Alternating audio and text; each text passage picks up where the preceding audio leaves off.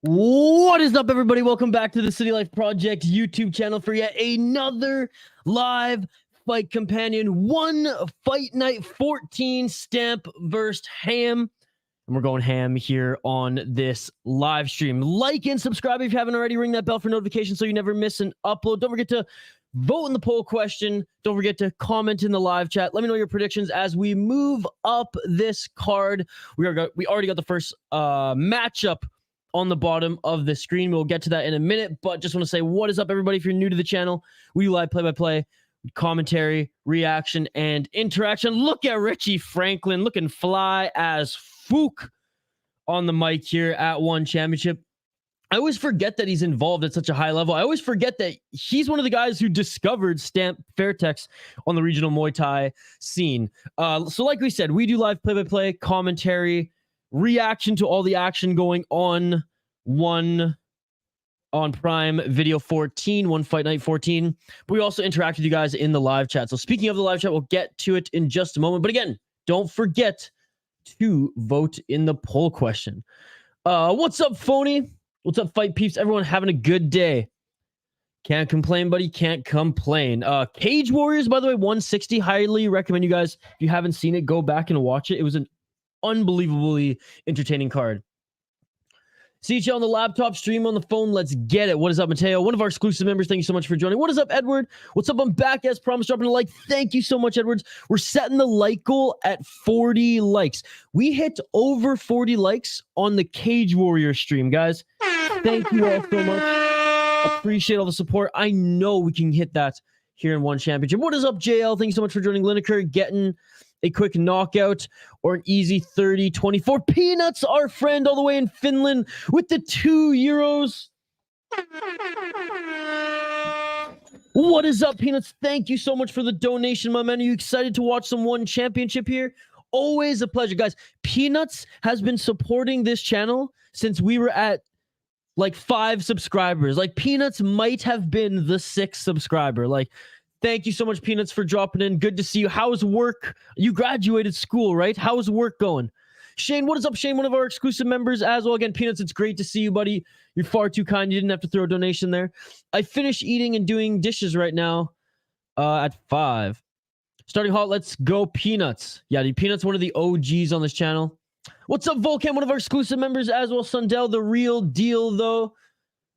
It's just a matter of time before Stamp gets exposed. Well, she did, right? She went on a 3-fight losing streak and had to kind of come back, right? That's the one thing about Stamp Fairtex. People like she's so young. She has gone through adversity before.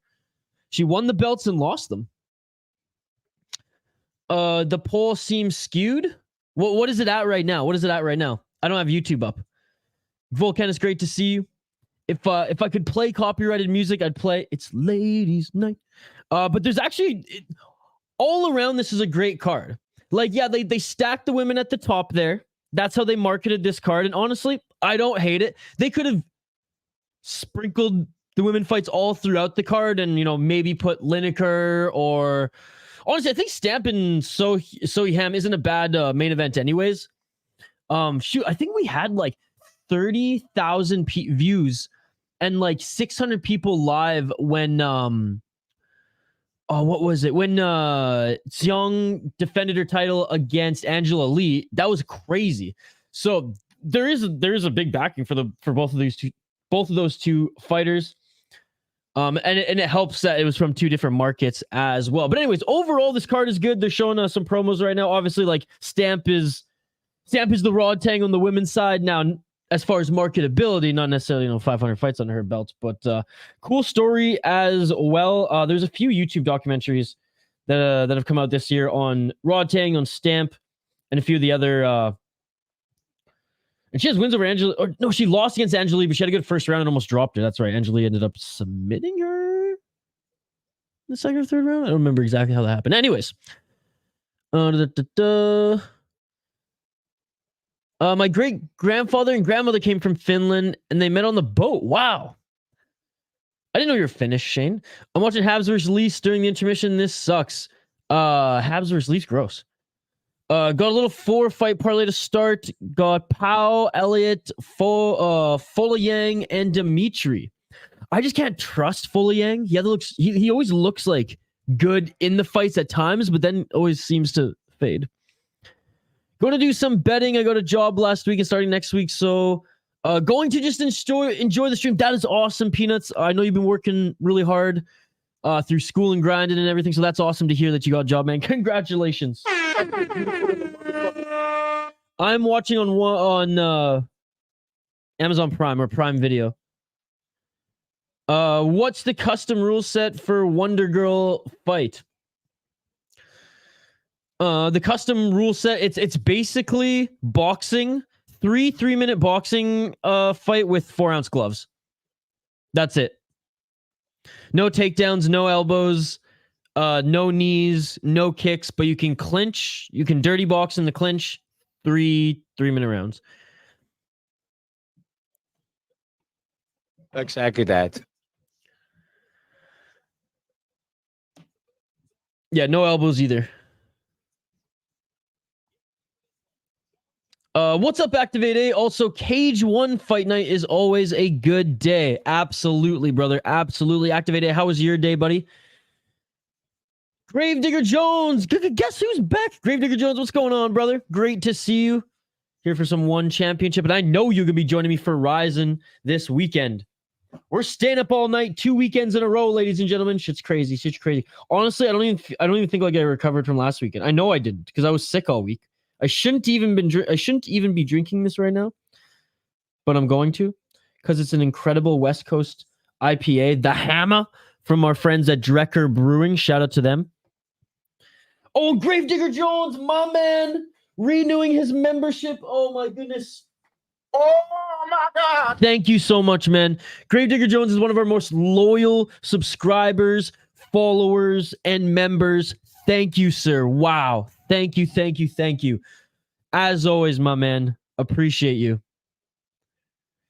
Gravedigger Jones. I love how Gravedigger Jones loves the Asian promotions as much as me. So we stand together, my man. We stand together. Thank you. As always, Gravedigger Jones. That shit beautiful than a It really means a lot, and you're a very valued member of this community.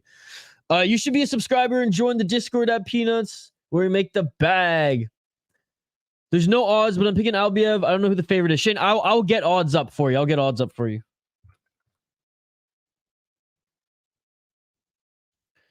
I use fightodds.io, Shane. I'm going to put in the live chat here. Don't worry, you're not going to get viruses from this. It just shows odds from multiple different promotions. All right, both fighters are making their walkouts now, ladies and gentlemen.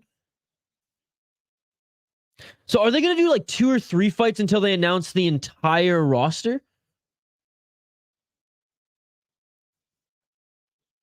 Oh, what the hell? Oh, wait, here we go. So yeah, let's get into it. I have the odds handy here, so I'll read them out as we go. All right, guys. Again, thank you so much, Gravedigger Jones. Absolute beauty. Thank you, thank you, thank you. I think Abiev opens up with a banger. Nice enjoy, bro. What is up? Great. Just been on train traveling all around day. Feels good to have MMA to watch. I'm home. That's awesome, buddy. That is awesome. Sit back, relax, crack one if you divulge. If not, well, either way, Shane, like our drunk Canadian friend says, Diboja. He had a new video that came out, Shane, by the way. Shout out Doka Ryan. Okay, let's highlight these fighters here. Ooh, that's good. Blake Cooper up against Maurice Abeville? How do I pronounce his name? Abevi? They had a pretty heated face-off, and I'm pretty sure this is the rematch between them as they fought before. Maybe on the amateur ranks, or maybe I'm thinking about a different fight on the card. Never mind. I did watch the weigh-ins while I was working here today. But anyways, Blake Cooper, 2-0 as a pro. He is 5-0 if you include amateur. He is from Hawaii, 27 years of age. But regardless, their stare down at the ceremonial weigh-ins was a little heated. What's up, Ethan? Good to see you, buddy. Yeah, undefeated in the amateurs, where he went 3-0. 2-0 as a pro. Hasn't really faced that great competition as of yet. His best was looking at his opponent, Maurice Abevi. 6-1 as a pro out of Switzerland.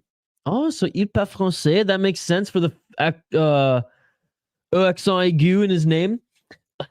He is 4-1 in his last 5 fights. He lost his last fight. Blake Cooper looks a little older than 27. I look younger than Blake Cooper. Training out of Tiger Muay Thai. 0-1-1 championship, 5-0 in NFC. He lost to an 8-0 guy. Okay, no shame in that. Before then, beat 5-0, 5-0, 4-1. Oh, he's going to destroy him. I know those Hawaiians have good chins.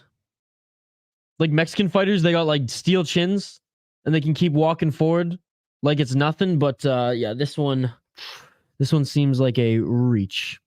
Let's check out the odds here, and honestly, it's not the biggest spread, so maybe Abevi's not that good. But Maurice Abevi's minus 153.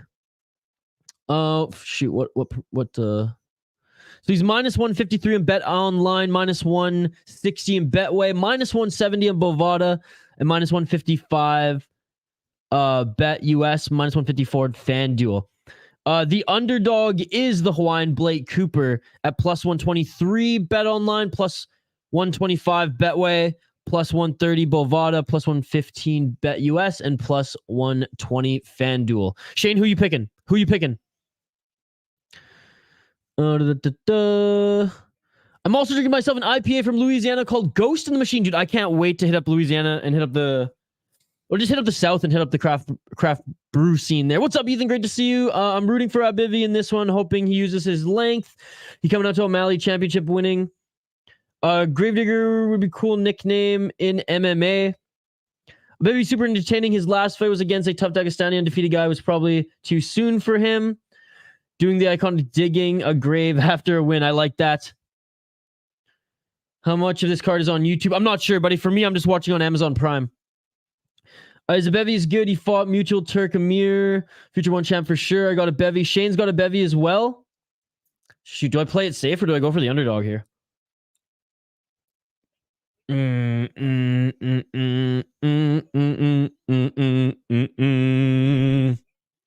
Someone's got to root for the Hawaiian. I'm going for him. Let's go, Shane. We're starting off strong here, baby. I got to go with Teenage Mutant Ninja Turtles because I don't know what line of Judah is. Fair enough, brother. Fair enough. All right, round 1 coming up here, guys. And I love the way one championship. I love the rule set of one championship, guys. It's awesome. Haven't watched as much MMA in one championship as I'd liked as of late because their cards have been very Muay Thai and kickboxing heavy. Feels so good to watch cage fight on one side of the ring, which sucks when they put their head in between to avoid getting takedown. Yes, the cage is back. And Activate A, there's going to be a cage in Ryzen this weekend as well. BKFC and 1. What's up, Craig? Great to see you. All right, round 1, guys. Let's get it all. USA versus Finland. Sorry, Switzerland. And height and reach advantage, definitely there for a bevy. I'm not super confident in my pick, but I saw the betting odds were closer than I expected, so it swayed me. Shane's going for a bevy.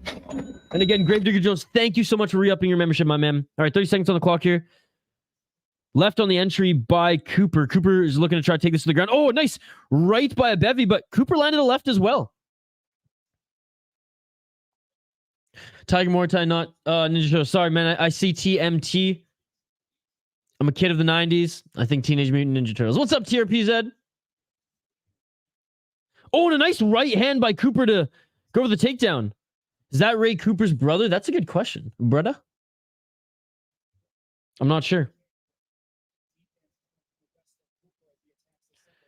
And Cooper looking for the takedown here. Cooper with some big shots that actually landed to try to set up the takedown. Has not got it yet, though. And now looking to drop for maybe a submission. There was a bevy, but not a good and or smart decision up against a wrestler like Cooper. Cooper looking for the body lock so he can rip a bevy to the ground. The thing is, a bevy's so much bigger than him, man. 3 minutes and 32 seconds. Damn, that was a nice right into a level change.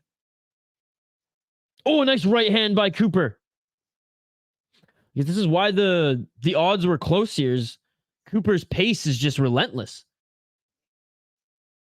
3 minutes and 31 seconds on the clock.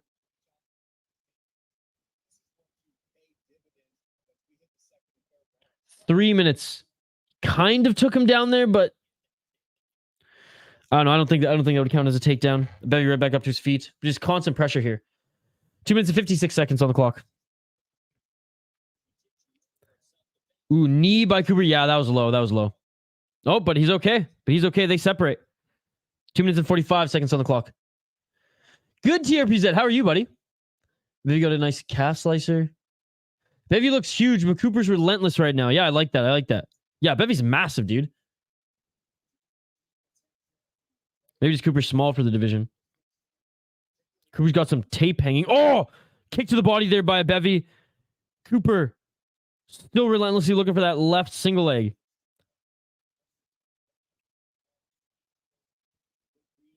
Phony Turgerson, I want to say it just every time.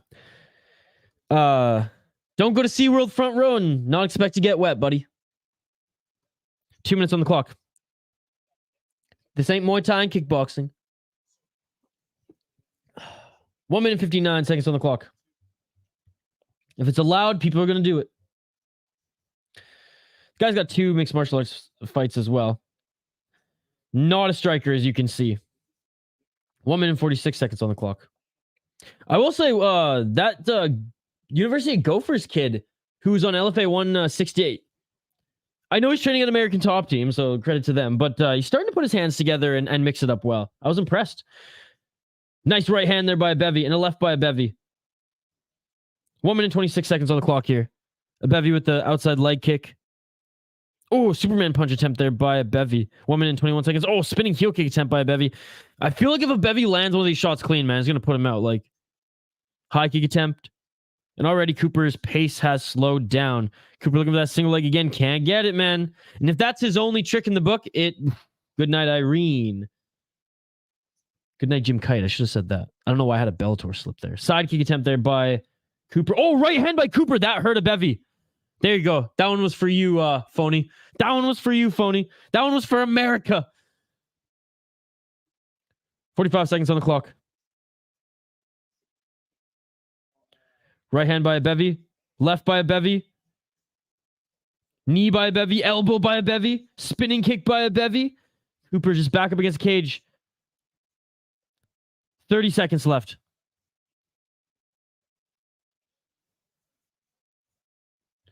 Oh, and there it is. A Bevy lands a good shot on Cooper and a couple right hands, and that is it, ladies and gentlemen. A Bevy finishes this fight.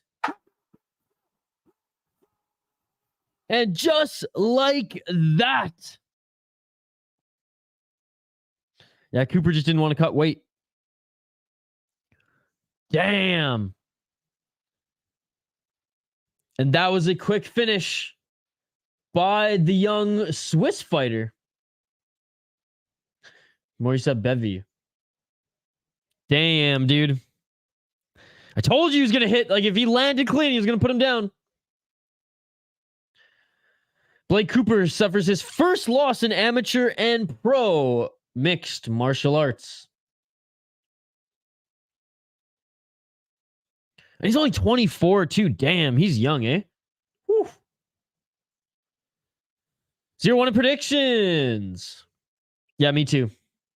Easy, says Volcan.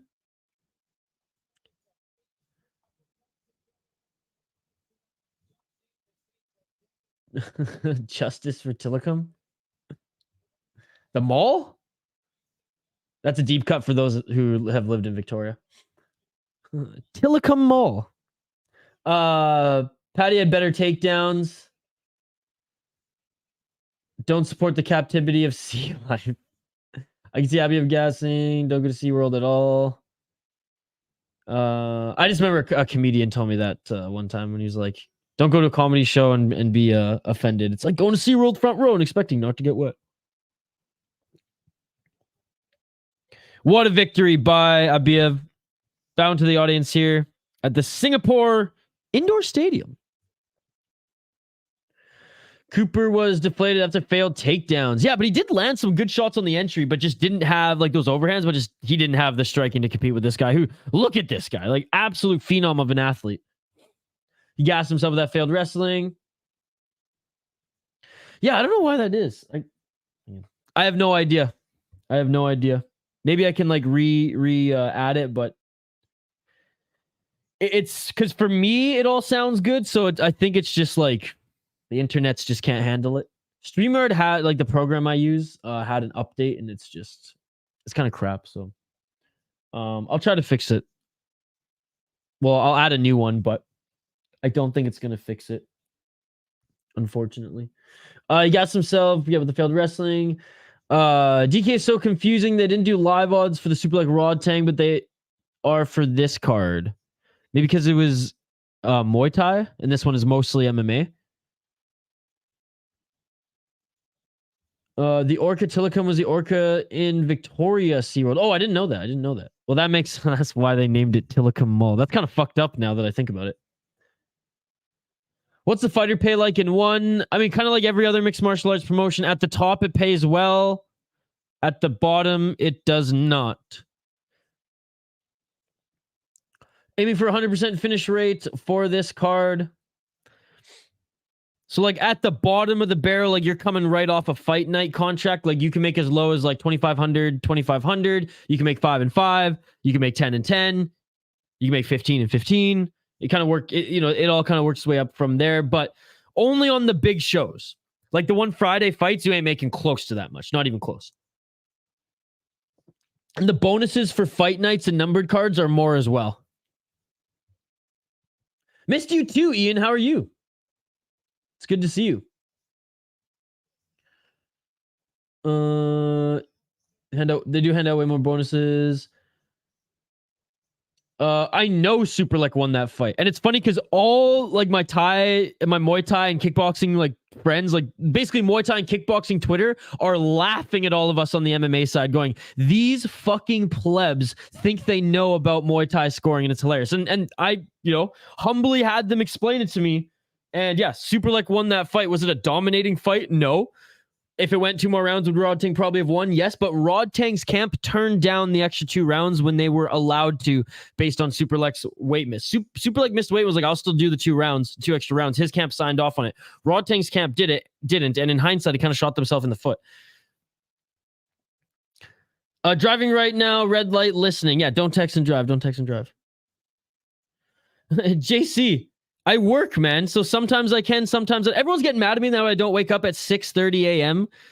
to stream the fights. Sometimes I work, brother. I have a job now. I was unemployed when I was doing it those 25 weeks in a row. I trying, JC. JC's been on my ass about that. Herbo's on my ass about that. Volcan. No, Volcan was just confused this morning. I'm trying, JC. I'm trying to make some money too, man. Fuck yeah, I did, dude. Prediction and watching the fight. Although I did say it was close, but that third round he won. It's scored differently.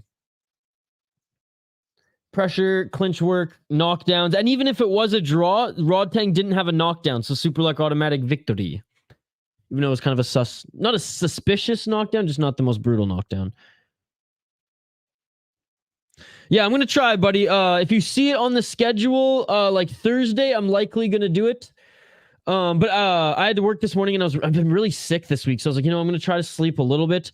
I'm definitely still watching them though. And I'm going to try to do them as much as I can moving forward, buddy. Don't you worry. But yeah, some days it's just hard because I work from home, but I do have a job.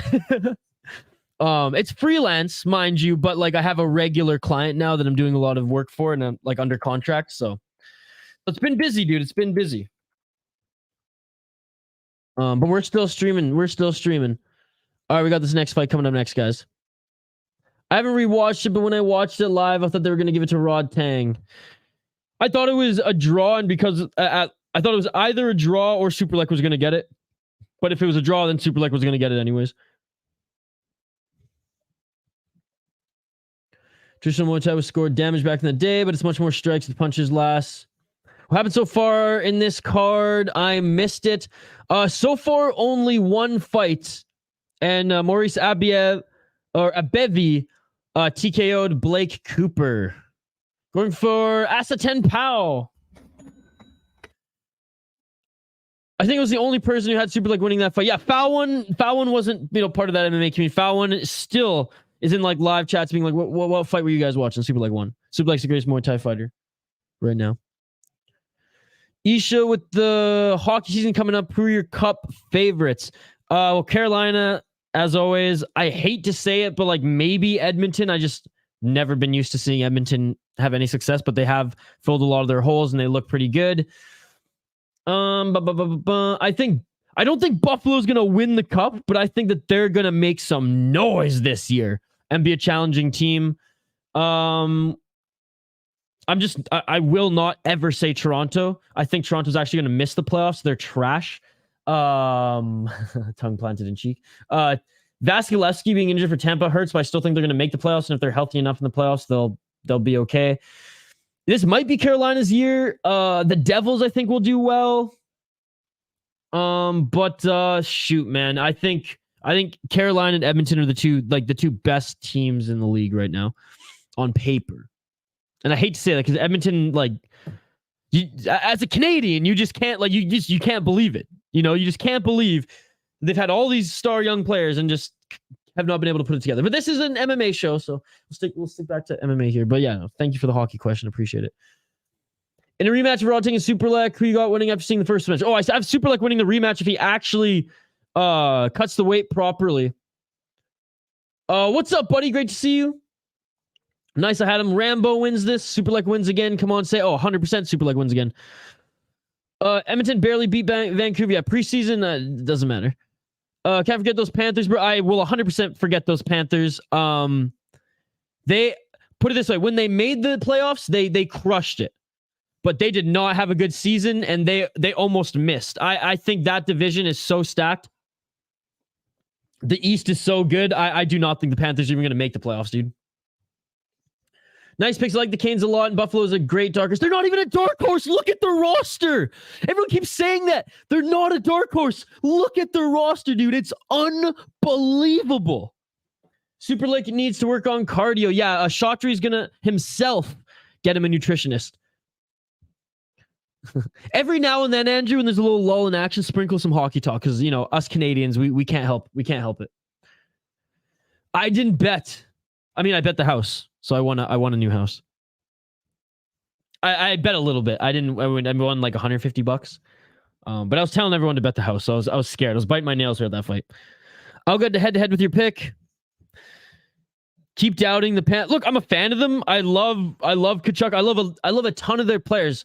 I just think realistically the East is so stacked, and it's so viciously stacked actually.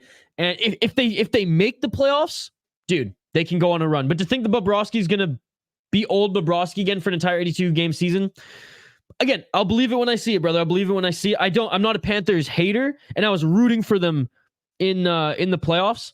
I just think the East is so stacked. Like, I don't even think Vancouver's going to make the playoffs. I think Vancouver's going to be the third worst team in the Pacific. And Vancouver's my team, baby. But I'm a realistic hockey fan here. I'm a realistic hockey fan. I might be wrong, but I'm realistic. Sprinkle and Gandhi. Okay, I'm going to highlight these fighters because they're being announced in the center of the cage. We got Asa Ten Pow, the American Ninja. 34 years of age. Oh, is this a kickboxing fight? Or a Muay Thai, sorry? Oh, it is, dude. We got some Muay Thai up in this mouth. Hell yeah.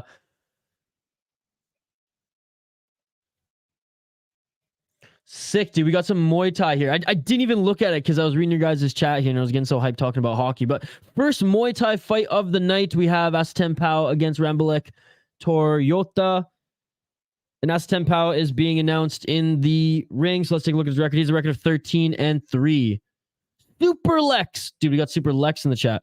Your stream isn't working, dude. Prime Video, buddy. Prime Video.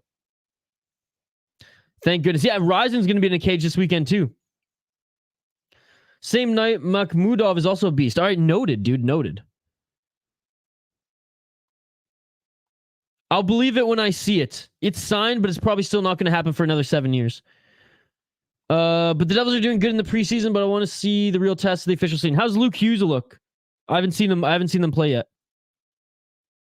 Prime Video doesn't work out of America. Oh, shoot. I'm sorry then. I'm naive to that, brother. I'm naive to that. Shane, I'm going with the TIE Fighter.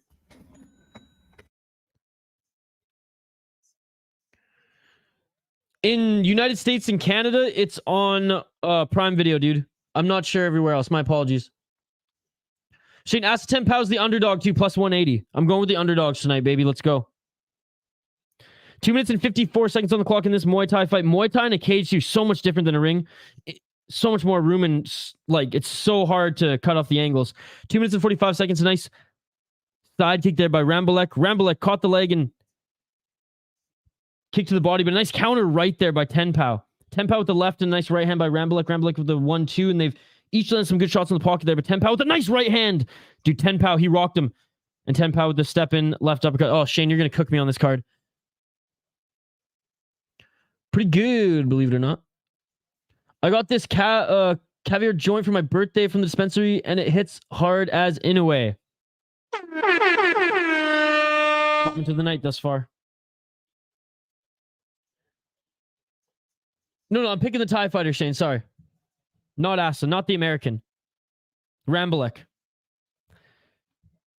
Oh, and a counter left there by Asa Ten Pow. His name is the American Ninja. He has to win, right? Right? He's looking good. He's looking good. He's getting the better of Rambalek with a 1-2. Oh, and a spinning right elbow. Dude, Asa Ten Pow is miles above him as far as skill. Gravedigger Jones will check the local listings. Yo, need an IG? Nah, dude. I deleted that. 1 minute and 27 seconds. Oh, and a counter right there by 10 Pound. He sent Rambalek on the back foot. Almost knocked him out here. Rambalek on the back foot. 1 minute and 16 seconds. Outside low kick by Rambalek. Dude, Muay Thai and a straight left there by 10 Pow. 10 Pow with a step in left uppercut and a kick as well. Dude, Rambalek's getting his ass beat, and it's only been 2 minutes. Hank the Tank, what's going on? I think she wins. I think it goes the distance, but I think she wins. Her ground game isn't horrendous. I think she wins the striking exchanges. That spinning back elbow looked mean. Beautiful elbow strike. I don't know how he just took that hit. Let's go, USA. Hella casuals. No, just... There's a reason. But we're in the middle of a fight right now. 23 seconds on the clock. Thanks for the best commentary, Max Holloway. I'd be very happy with that result. Ramblick is showing some color. What's up, Dash? Good to see you. I don't think this goes to distance. No, me neither. Ramblick with a nice shot to the body there. Knee in the clinch. Ref separates them. Round's about to end here. And that's it, ladies and gentlemen. That is it. Dude, Rambo got his ass kicked in that first round. Remember, leg kicks, all he has. So Ramblick landed a few good jabs, and yeah, he has been throwing some leg kicks. But Asa Ten Pow, his counter game has been on. It's been beautiful. He's correct Ramblick with a few big shots here. Easily winning the first round. He almost dropped him too. Like he stumbled backwards, and if he would have fallen down, that would have been a knockdown. That would have been a 10-8. 10-9, Ten Pow. Good to see you too, brother. Yeah, Dash, how happy Friday, happy weekend. You got any plans for the weekend? 10-9 Pow, those leg kicks are crazy. Someone translate for me. Rambo smart going for the body. It's working. Break Pow down. As long as he doesn't get cracked again and dropped here. First time watching MMA. Nice, dude. You watch kickboxing and Muay Thai mostly? Anyways, round 2. Let's get it on. Catching the leg kick, going for a body shot was Ramblick. And Ramblick throwing some big shots here early. Outside low kick again. That's deadly by Ramblick. Outside low kick on the outside left knee. Again, three low kicks there on outside of the knee of Ramblick. Another one. He catches the leg and kicks the leg. Nice counter right there by Ramblick. Another leg kick by Ramblick. Dude, Ramblick looking strong early in this second round. 2 minutes and 30 seconds on the clock. Ramblick just destroying Ten Pow's legs, dude. Yeah, this fight is Muay Thai right now, but he's probably talking about the, maybe the card in general. Ten Pow again, just picking apart that lead left leg of Ten Pow. Another leg kick, but this time on the right leg as he was moving back. Clinch here by Ramblick. Dude, I'll give it to Ramblick. He is adjusting on the fly here, especially going into the second round, and he's winning the second round thus far. Great fight. Great fight. Unbelievable leg kicks. Counter left there by Ten Pow. Ten Pow's going for it now. 1 minute 44 seconds on the clock. Yeah, Gravedigger Jones here can help out anybody if they need to know where to watch this. He's got the broadcast list. He's the real MVP. 1 minute 31 seconds on the clock here. Ten Pow stalking down Ramblick. Nice step in left uppercut by Ten Pow. Left jab by Ten Pow. High kick attempt there by Ramblick. Ramblick slowed down a little bit here. I still think Ramblick is winning this round thus far. Knee there by Ramblick. Oh, looks like there's an eye poke on Ten Pow. Okay, yeah. Ten Pow says he's giving me Muay Thai fighters are savages here. He ain't taking no time. He ain't taking no time. He's like, no, I'm ready to go. I'm ready to go. Oh, looks like they might bring in the doctor, though, to check on it. He's like, no, I'm ready to go. We're good. On first attempt, both of them, both him and his opponent missed weight, or hydration, one of the two, but they're fine. They're fine. Bro shouting his comments. Ramblick's cardio looks a little bit better for sure. What's up, Surf's Up? Oh, spinning head kick there. My goodness. Holy crap. 55 seconds now. Right elbow there by Ramblick. Got another kick by Ramblick and a nice shot there by Ten Pow. Ten Pow with a nice right elbow. Ten Pow with the better punches, the better striking in that regard, but Ramblick, his kicks are deadly. Ten Pow, a great second half of the round here and a throwdown by Ramblick. Blessings on this Friday. I hope you're enjoying your weekend to the fullest. Surf's Up. It's great to see you, buddy. Oh, another left there by Ten Pow. Dude, Ten Pow might be winning back this round. What do you guys think? I do know Ramblick has landed more shots. Oh, Ten Pow with the knee. Ten Pow pushing him up against the cage here. They break. Final seconds of the round. And that's it for the round. That's a hard round to score, man. First half of the round, all Ramblick destroying the legs of Asa Ten Pow. Second half of the round, Asa Ten Pow comes back and just starts piecing him up in the face. My boy's trying to knock him out of the eye poke. Yes, he was. Ten Pow left leg is neon red. Second attempt, though, right? The spinning stuff from this guy's crazy. What a war. He's only 13-3, too, is Asa Ten Pow. Ten Pow stealing it. That one's hard. That one's hard for me to score. What do you guys think? He might have stolen with that last sequence. Insane fight. Shane thinks it's 1-1. Still think Pow took it. Because Rambolek had 2 minutes of just non-stop leg kicks. 2018 Pow 1-1, says Nick here. Oh, that head kick was gorgeous, man. Fun fight regardless, man.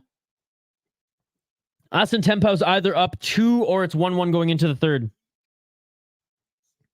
Oh, that knee at the end too was nasty. I don't know, that was difficult. Asa's giving pressure and piecing him up in each round. He got this bout in the bag, says Gravedigger Jones. Those leg kicks, though. All right, round 3, ladies and gentlemen. Let's get it on.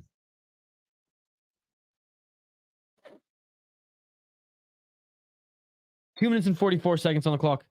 Oh, and a right hand by Asa Ten Pow, and a kick to Rambolek. He is out. He is out. It is all over. It is all over. Rambolek is out. Rambolek is out. A right hand and a high kick. It is all over. He's out. He's out. He's out. Emotional damage. Oh my goodness. Oh my God.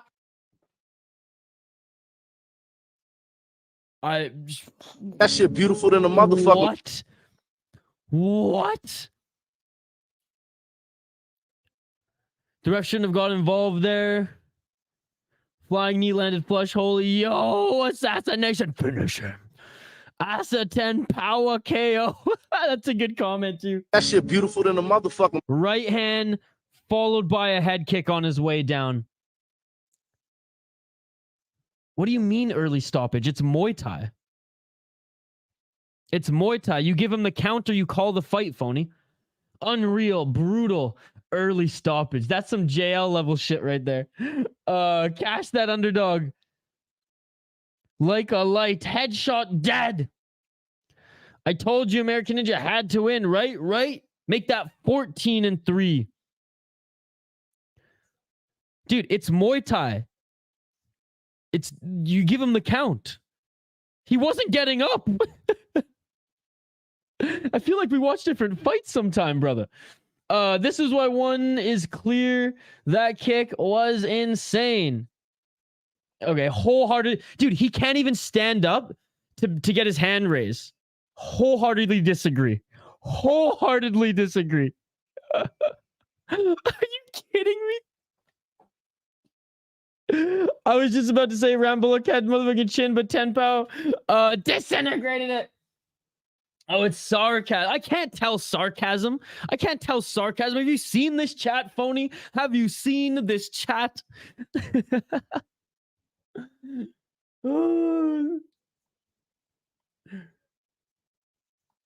Even Nick was like, he's done, dude. I thought you were serious. I was like, oh my goodness.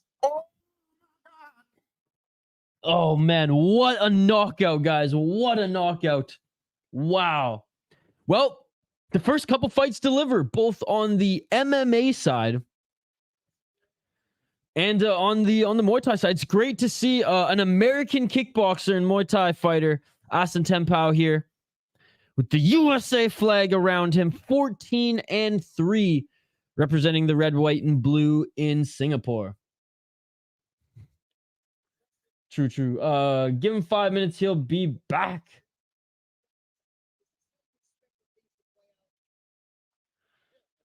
All right, next fight on the card. We go back to mixed martial arts in the heavyweight division. Maurice Cerilli against Paul Elliott.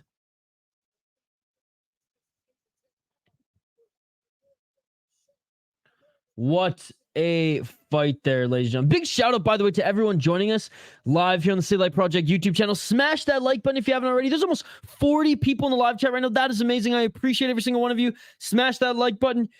Hugh, what a KO indeed. Oh my God. ONE FC is the best martial arts promotion. It is indeed. What a KO by Asa. But Rambolek will come back. He is young. How old is he again? Like 23, 24? Asa swings like Tyson with his hooks. Yeah, his punches weren't that polished, but his leg kicks, man. My goodness. My goodness. Joining late because your broadcast was slow. Glad you were here. Oh, and he's getting the bonus. He's getting the bonus. Cha-ching. Cha-ching. Not many American Muay Thai fighters I know, and he's damn good, man. And he's up and coming. 14-3. Let's go.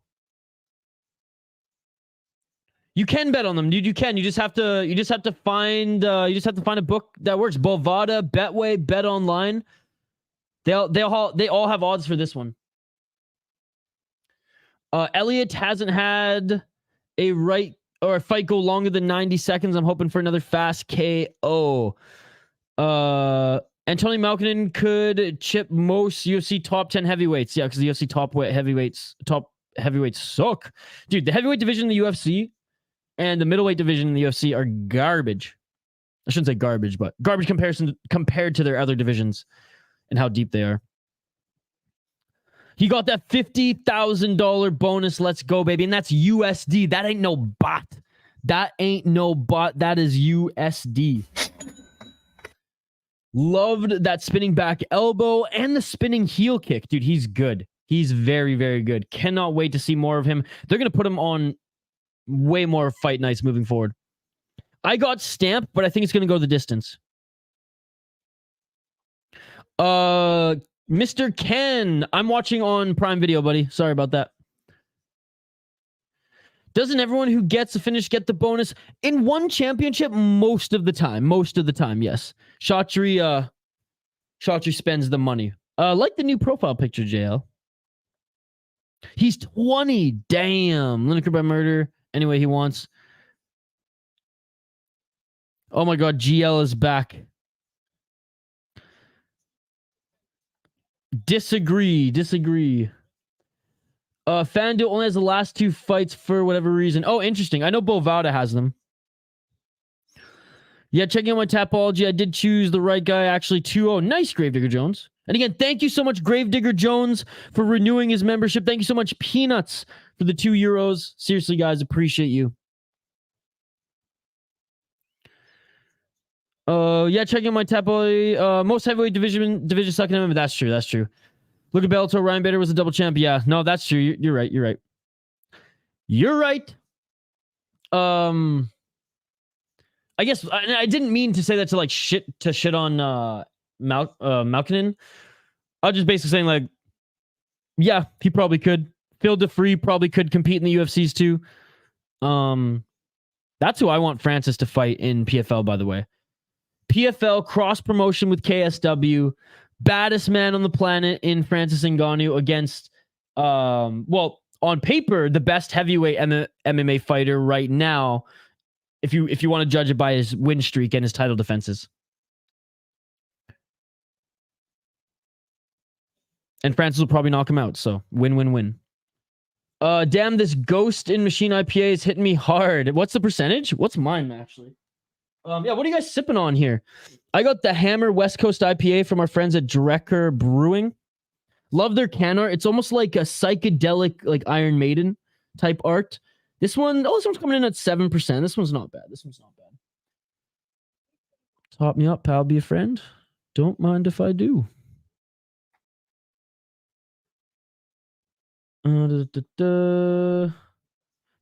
Phony. I didn't know what that meme was for the longest time.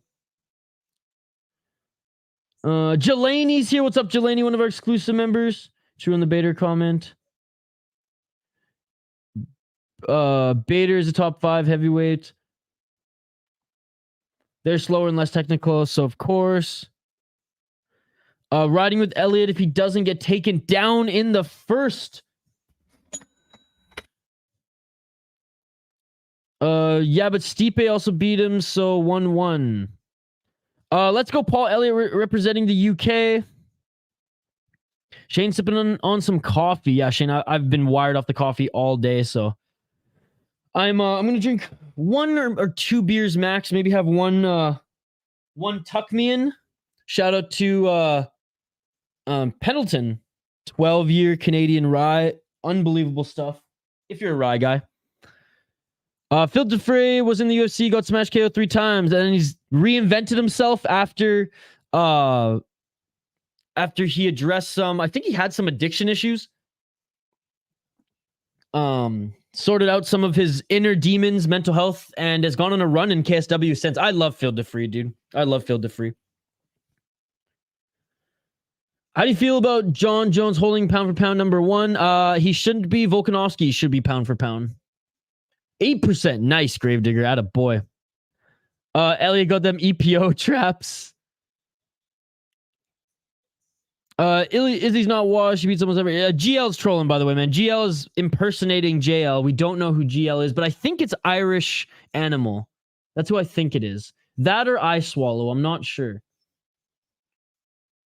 Eduard no hables español or Portuguese. Dude, I can't wait to go hit it up, man. I can't wait to go hit it up. Goated response. Exactly that. All right, let's highlight this next fight, ladies and gentlemen, as the fighters make their way to the cage. Keep the comments coming. If I miss it, don't worry. I will get back to it. I'm curious to see who GL actually is. I've narrowed it down to Irish Animal or Mr. I Swallow. That should be a poll question. Who do you think GL is? The CEO of EPO, John Jones. Jaden, what's up, Jaden? What's up, Bisham? I'm in time for the Lineker fight. Oh, you're early, brother. You're early. There's 1, 2, 3 more fights till Lineker.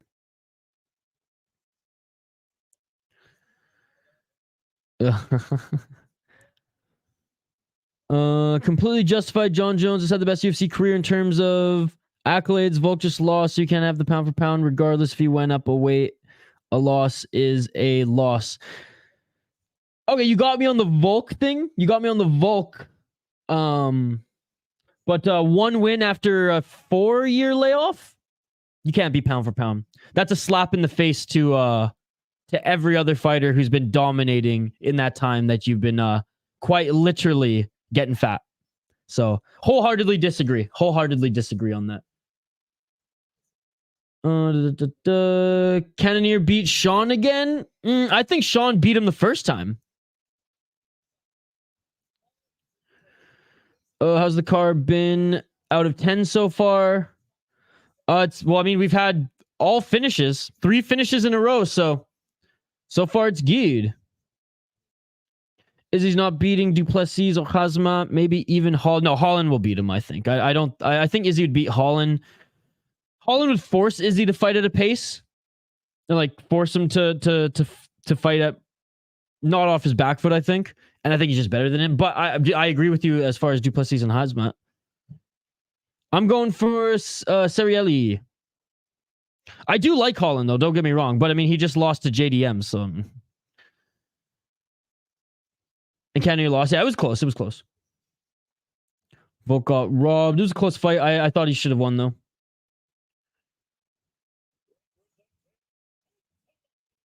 Yeah, I gotta highlight the fighters here, guys. Keep the comments coming if I don't get to them. My bad.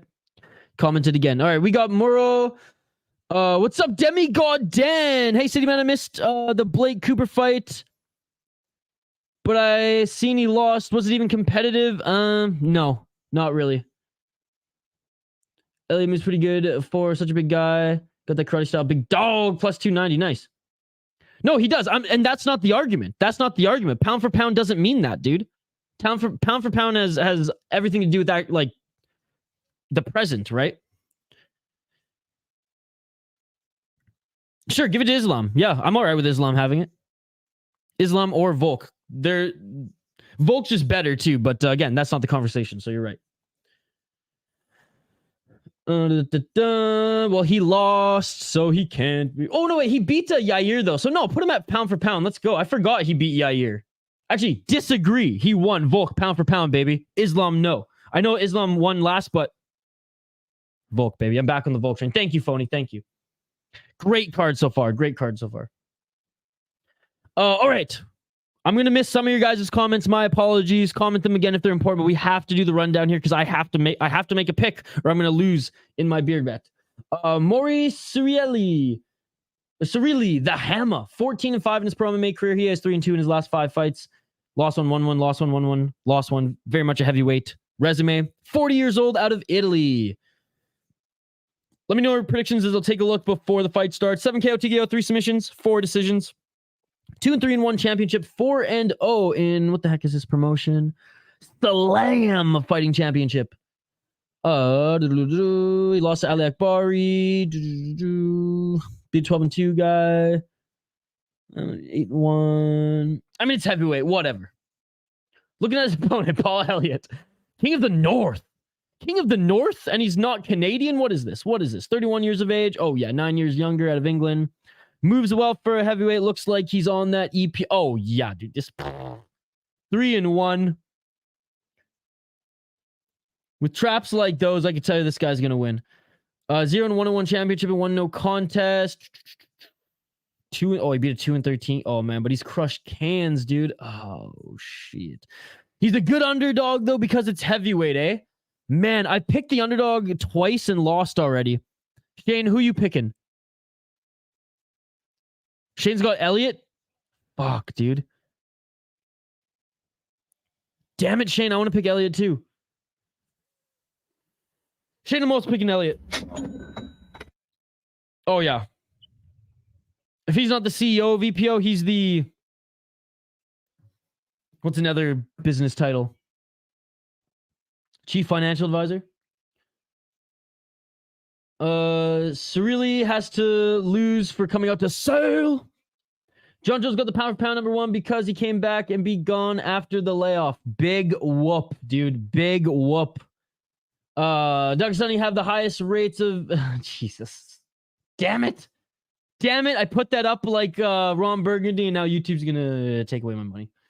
Damn it. Bilal struggled with that one-arm birds. I know. Ridiculous. Cerilli looked like he came on steroids since his Cage Warriors time. He looks a lot smaller, or came off the steroids. Interesting. These boys are gonna bang. I think it's gonna be exciting. Book number 1. Islam should stay at 3rd, even though he wins or loses to Charles. They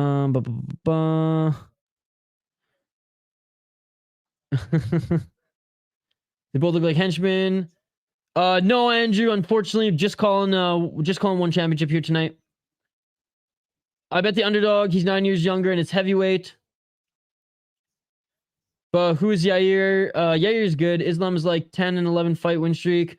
Yeah, Volk's been beating way better fighters than Islam. It's not even close, dude. Not even close. Oregon won. So you're a little biased towards Islam. Interesting. Interesting. Look at their records next to each other, dude. It's not even close. And they're both active fighting right now. Not even close. Elliott. I'm going to miss a knockout here. Looking at your guys' comments. BKFC is on, yes. Hey, bro, who's up next in 1? Right now, we got Mauro Cerilli against Paul Elliott, and it's happening right now, and Cerilli going for the takedown. Guys, sorry, I can't read all your comments live right here because the fight is on. You had your chance. You're done. I'll get back to them in a bit here. But appreciate all the comments. If I can't keep up with them, that means it's a good problem to have. So, if we have a big group and there's a bunch of people commenting, guys, I am but one man. I am but one man. 4 minutes on the clock here. Cerilli with the takedown. 3 minutes and 55 seconds on the clock. Yeah, the Aldo win alone.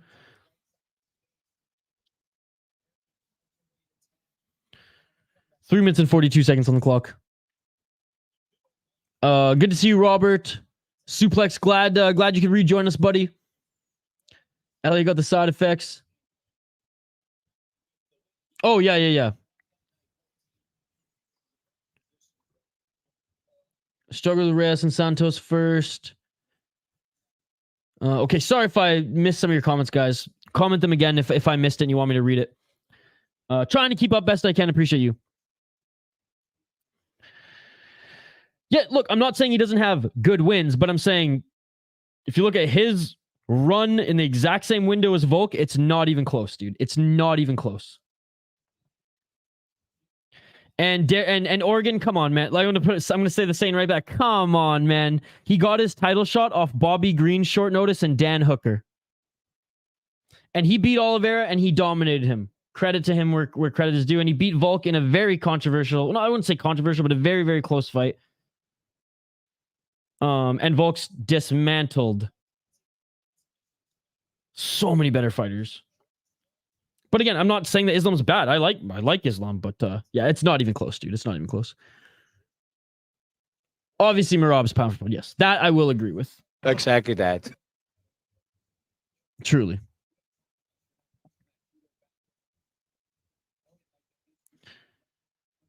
And Dan Hooker on a week's notice. 2 minutes on the clock here, guys. Islam's right up there. And again, we can agree to disagree. I could be wrong. That's just, I just feel passionately about that because I didn't even like Islam's title shot based off of those two guys. I know Benil was injured and, you know, he needed to fight someone. That's fine, but they should have rebooked that rematch.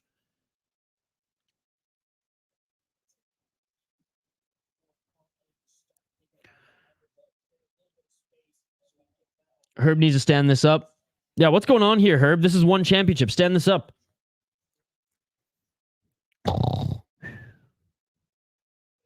I love Bobby Green. Hood style, baby.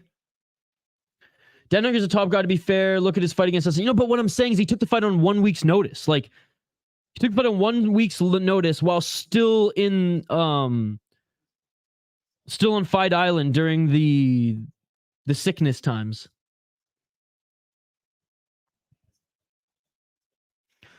Usual morbidly obese heavyweight fight. Elliott has no answer. I picked up on that one. I did pick up on that one. But I am a fan of Bobby Green. I'm not going to argue that he's a top fighter, though.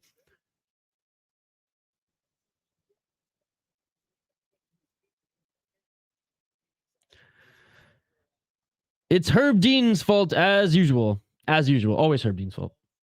Herb Dean could have made this an exciting fight. Dude, Ryzen refs stand fights up more than Herb Dean.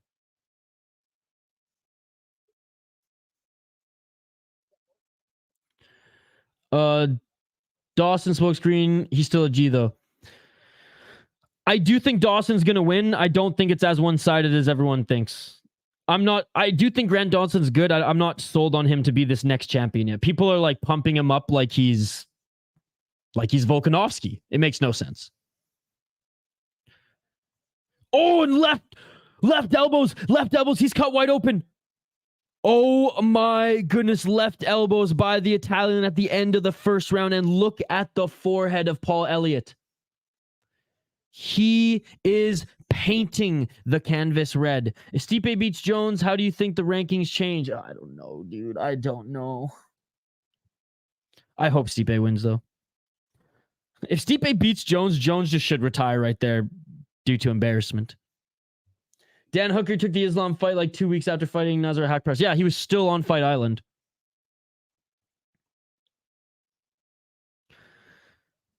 But I feel like Bobby Green has takedown defense. He just chooses not to use it. You know what I mean? Compared to Tony, seems all right. His head looks like a palm cherry. What's up, Demigod Dan? It's good to see you. Thank you so much for being an exclusive member as well.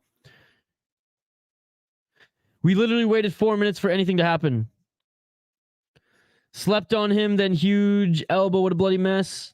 I retract my second round KO comment. Oh, and it is all over. It looks like the right arm, maybe. His bicep might be torn. Oh, look at his bicep. Look at his bicep. Unable to continue. Retirement. First round retirement looks like Paul Elliott tore his bicep and his head is cut wide open. Oh my goodness. Oh my God. The 40-year-old heavyweight. Lay and pray. Lay and pray. Oh my goodness. Lay an elbow. Oh, look at his bicep. It's gone. It's gone. Damn, son. Tony does need to retire. I wouldn't even be mad if he did that for the second round. Stipe will be the one retiring, going back to the fire station. Well, win or lose, this is Stipe's last fight. He did not want to keep fighting. UFC threw the bag at him, and he's like, I can't say no. Bobby Green fought Hakparat, then Islam. Islam was on short notice. It was very impressive how Grant Dawson outgrappled Ismagulov. No, it wasn't. I'm not saying he's bad. I'm just like, I don't see what everyone else sees yet. I'm still so confused on why. Dude, I have no idea either. And like I said, you and Charles, I messaged YouTube. It's low on their priority. They will get back to me eventually. Stiopic. Love Joey Diaz, dude. Steroids are no good for you. Bobby Green comes from wrestling background and chose to fight like a pure boxer. No, he chose to fight like a hood boxer, dude. He literally wrote on when he joined Strikeforce back in the day, and they asked him what style of martial arts he wanted to be like represented as. He wrote hood style. Bobby Green is an American hero. He's a legend. I love him. All right, hero's a stretch. Hero in the parameters of mixed martial arts. That's what I meant. I love Bobby Green. And one of the pioneers early who's still going. Not early, but like when Strikeforce had picked up. In the Bully Beatdown boom. He was even on Bully Beatdown.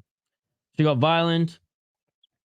Prayer answered. Yikes, didn't get to land his nuke shots. I was so pissed when Fizzy broke his foot in the Gamera fight. I lost so much money. Oh, damn. I'm sorry to hear that, dude. Oh, I love Green. He's been around for so long. They're protecting Jones with Stipe fight. I don't think they're protecting him. This is my theory, and I made a video about this as well. I think that they were like, Jones, you have to fight Pavlovich, and he was like, no. I want another win. I want another fight to ease my way into the heavyweight division. Give me Stipe. I want to fight Stipe. Stipe's a legend. Blah blah blah blah. And I this is my theory. I believe the UFC said we will give you Stipe and we will throw the bag at Stipe to make sure he comes out of his retirement. I know he's not officially retired, but you have to fight the winner, like Pavlovich, or the winner of him and Aspinall next. Like you have to fight someone to actually pass the baton to. If you beat him, great. You walk out into the sunset, greatest heavyweight, greatest fighter of all time, whatever. And if you lose, it's poetic. That's my theory. Why would you ever pick against Gamrot? Well, again, I mean, Jaden, that's a JL type statement there, backing Bilal Muhammad. You know what I mean? It's like we didn't actually get to see the real fight play out, and I would have liked to see the real fight play out. I mean, I know I'll give it to Gamrot. He did better than Bilal in the fact that he actually could finish his opponent. His opponent got hurt there and had to kind of retire and tap out, where a Gilbert Burns just fought with one arm and Bilal couldn't finish him. But to say that, like, oh yeah, Bilal got a good win against Gilbert Burns, no. To say Gamrot got a good win against Fiziev, no. Like it sucked that they got robbed of the actual outcome, and we as fans also got robbed of it as well. Grant Dawson 22-1, just boring, and stand-up is suspect. I mean, again, great prospect. People that I've seen, some of the content creators that I watch and podcasts I listen to, they're like future champ, blah blah blah, and I'm just like, I haven't seen enough of him yet against good competition. Bobby Green's a good step up into, Bobby Green's kind of like, he'll always be a gatekeeper at around 18 and 15, right? It's kind of like the Alex Caceres of the 155 division. Wait, is Alex Caceres 155? I don't remember.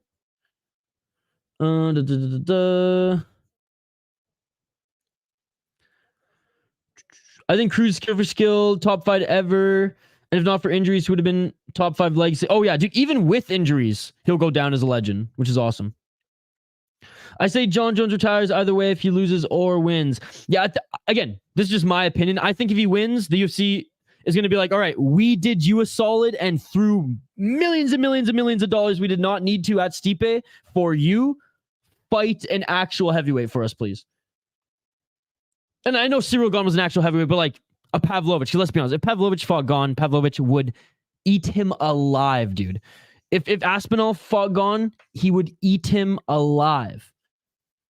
There's levels of the heavyweight division, and there's not many levels, but it's Aspinall, Pavlovich, Jones, the ghost of Stipe. We don't know what Stipe is anymore, and everyone else. I guess Ngannou. I guess Ngannou.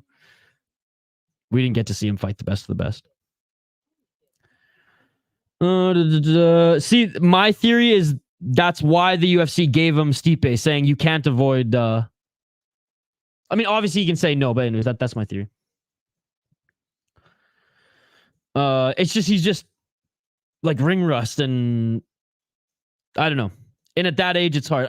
I don't think it's going to be as easy as it was against Ciryl Gane, but it's hard for me to pick Stipe, even though I love Stipe. Jones has said a lot of things. UFC said a lot of things.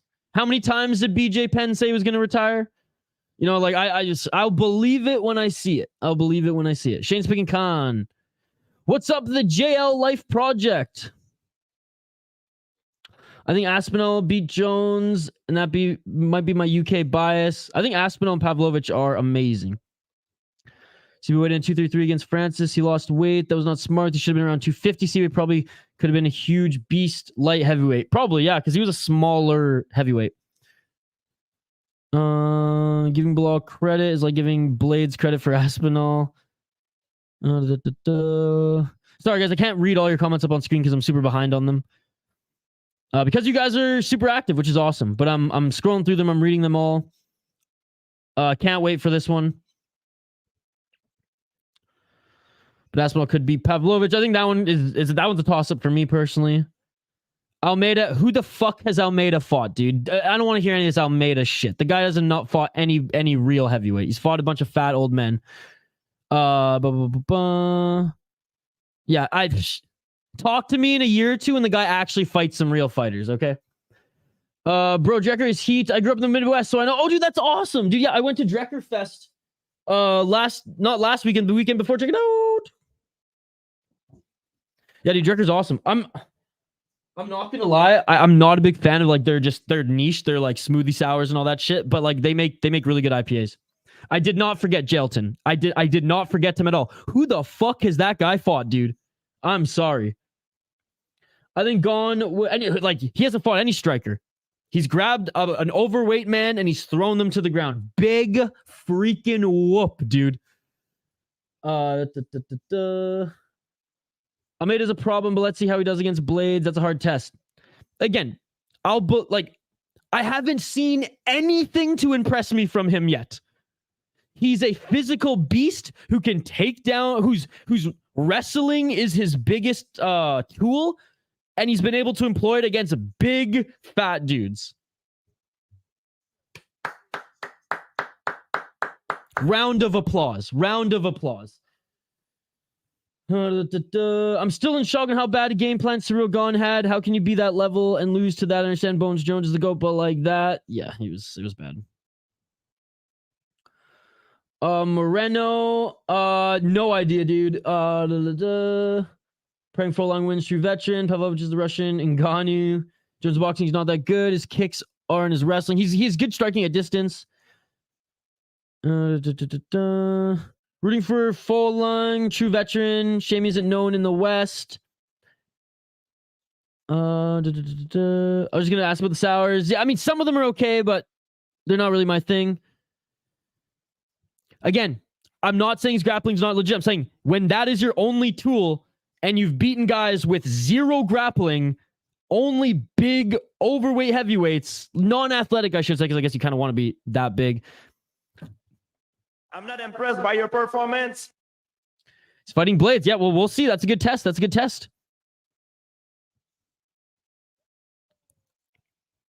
Crickets, dude. Crickets. He fought a kickboxer. Great.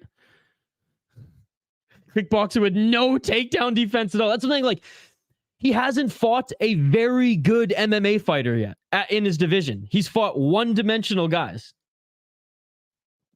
I want to see him against Pavlovich. I want to see him against Blades. I want to see him against Aspinall. Then we'll see. I've seen nothing from him to make me think that he's going to be a champion. I just wish Dana gave Ngannou what he wanted and he would be Jones versus Ngannou instead of Stipe. Yes. This is a rematch. Okay, this was the rematch. Got you. Pav was weak and small, short T-Rex. I don't know. He didn't look weak and small in his last few fights. Who won the last fight? Cerilli won the last fight. He's young. Give him time. I'll give him time, but just I'm saying, like, I'm not saying I don't hold him to the same regard as you guys. They literally had lay and pray last time, buddy, in the last fight. Okay, sorry if I missed some of your guys' comments. This is honestly, again, it's an amazing problem to have when I have so many comments coming in that I can't even keep up with them. Thank you guys so much. I appreciate every single one of you. Smash that like button if you haven't already, and let's get to highlighting these next fights. We have fighters at 170. Both fighters about to enter the cage. So I'm going to turn my attention here to Tapology, and we're going to highlight these guys quick before their fight begins. Welterweight Pro MMA, we got Eduard Folayang, 22-13 pro MMA record, and he is 0-5 in his last 5 fights, 38 years of age, fighting out of the Philippines. An older fighter, 6 KO TKOs, 2 submissions, 14 decisions, 12-11 in one championship. Damn, one of the OGs. 6-1 in URCC and 3-0 in martial combat. He did win in one championship Muay Thai unanimous decision against Wayne Parr, but has not looked good in mixed martial arts since 2019, where he got, his last win against a 6-1 guy. Look, in his prime, he went on some great win streaks. 4 fight here, 3 here, 6 here. But again, a little long in the tooth here at 38 years of age. His opponent, Amir Khan, 14-9. And again, this is a rematch. Amir Khan, 28 years of age. Not the best recent record either. Only 2-3 in his last 5 fights. Lost one, 1-1, lost one, 1-1, lost one. And Amir Khan is the... not Amir Khan. His opponent, Folayang, he's the former champion. Most fights in one championship history. 14-9 though for his opponent, Amir Khan. 8 KO TKO, 3 submissions, 3 decisions. 14-8 in the promotion. Lost to an 8-5 guy in his last fight. Ooh, got knocked out. Beat Ryogo Takahashi, 14-5 guy. Lost to Dustin Park. I like Dustin Park, by the way. Beat a 7-4 guy. Okay, this isn't the worst matchup for the old Folayang. Shane, you're going with Khan. I'm going with Folayang. Take a look at the betting odds here. Folayang for this one, folks. He's plus 106 on Bet Online, plus 105 on Betway, minus 105 on Bovada, and minus 145 on Bet US. Amir Khan is plus 105 on Bet US. Yo, if anyone's got Bet US, he's plus 105 on Bet US right now. Minus 125 on Bovada, minus 138 on Betway, and minus 136 on Bet Online. Shane, I'm going for the favorite on Bet US, Eduard Folayang. Let me know your thoughts in the live chat, folks. Ubrim wins over Pavlovich. Age like fine wine. Yes, it did. Let's go, baby. Hammer Stamp. I got Stamp, but I think it goes the distance. I chose Khan because he uses the Weekend Daft Punk That is a great song. I had Fiziev. I thought Fiziev was going to win that one as well. I'm not completely sold on Gamrot's takedowns, and he couldn't even get the takedown against Fiziev. UFC heavyweight division is on an upswing. Actually, I think Aspinall, Pavlovich, Almeida, Gone are worth watching. Sweet, man. 4 guys. I don't know. Again, I'm not a fan of the UFC's heavyweight division. If there's only 3 or 4 guys that are relevant at all, then it's not a good division. This guy fell off hard. Was a champion in 1. Yeah, Father Time. Herb Dean back. I think Herb Dean's doing all the MMA fights. If Jose Aldo and Khabib were similar size, I think Aldo destroys. Amir got that. Tourette's pretty badass. Mid-fight flitches off the chain. Really? I didn't know that. Bad versus bad right now. GL, I have no idea who you are, dude.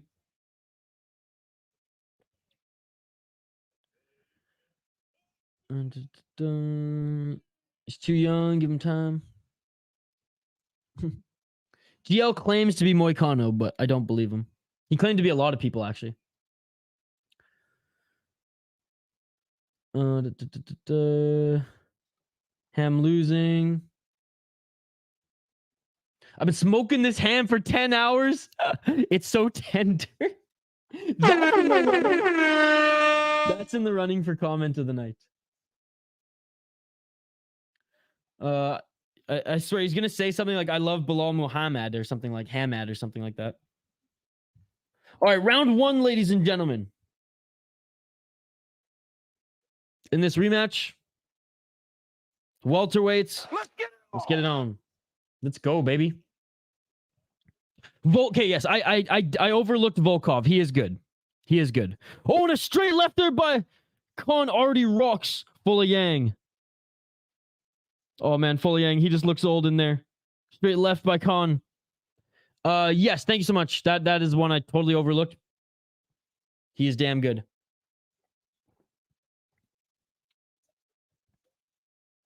What's worse, heavyweight division or middleweight division? Oh, that one's tough. I don't know yet. That's going to be a game time decision. I do love the Black Beast. He's one of my favorite fighters. I just don't think he's great. But hey, now he's got flying knees in his arsenal, so let's go, baby. I mean, that's a little extreme, but okay.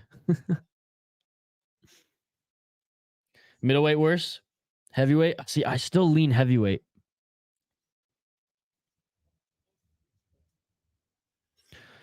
He's got pretty good jiu-jitsu, actually.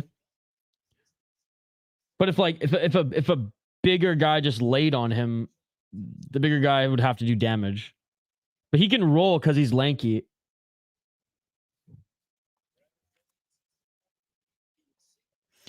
Heavy's worse, but I don't think middleweight is that bad. Rodrigues on the scene and Hazmat. Hamza definitely helps. 3 minutes and 23 seconds on the clock here. Not able to gauge the distance yet is Folayang. He's trying to attack that lead left leg of Khan, but just missing every time. 3 minutes and 19 seconds on the clock.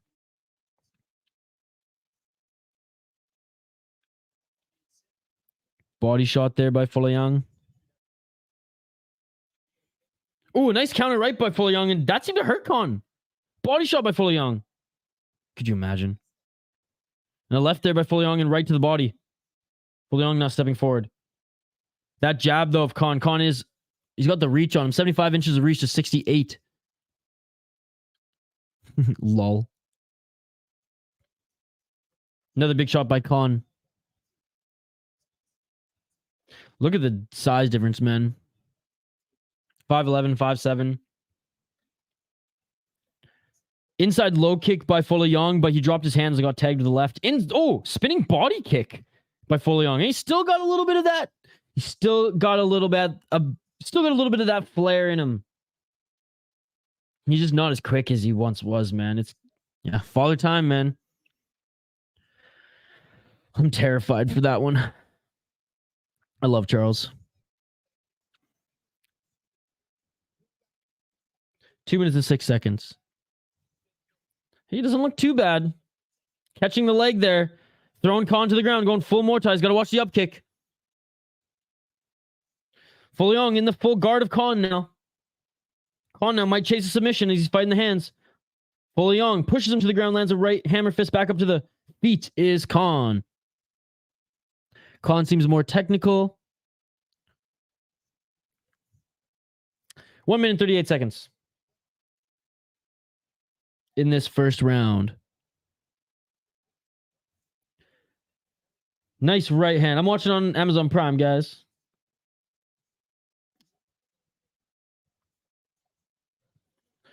Go for the clinch here. It's Folayang. 1 minute 18 seconds. Body shot by Folayang. They each exchange some knees here, but Khan with had the underhooks here. Folayang tried to employ a spinning back fist on Khan's exit, but way too fast was Khan.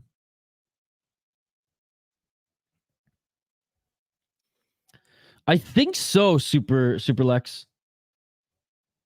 Or Suplex. Sorry, I keep thinking you're Super Lex. Jeez, because we were talking about Super Lex. 45 seconds on the clock here. They're in the clinch again.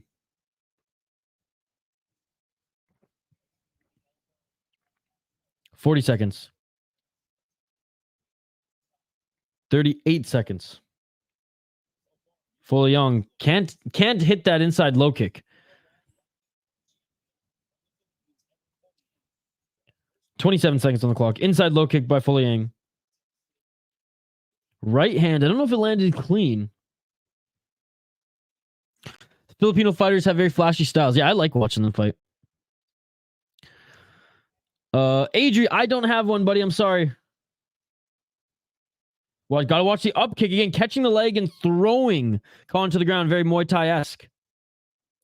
Body kick. Little windmill kick.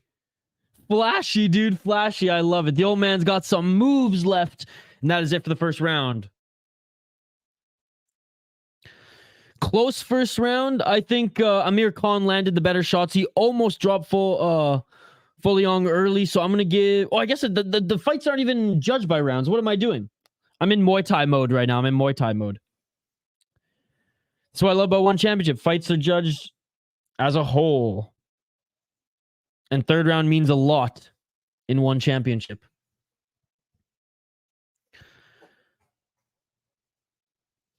All right. Round 2 coming up here.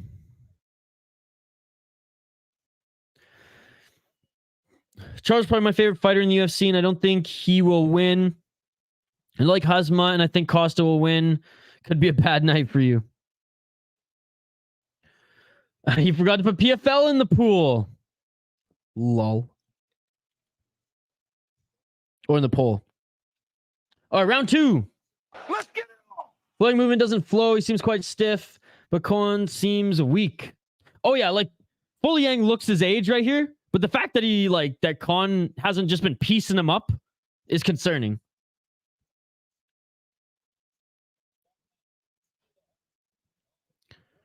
You know what your idea what the judging for One Championship is? It's very similar to what Pride and Ryzen is.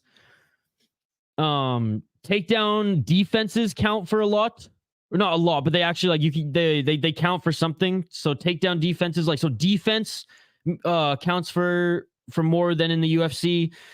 Passing guard 100% counts more in One Championship. Pressure, obviously strikes and damage, but not necessarily.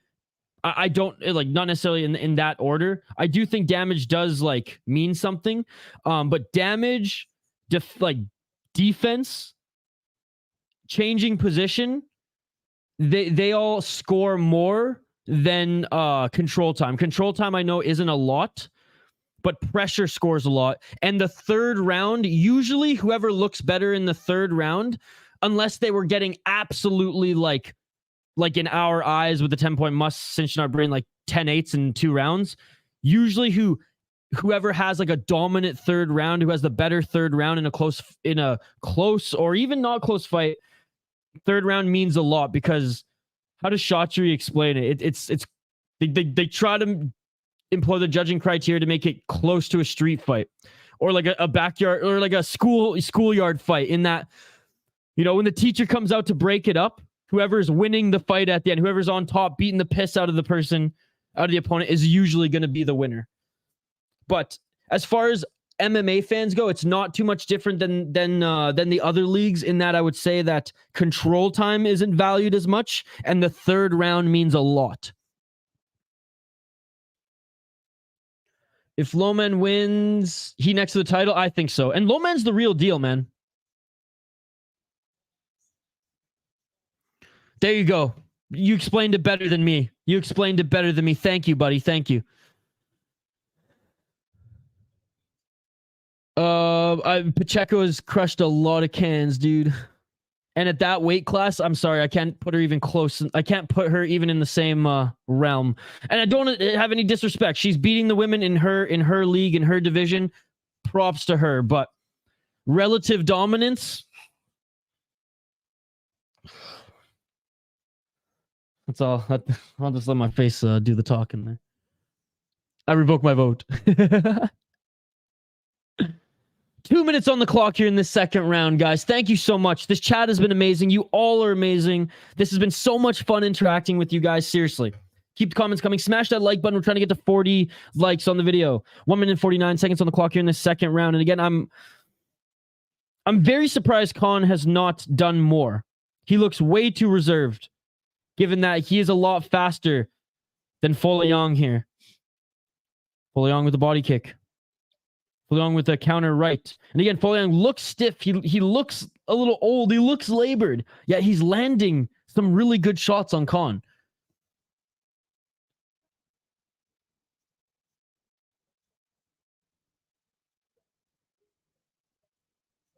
Herb Dean is warning them to fight, yet he wouldn't freaking stand up the heavyweights. What is going on here? Herb Dean warns them with a yellow card that they have to engage more, which again, this should be more for Khan than Folayang, because Folayang's actually trying. But why didn't he stand up the heavyweight guys? Herb's smoking that Singapore weed. Loman very good, but I don't think anyone beats Andrade. Who do you think wins in the kickboxing fight? Is it kickboxing or is it Muay Thai with him and Haggerty? Andrade used to be a Muay Thai fighter before MMA. Zach, one of our exclusive members. Great card so far, man. You're gonna have some fun fights to catch up on. Why isn't Thug Rose the main event of every fight? Andrade is the deal. Yeah, he's awesome. Khan seems pensive and scared. I think if he just decides to attack you, overwhelm Khan. Oh, he'll overwhelm Folayang. Yes, indeed. 25 seconds on the clock here in this second round. Nice straight left jab by Khan. Yeah, Khan's being way too reserved here. Oh, he caught him. Khan caught him. Khan caught him with the right. Folayang's hurt, but they're teeing off in the pocket. Might be saved by the bell here for Folayang. Folayang throwing some spinning heel kick again. This is awesome. Yeah, I was going to say, it's hard when the guy's like 4 inches taller and has like 8 inches of reach. All right, end of the second round. Is this going to be the third? Is this going to be the only fight that goes the distance thus far? Yeah, every other fight is every other fight was a finish. Yeah, well, I guess doctor stoppage / retirement from Paul Elliott. Rambolek got TKO'd in the third round. A Bevy won via TKO as well. But 2 more fights until we go to the, I will just call it main card. The special rules fight and the 3 title fights. Oh, it looks like there's a clash of heads on the entry there. Big shout out to everyone watching. You guys are amazing. I appreciate you all. Somebody land a punch. This is a... Never mind. Andrade definitely loses to Haggerty because it's Muay Thai, but MMA Andrade is better than anyone in the division thus far. Yeah, but again, Andrade came from Muay Thai, right? Like, he's arguably a better Muay Thai fighter than he is an MMA fighter. He just found a niche in MMA. Again, arguably. Because he doesn't really take the fights to the ground. And he is good at jiu-jitsu. So maybe that's a little blasphemy. But what I'm trying to say is he is very... I'm pretty sure he was like a amateur champion and fought some decent competition on the regional before going back or going into MMA. Again, I have some friends who are hardcore Muay Thai and kickboxing fans. They like rip on MMA fans and MMA. They're very, very much on that side, and they're like, oh man, we think that he has a chance and like a decent chance. They hate Haggerty too, not for his skills. They just can't stand him. How's Loman the favorite? Because Loman's very good. I know she didn't think my joke was very funny. I will do better next time. Oh, it was great. It was great. They're almost going for Ferguson versus Nagano fight all over again. I know, dude. It's crazy. It's crazy. Lomani Fave couldn't really expect the card to get better from that second fight. That is true. That's true. 3 minutes and 30 seconds on the clock here in this third round. And a right hand by Folayang. Honestly, Folayang is landing more shots. Has Khan landed like 2 really good shots that like cracked Folayang? Yes. But he's landing more. Am I not mistaken? Or is Khan landing that jab more than I've been noticing going back and forth with the live chat here?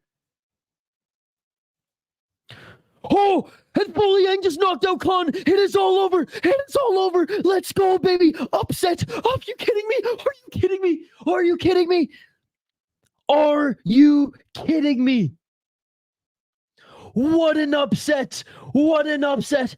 Let's go, baby. Back in the winning column. The 38-year-old Eduard Folayang just defeats Amir Khan in the third round. Just when I said that there might not be another finish, there is one in Singapore, no less. Unbelievable. I just meant not in Thailand because we've been watching so many knockouts in Thailand. Look at these array of knockouts here and finishes in Singapore. Unbelievable. The parlay lives. Wow, out of nowhere. Well, when you throw, good things happen. That was insane.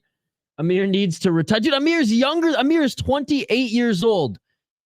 Folayang was 38. Is 38. Got him again. I got the last second live bet plus 400. At a boy, Demigod Dan. At a boy. Folayang looks surprised too. Let's go. What an upset. I love it. I love it, guys. I love it. And fair enough, buddy. Fair enough. Fair enough. You guys are the experts, not me. No. There was I think there was still like a minute 12 left on the clock. Show some respect, Khan. Yeah, Khan didn't even want to shake his hand. He still might have been a little dazed. Now he shakes his hand. Out of freaking nowhere, Eduard made a comeback KO. What a comeback. Finally, the ancient citizen gets a win. That was insane. The thing is, like, I don't even think Amir Khan was schooling him. Like, I think Amir Khan probably would have won a decision if it went to the judges' scorecards. He did land the bigger shots. I mean, just look at their faces. You don't even need to look at their faces to know that, but that confirms it. But, dude, great. You want to call it a comeback? Sure. What a great win. What a great win. Khan was gassed, but early stoppage. Again, I don't even know if you're serious or not anymore. Khan was being way too conservative. Yep. I say early stoppage and just grab him for the legs. What time do you think Stamp will fight? How many more fights do we have here? 1, 2, 3, 4, 5, 6. Probably in like, what did I say? An hour and a half, 2 hours? Hour and a half? I was about to agree with you. Khan caught him in the first, but the second was a head clash. Was all Folayang. Then Khan takes a nap.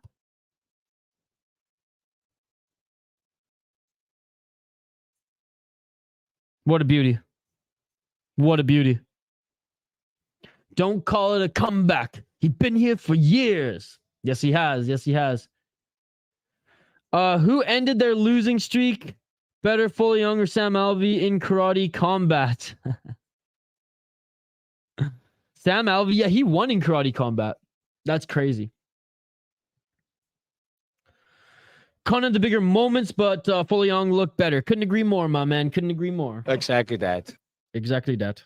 By the way, we have a great crowd here for One Championship here tonight, guys. Thank you all so much for joining. Happy Friday. Cheers. Whatever you're sipping on. Coffee, a wobbly pop, some water. I got some water here. Don't forget to stay hydrated. Thank you all for joining. We have a full day of streams tomorrow, starting with PFL if we can find a broadcast. If not, we will stream Polaris, the grappling tournament, with Aljamain Sterling in the headliner. And then we will do the entire Canelo boxing card. Then we will switch over to Ryzen.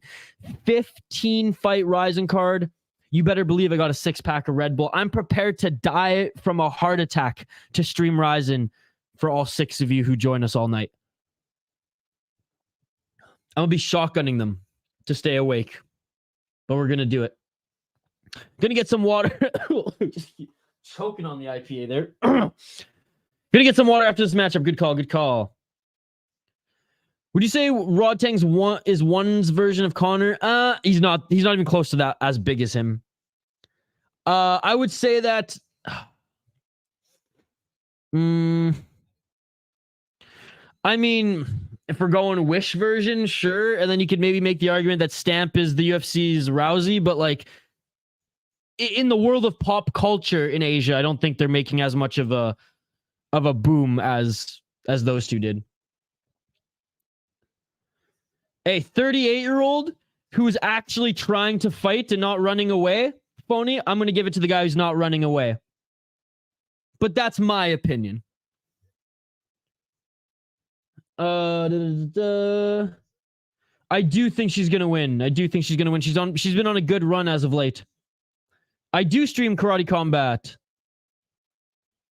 Well, I've done it once because there's so many other promotions that are going on at the exact same time, or they are at insane times throughout the week, midday, early afternoon that us working folk can't usually do. But we have done a Karate Combat show. And they're good. They're good. Fight.tv. I buy the pay-per-view every single time. Rodtang is like Mike Perry.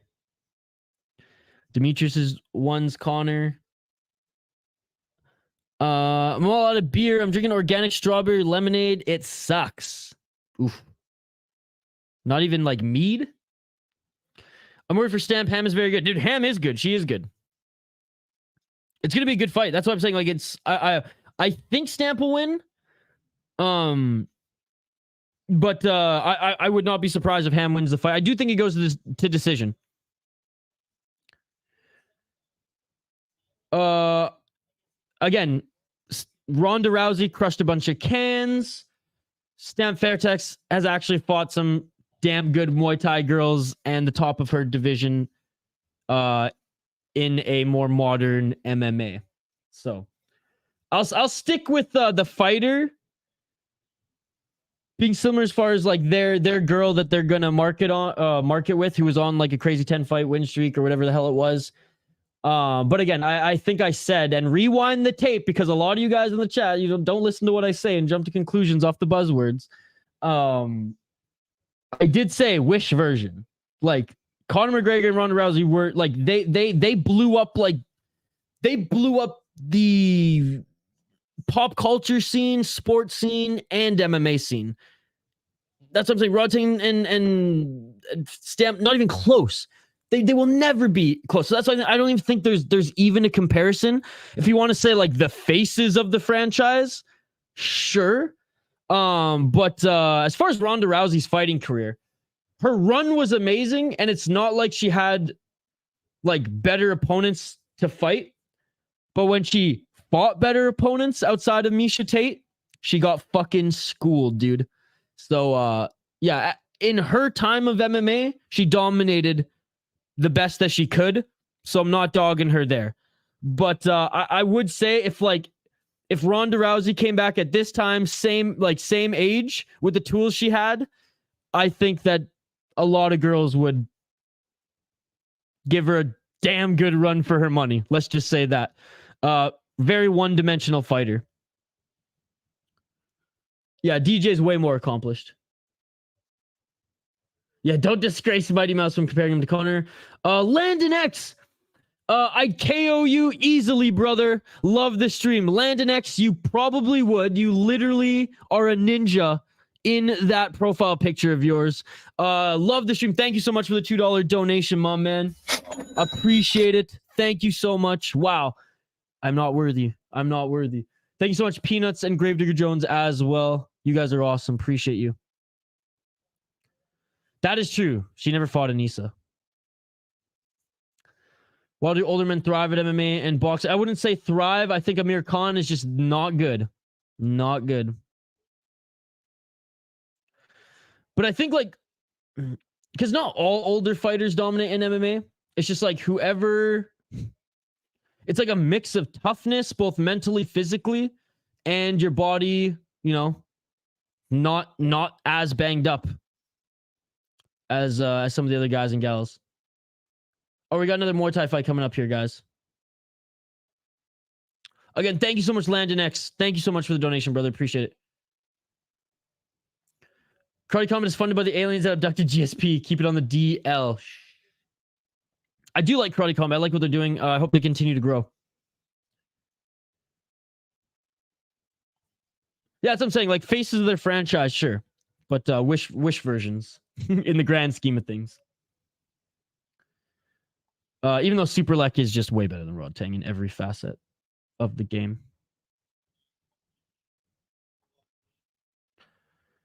I don't think so. DJ's the GOAT. Dude, I love Demetrius Johnson. What's up, my brother Isha? How was your day?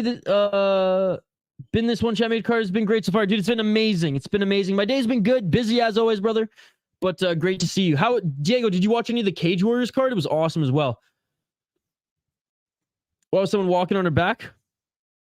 Cracking it? I don't know. I don't know. One is a monopoly on women's talent. 0 bums. I'm getting something to eat. Tell me when the fight starts so I know to speed home. Will do, brother. Will do. Why did they replace my boy Sinsumet? I don't know what happened. Super League's my favorite fighter to watch right now. Me too, dude. I'm obsessed. You really love triggering Raw Tag fans like me. I don't mean to, brother. I don't mean to. Co-signer of DJ, pound for pound. Yeah, he's the greatest American fighter of all time. I mean, as a Canadian, I have to have GSP higher, right? So GSP is the pound for pound greatest of all time for me. Then Demetrius Johnson, then John Jones, then Anderson Silva. I want to put Anderson Silva number 1. He's my favorite, but I mean, shoot, man, if BJ Penn didn't have the fucking end of his career, I'd put BJ Penn up there as well. I fucking love BJ Penn. God, he was so good, dude. He made Matt Hughes look silly, and Matt Hughes was killing everyone at that time. God, man, yeah. Fedor up there too. DJ would destroy Pantoja, Moreno. Yeah, Cruz up there too. Aldo. Dude, how about, do you remember how good Henan Barao was? Remember how good Henan Barao was in his peak? I think we all, because of his like steep decline as well, I think we all forget how amazing Henan Barao was. Didn't he go like 22-0 or something like that? Just fighting killers?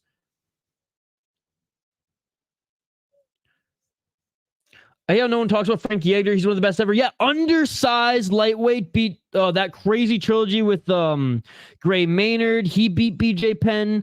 Dude, Frank Yeager is one of the best too. CT is undefeated. Yes, I did watch Cage Wars. It was a crazy card, and that injury, ouch. Anyone here into wrestling? David Taylor beats Adesanya easily. Not a big wrestler, or not a big wrestling fan, personally. DJ, I think, will challenge Mikey for grappling on the water card of 1, or on the Qatar. Yes, they are fighting on the Qatar card. Or they're grappling on the Qatar card. We're in 31 fights, unbeaten streak. Dude, that 31.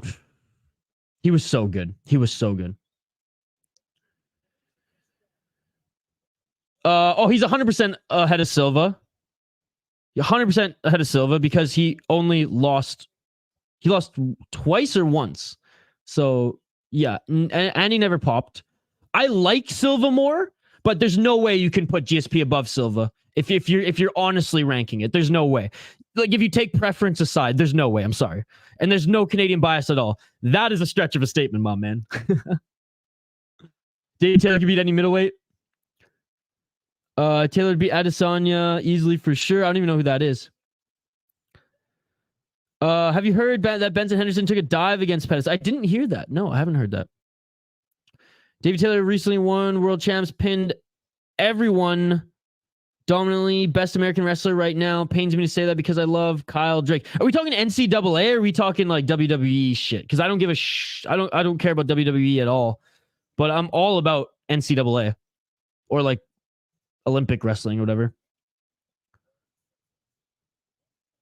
I wish I started this card earlier. It did start pretty early. 5 p.m. Pacific is pretty damn early. Big submissions and GSP, but embracing dudes is suspicious. Again, he wasn't as exciting as Silva. He wasn't as exciting as a lot of fighters, but he got it done. The only fight that was suspect was the Johnny Hendricks fight. And if the rules were judged, or if the rule set, if the judging was like what it was today, Johnny Hendricks would have been champion. Gonna go for Monrawi. That is true. That is true. Greasing scandal. I love how Rivers. Oh, yeah, there's a greasing scandal, and it was like one little plop. But anyways, fair enough. Fair enough.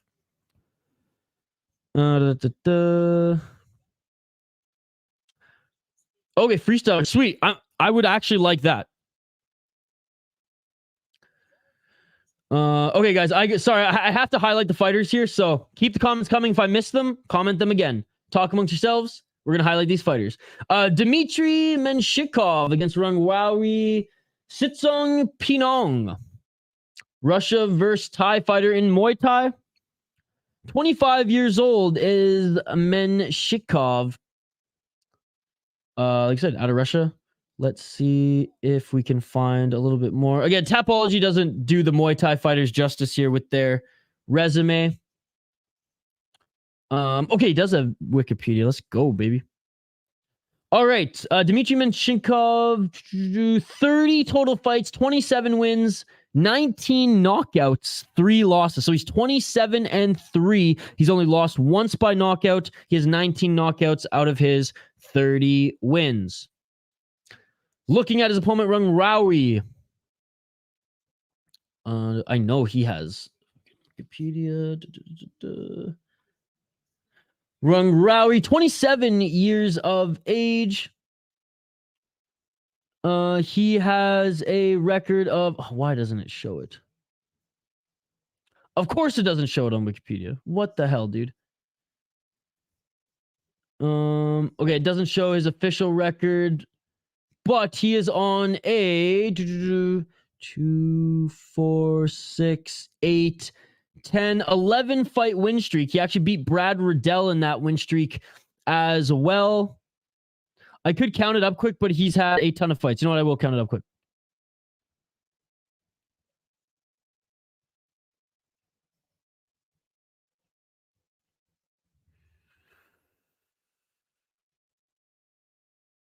I think 42 fights, and he's only lost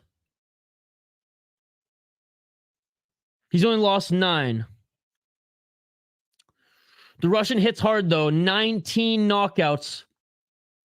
I'm going with Rungwawi. I don't think he lets the Russian hit him clean. Let me know your thoughts in the live chat, folks. Who do you got in this one? Let's take a look at the live odds here. Ooh, and Rungwawi's the underdog, plus 113 on Bet Online, minus 143. Favorite is Menshikov. And it looks like that's the only spot that has odds on this one. So again, slight underdog is Rungwawi at plus 113. Menshikov minus 143. He is the favorite. Shane's going for the favorite here. Surprise, surprise tonight, Shane. Surprise. See what you're doing here tonight, Shane. I see what you're doing. Came in with the game plan. It worked. It worked. I'm not salty. I'm not salty. I'm gonna lose 3 beer bets in a row. Who won Cage Warriors? You won that one, didn't you? Video's a ninja for real. Oh, nice, Charles. I have heard of him. I do follow a wrestling YouTube channel. Every now and then I'll go down the rabbit hole. Now that I'm in the States, I might follow it a little bit more, but in Canada, it's so tough to follow that scene. I'm going to sleep, scream when interesting fights are in, so I wake up. I mean, I'd argue this whole card has interesting fights. I love how you say we all know, and then your second sentence is an assumption. You buried yourself there, Andrew. You buried yourself with that take, brother. Did I say they were cool? No, but he's the best.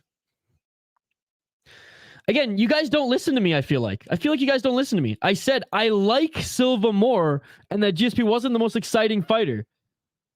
But to say he's not the greatest of all time, or at least tied up there with that of Demetrius Johnson, that's crazy talk, dude. Crazy talk. And you guys are letting your preference of mixed martial arts get in the way. It's mixed martial arts. This isn't Muay Thai. This isn't just wrestling. This isn't just jiu-jitsu. This isn't just kickboxing. This isn't just boxing. Or again, I don't know why everyone keeps asking me this. You guys have Tapology. I'm going to give you the link, buddy. I'm going to give you the link.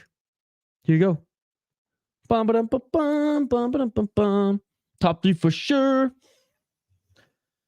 It's in 1, 2, 3, 4 more fights, buddy.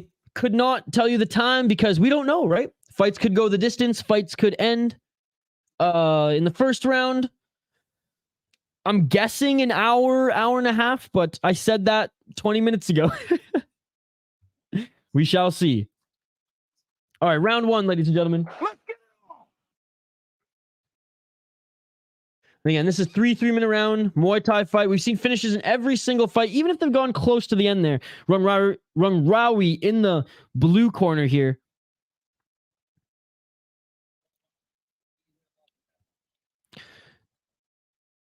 Disagree.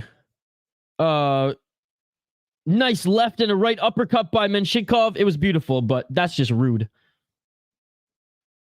You'd think Andrew wasn't even Canadian. Not that I'm even saying that with any bias. If anything, I'm more biased for Silva, and I put that aside. If you guys wanted me to argue like you guys with bias, then I'll switch my whole. I'll switch the tone. Silva's the greatest of all time. Silva's way better than DJ. Silva's way better than John Jones. Silva is the most exciting and greatest fighter of all time. He refused to lay and prey on anybody. Silva's the best, guys. Silva is the best. 1 minute 52 seconds on the clock. High kick by Rawi.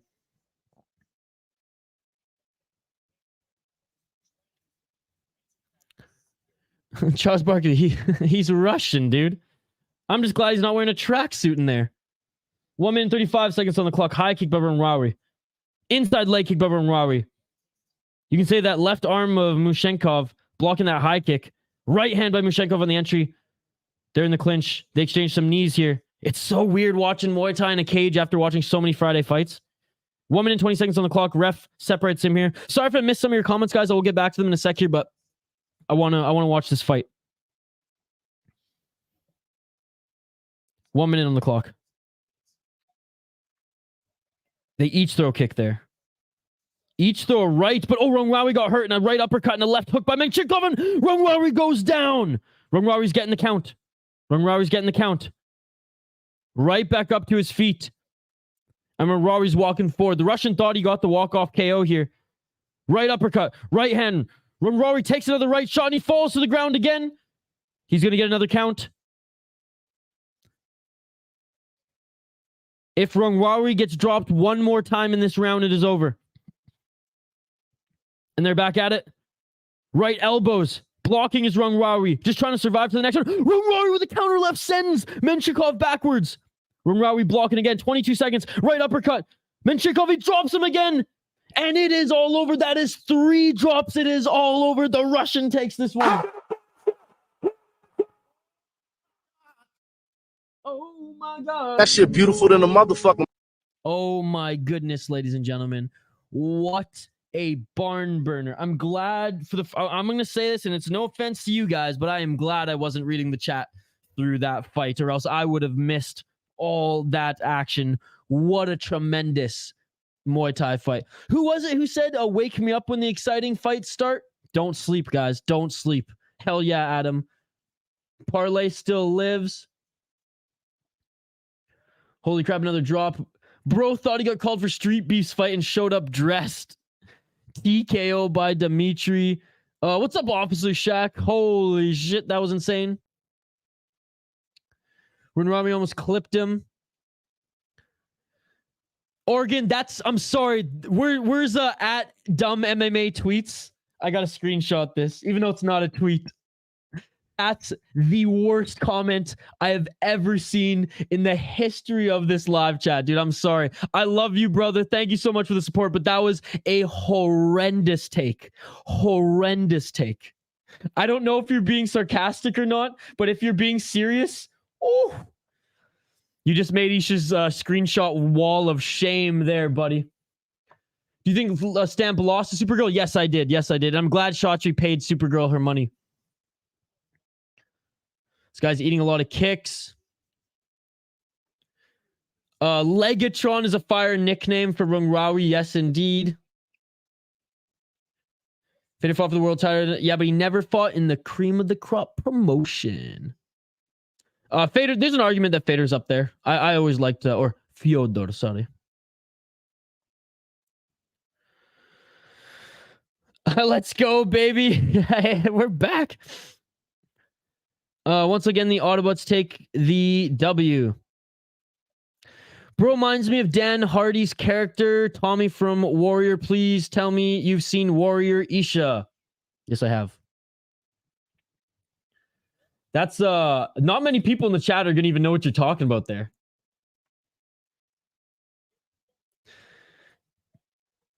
Oh my goodness. Okay, we're just watching the replay again. Right uppercut, left hook. Rungrawi was dazed for a little bit there. Man, the relentless pressure from this Russian fighter. My goodness. He's only 25 years old as well.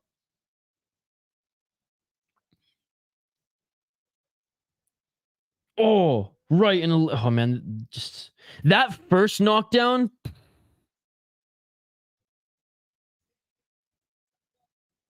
Damn.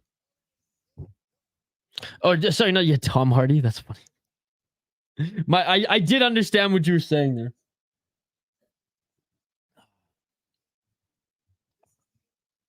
Oh, we're just watching the replays here, guys.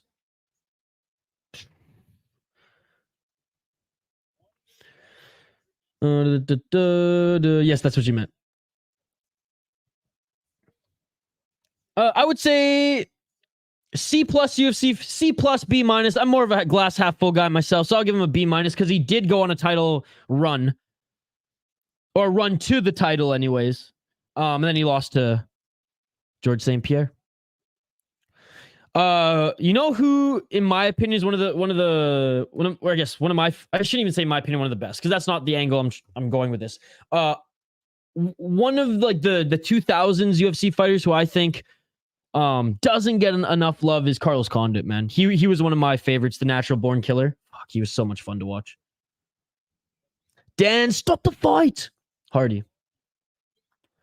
Warrior is what got you into MMA. Cool, dude.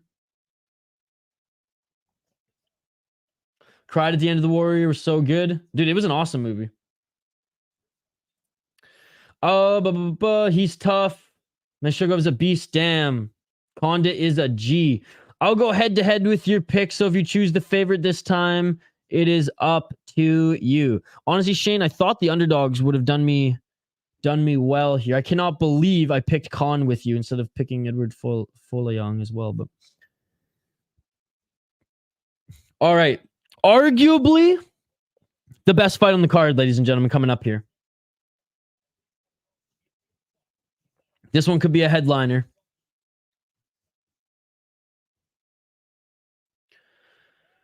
4 female fights in a row. Are we in for a treat on Follow 1FC? Women aside from Stamp. I mean, put it this way. They could have sprinkled them throughout the card. And like, some of them are going to deliver. They put them at the top to kind of, to pump this card as like an all-female main card, an all-female top of the card here. And they've marketed around like Stamp and Supergirl and some of their champs there. So like, I mean, it doesn't bother me. I know some people were like offended that one championship did this. Oh my goodness. The sacrilege, right? Oh my goodness. Instead of sprinkling them throughout the card, they stacked them at the top for a one-off. I know, folks, it's craziness. It's craziness. No, but in all seriousness, there should be some entertaining ones. Do I think there's going to be finishes? No. But Xiong puts on usually a good performance. Mind you, that one is a special rules fight, so it's going to be weird. The Kelly Khan fight, I mean, it's jiu-jitsu, so if you're a fan of jiu-jitsu, which I like jiu-jitsu, sweet. If not, that one's probably the time where if you want to go grab a snack or, you know, refill your drink, that's probably the fight to do it. And then the Muay Thai fight, I mean, female Muay Thai is fun regardless. Like, one female Muay Thai, it's always good. Like, they're going to fight. And then the main event, Stamp Fairtex, Seo Hee Ham, solid female fighters. So I think there'll be good fights, but this one I think has the potential to be one of the best fights on the card. That dude had hard kicks. Yeah, he did. Finally, Lineker time. Yeah, he did. Also, Cam Talbot, former Pittsburgh Penguin, Philadelphia Flyer, Colorado Avalanche. He won a white belt competition recently as well. So far, the card is 100% finish rate, guys. Lineker is a murderer. He didn't look good in his last fight, though. Didn't look good. Or sorry, in his last loss, I should say. And in the last fight, he beat Jawoon Kim, but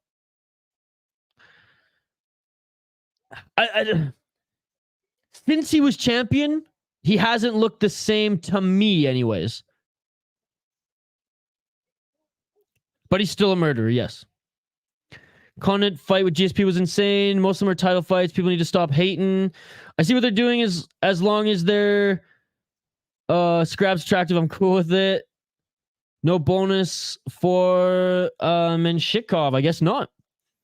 Plus, we get to see Stamp dance. Absolutely. Lineker's a legend. Yeah, Lineker's so good. He's one of the hardest pound-for-pound hitters. Here comes the boom over Warrior. What about never back down? Has any underdogs won today? Yes, Folayang won. Folayang won. He was the only underdog who won.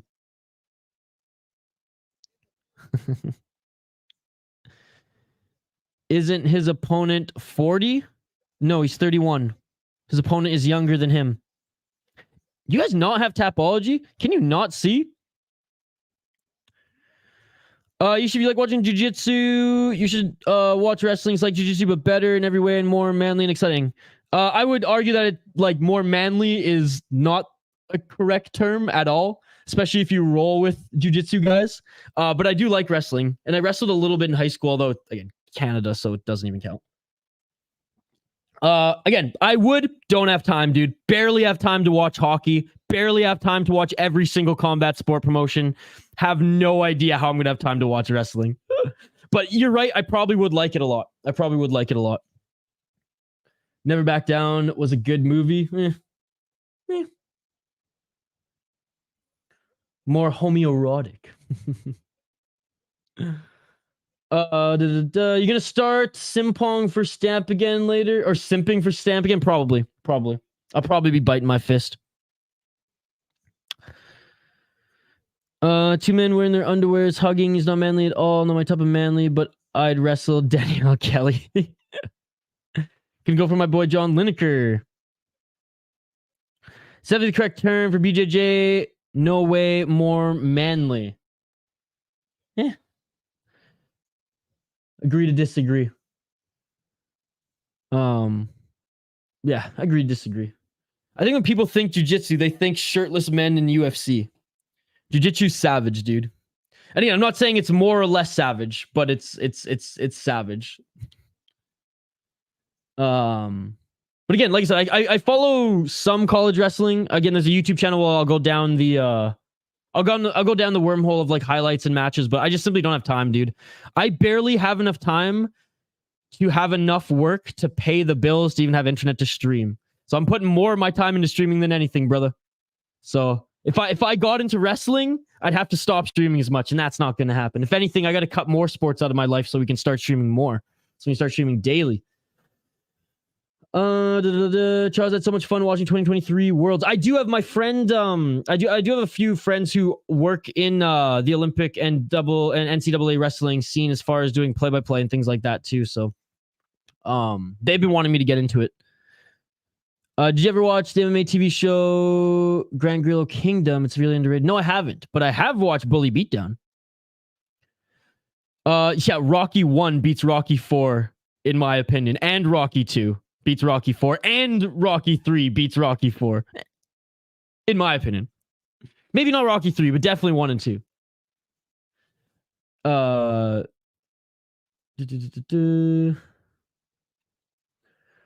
Lineker looks in phenomenal shape.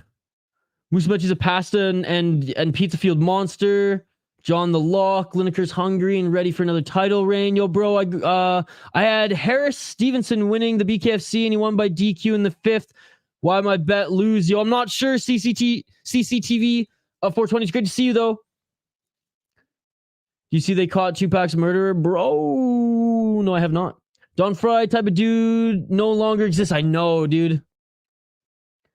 Who you guys taking?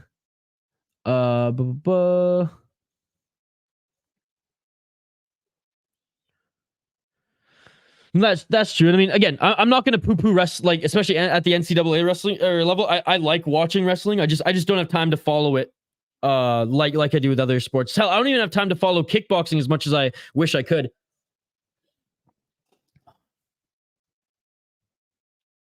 Casual takes in the chat. Rug through's fire with Mr. T. Casual takes about wrestling. Yeah, it's like I'm not going to comment other than I enjoy it from what I watch, and there's a like I enjoyed it enough to like I said, subscribe to a couple like NCAA wrestling YouTube channels that like show highlights and best matches and stuff like that. But again, maybe because I practice it, but like I definitely prefer jiu-jitsu. Give that 2-pack bobblehead a bobble now that the killer's been brought to justice. I'm not trolling either. They really got the guy. When? It's not a bobblehead, but where is he? I can't reach. But I'll give him a little spin. I'm a Don Fry type of dude. Nice. Battle of the Mustache, dude. Don Fry and what was the Japanese fighter's name? Why am I forgetting it? Oh my god, I feel like such an idiot. Shane, what's his name, guys? God damn it, I feel like an idiot.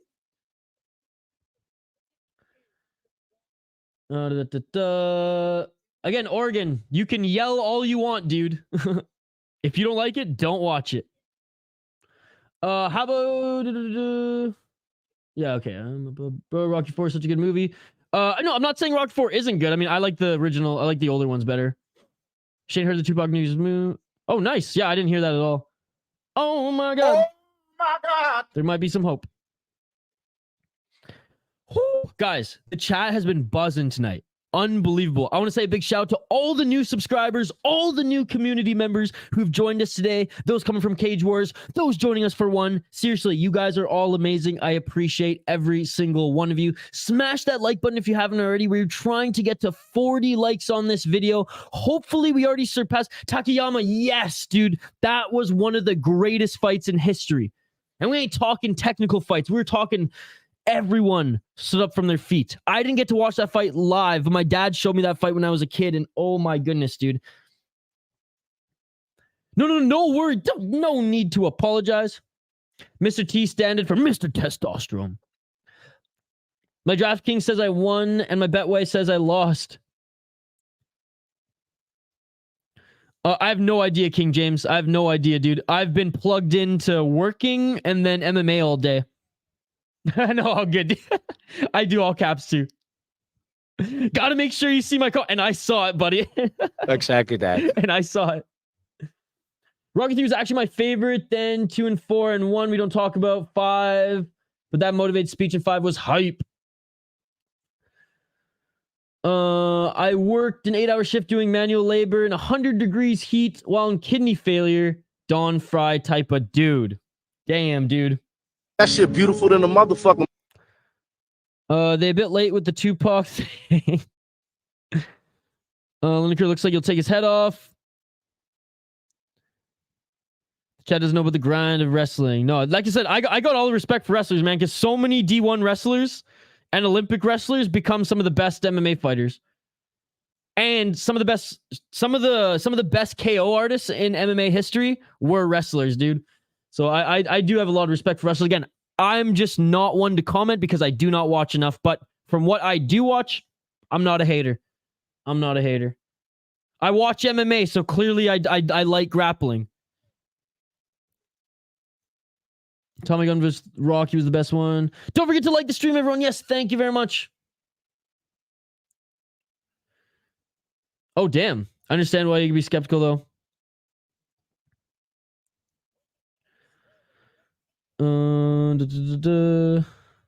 Anyways.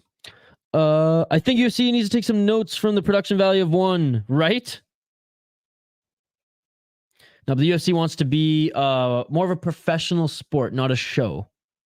Paul, it hasn't started yet. They're just doing their intros for the main card here. The posters are awesome, yes. When are you going to beat Rigo into a vegetative state? Oh, Landon next. You come from Rigo stream? I told Rigo we could have we're gonna do a collaboration. I don't know what type of content we're gonna do yet. Or if we're just gonna do a live stream. But we're gonna do something. Rigo, I like Rigo, man. Fellow Canadian. His YouTube channel is very different from other MMA creators, and I'm a fan. I'm a fan of dark and twisted humor. This is the main card walkouts, yes. It was, Charles. I'll give it that. I'll give it that. Lineker might catch a body tonight. I think ONE FC is more entertaining. I can't say it's better because UFC is the NFL, the NHL, the MLB of mixed martial arts. It quite simply and factually has the better roster. But in my opinion, ONE, KSW, and Ryzen are more entertaining. That Russian is scary.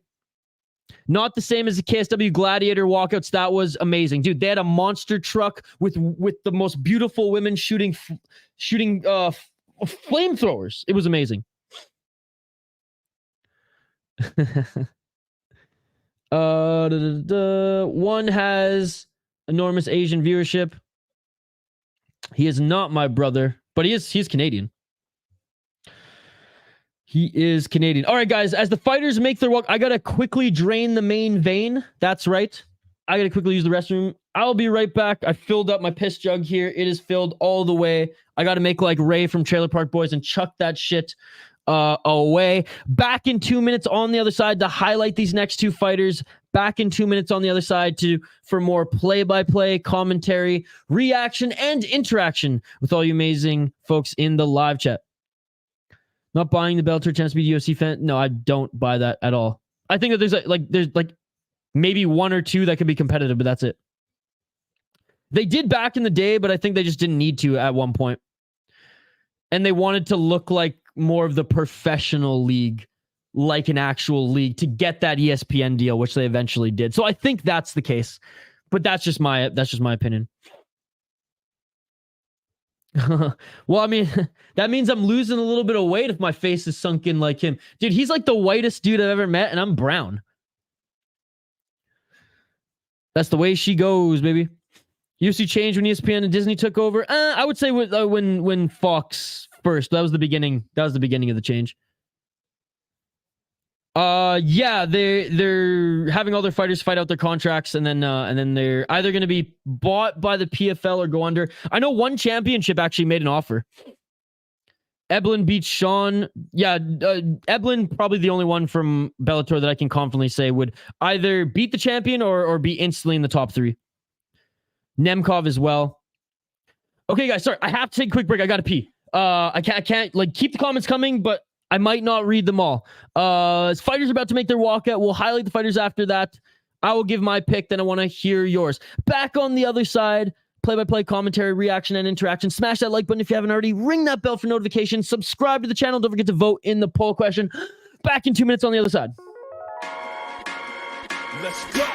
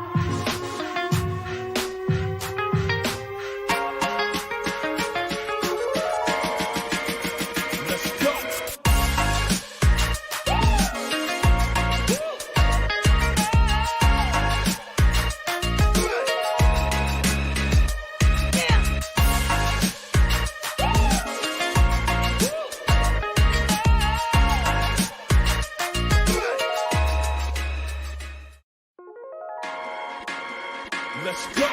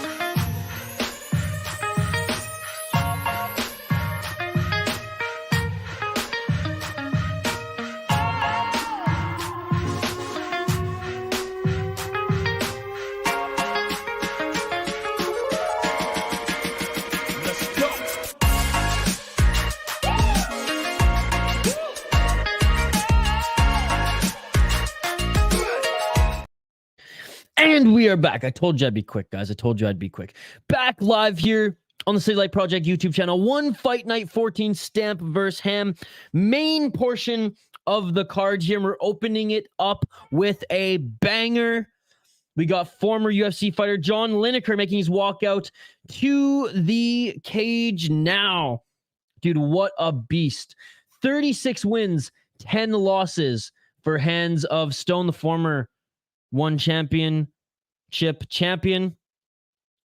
Look at this beauty. Look at this beauty making his walkout.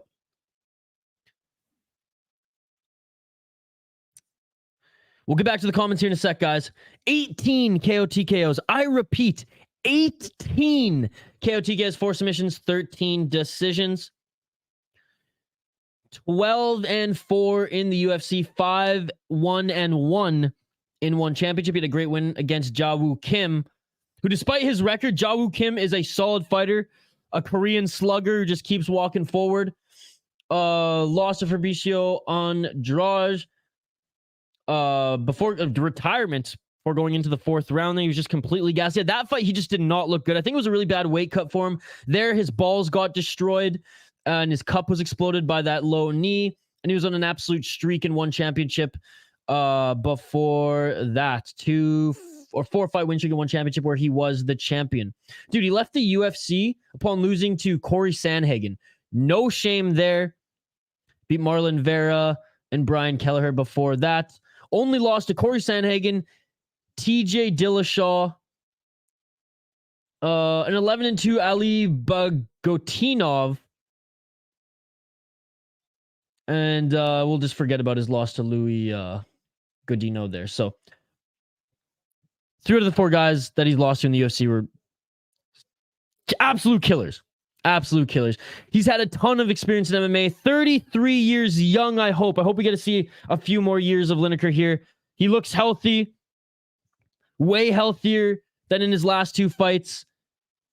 And both him and Loman, it's not like they had an easy weight cut because Loman's pretty big too, but my goodness. My goodness. Let's take a look at Stephen Loman here, the sniper. 17-2 as a pro. That is right. Out of the Philippines, he's 31 years of age. He's 5-0 in his last 5 fights. Man, this one's tough, man. This one's tough. They're being announced in the center of the cage right now. Come on, Tapology. Come on. 6 KO, 2 KOs, 2 submissions, 9 decisions, 3-0 in 1, 6-0 in Brave, 3-1 in Pacific Extreme Combat, and 3-0 in Team Lakai Championship. Be 24-5 guy, 32-14, 20-5, 8-1, 15-5, 13-3. He does have some pretty damn good wins in both Brave and one championship. I'd argue that he has some better wins in Brave than he even did in one championship. Oh, this one's tough, man. This one's tough. I hate picking against Lineker. But again, his last two, I mean, before the win, anyways, hasn't looked the same. What are the odds for this one? Lineker is the underdog at plus 145 on Betline, plus 125 on Betway, and plus 140 on Bovada. Plus 100 Bet USA and plus 176 on FanDuel. I don't know why I'm agreeing with the betting odds here. I just have a feeling. This one's gonna bite me in the ass, but I've been going for the weird picks all night. I'm gonna keep it going here. I'm gonna believe in Stephen Loman's chin. Shane, I'm going with the favorite. I'm going with Loman. All right, round 1 coming up here, folks. Sorry if I missed your comment. If it's important, comment it again. And I'll address it when I can. But we're keeping our eyes on this one as we have the first of 3 5-minute rounds. KSW is great. Bare knuckle of Poland. Agreed.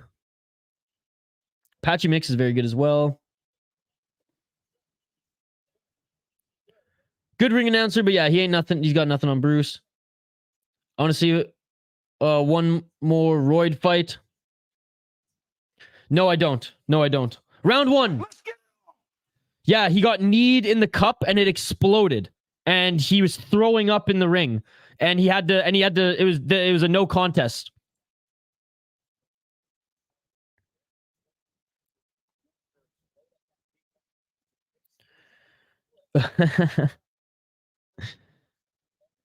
Shane's got Lineker.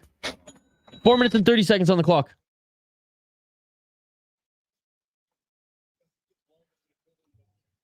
Four minutes and 22 seconds on the clock.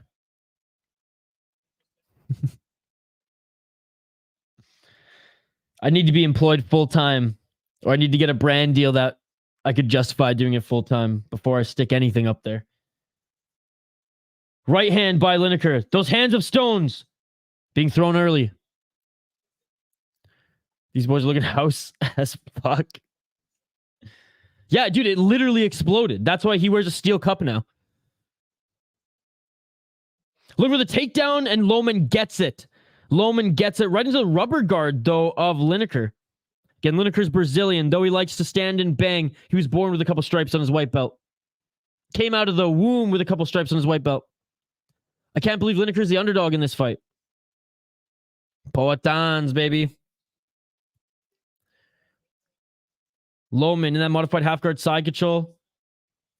Throwing some rights to the side of Lineker's head.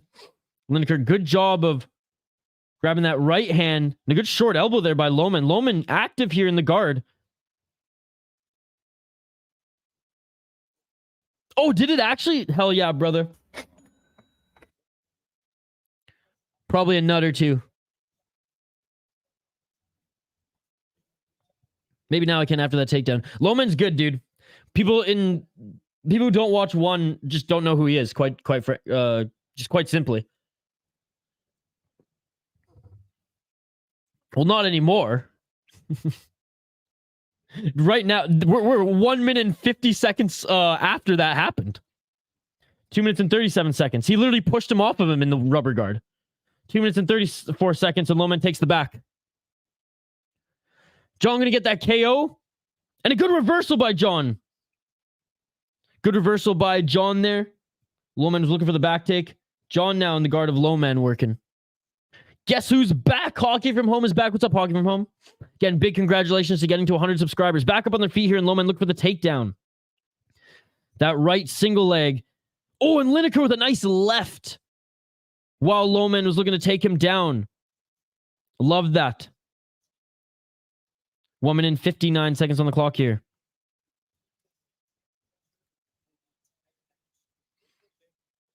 John Lineker, the underhooks, pushing Lineker, or pushing Loman up against the cage. Excuse me. Nice hockey from home. Got some good food. I took Loman before he was minus 200. Nice. Let's get it on. Having a snack now. Yeah, I'm not a big dessert person, but you got the good desserts. One of my friends got hit with a lacrosse ball in high school and lost a ball. He has 4 kids now, so it's all good. It's all good. It's all good. 1 minute 19 seconds on the clock. Well, because I'm streaming through YouTube, so there's obviously a delay from like literally my webcam, my streaming program to YouTube. 1 minute on the clock. What's up, Nick? Good to see you. What's up, Andrew B?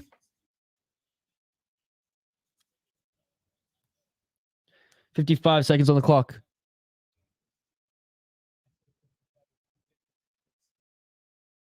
$50 seconds. Oh, and a nice left to the body. Oh, I'm ahead, not behind. I have no idea then, dude. I have no idea. 36 seconds on the clock, and they're stood up again on their feet.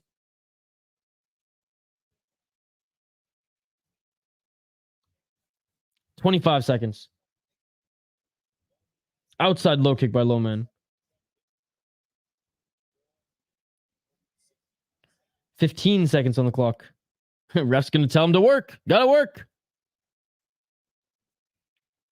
Honestly, guys, sorry if I'm ahead. Sorry if I'm behind. Right now, I could care less. Yeah, okay, I'm exiting out. I'm going to try to fix it here. Give me 1 sec, guys. I'll try to fix it for you. Let's go.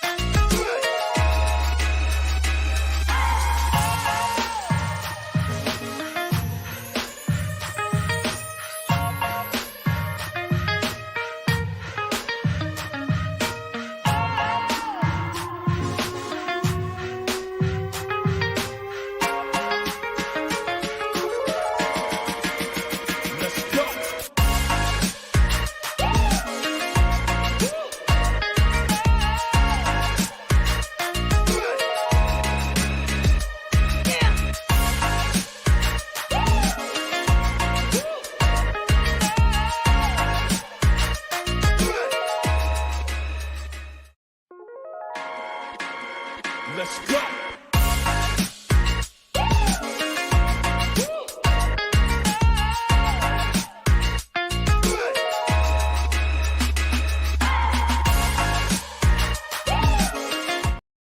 All right, guys. I don't know what's going on. I'm on Prime Video.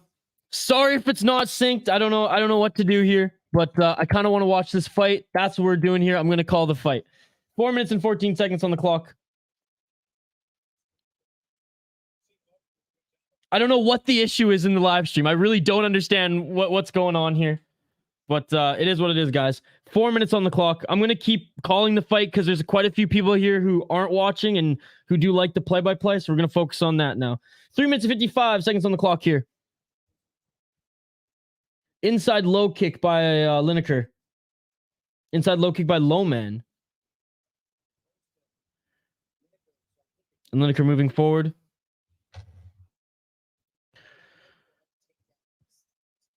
Three minutes and 35 seconds on the clock.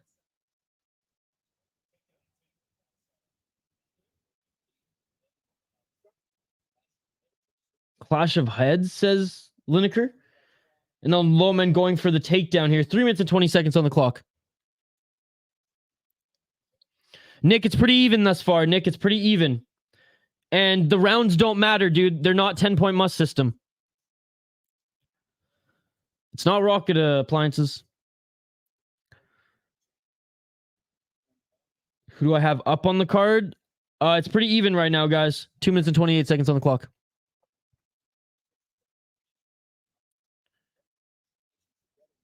I mean, everyone's internet speed's a little different too, so I think that has something to do with it. 2 minutes and 48 seconds. Dun, dun, dun, dun. Bro, Lineker has a huge jock strap. Yeah, with that steel cup. The chat was crying though, King James. That's why I had to pause here. You guys are not happy about it. What's up, Andrew? Good to see you. Oh, an eye poke. Left eye by Lineker. Just looks like he got poked in the eye. Let's take a look at the replay. How are you, Andrew? It's good to see you, buddy. And Hockey from Home, it's great to have you in the chat as well. Love you too, Nick. Thank you so much for joining. How you doing, Nick? How's the start to your weekend going? Yeah, I try to use the main broadcast as much as I can, guys. So my apologies. Tried everything on my end. Restarted my I even disconnected from the internet in that break there to come back in, thinking that would do something, but I'm on it from a different device. Nothing else I can do here. Loman going for the takedown again, and that wasn't Loman's fault, but there was another clash of heads. I think just Lineker was short, and he's just a shorter guy. And when Loman came back up from not getting that single leg, they bashed heads again. Nice right hand by Loman. Loman he's good at getting in and out of the pocket there with his strikes. 2 minutes on the clock here. Straight right jab by Loman. Good to hear, buddy.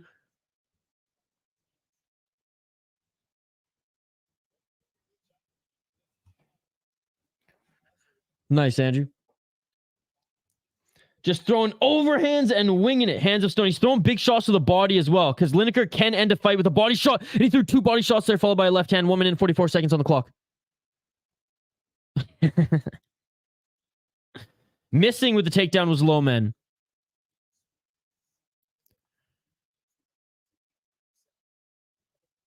Nice.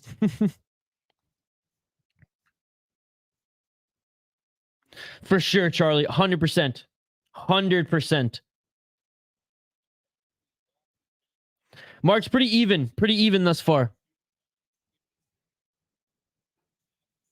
1 minute and 12 seconds on the clock. Oh, Loman. Oh, and Lineker with a nice left. Lineker might be in the lead because I think he's landing the better shots in this second round from what I've been seeing thus far. But Loman is coming in and out of the pocket. But Lineker's throwing big shots to the body and big overhands. So I'm going to give it to Lineker so far. But again, guys, these fights aren't judged round by round.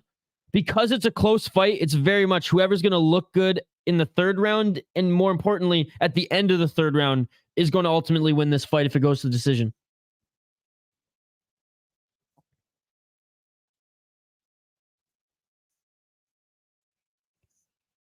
Good rundown. Yep. Agreed. 25 seconds left on the clock in the second round. Not sure, dude. I mean, Benjamin, he's not the biggest one championship fan, but Jay Herbo missing one championship. Wait, isn't Jay Herbo, he's at isn't he away this weekend? He's going to the Nas concert in Wu-Tang.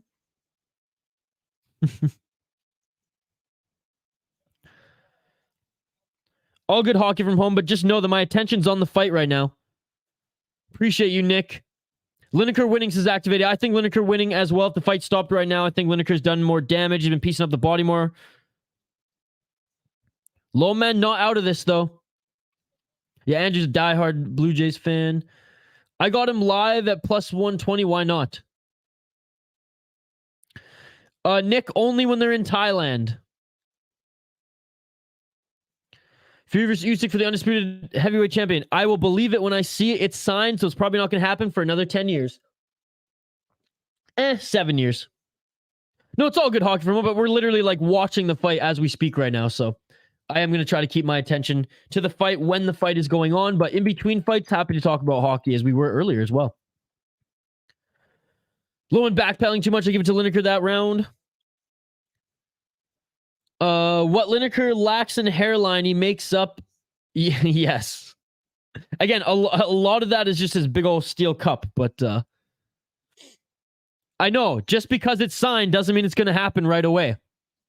Again, once it's signed, give it another 7 years for it to happen, guys. All right, third and final round, guys. 4 minutes and 38 seconds. I am drinking the Hammer West Coast IPA from Drecker Brewing Company. Loman looking for the takedowns here, and it's not working like it did in the first round.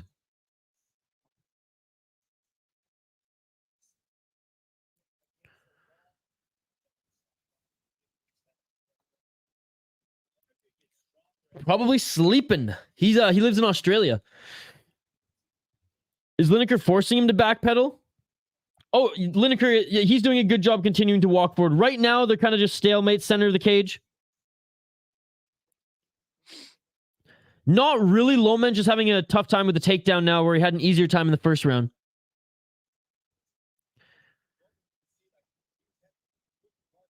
Three minutes and 50 seconds, third round.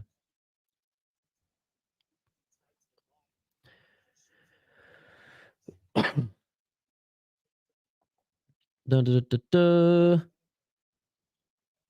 beer's really good, Andrew. It's not too late to predict. You're picking Loman.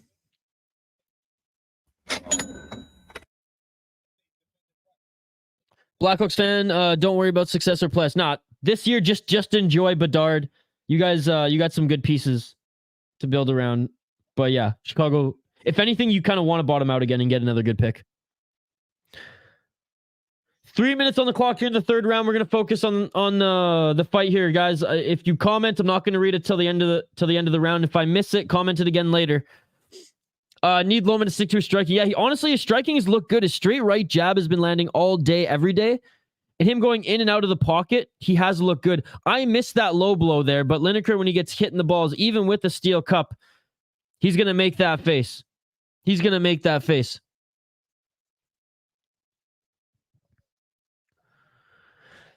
Excuse me. It's so easy to counter Lineker. He overextends and keeps his head down.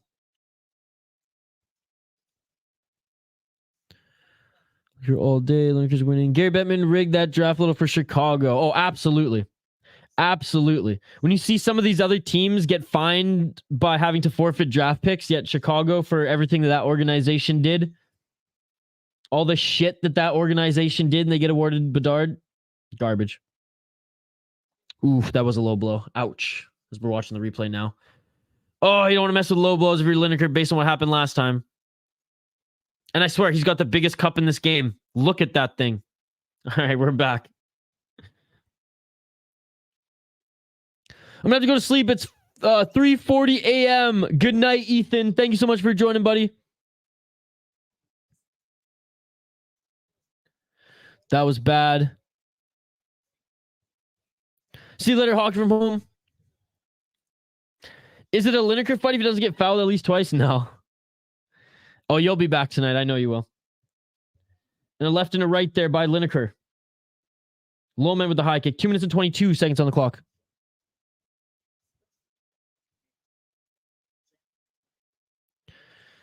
That's true. And good old Pride days. Round one was 10-minute rounds in the old Pride FC days.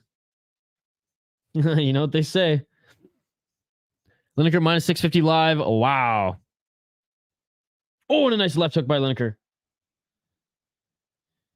Again, Loman had success with the takedown in the first round. Lineker's done an outstanding job with the takedown defense. And ends up, Loman just put himself in that position. Loman was trying so hard to get the takedowns, ends up falling on his back in the scramble. And now we have John Lineker in the top position. 1 minute and 41 seconds left in this third round. Modified half guard. Trying to pass. Loman trying to push him off of him. Back up to their feet. And Loman directly going for the takedown again. Why is Loman going for the takedown with 1 minute and 28 seconds left? Dude, you got to knock him out. 1 minute and 25 seconds. If Loman just goes to war with him and gets the better of him, it's one championship scoring, dude. And so far, Lineker is looking more like the bully at the end of this fight. So already the judges are salivating. Lineker may have just sealed it. Absolutely. Ryzen doesn't, unfortunately. I wish they did, but Guys have just been too gassed, and fair enough.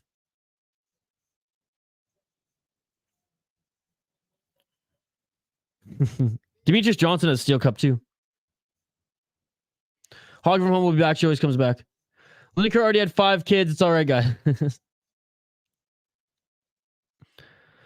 Yeah, I got Lineker winning this fight for sure. Loman is depending on wrestling too much and getting outclassed everywhere. It's crazy because like his striking didn't even look that bad in the second round. Like first round, his wrestling was good. Second round, his striking looked good. Third round, just gave up on his striking. I wonder if like Lineker hit him a couple times in the stomach there or in the body, and he was just like, "Yeah, I'm good. I'm good." But yeah, he's been on the back foot for so long. Lineker saying, "Come on, let's go." God, Lineker's such a beauty, dude. Let's go. 15 seconds left here. Lineker with the right hand.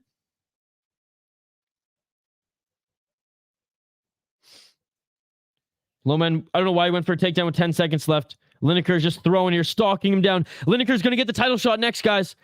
This was the first ranked and second ranked guy going at it, and a 1-2, and that is it for the fight. Lineker, he wins this one, dude. He bullied him in the third round.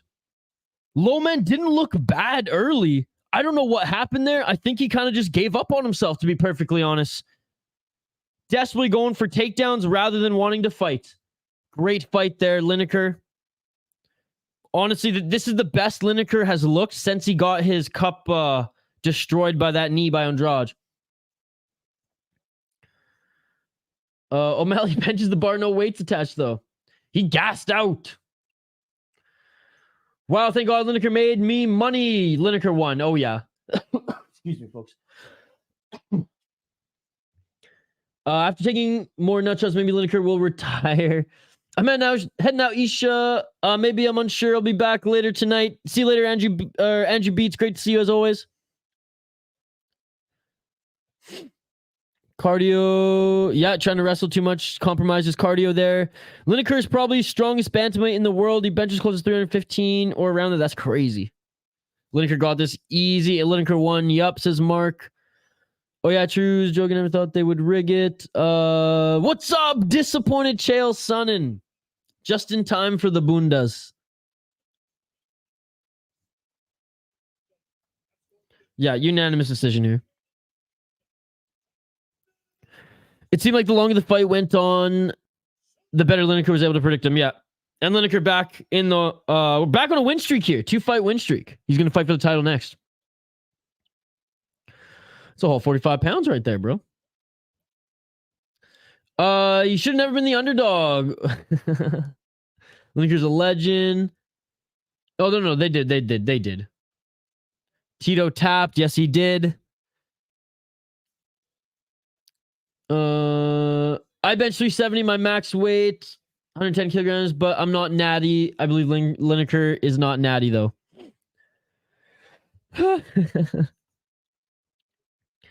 Dude, Hippo, he can put it up a solid 7 times. Tablet under 5% may drop anytime. Dude, plug it in. I'm natty, actually. I wouldn't judge, Nick. I wouldn't judge. Nice cash live bet plus 120 looked way better. Dude, that's awesome. That is awesome. Shane is schooling me in the beer bet here tonight. Moreno Mexicano, why did I pick him? I don't know. I picked him too, buddy. I picked him too. I don't know. I had a feeling.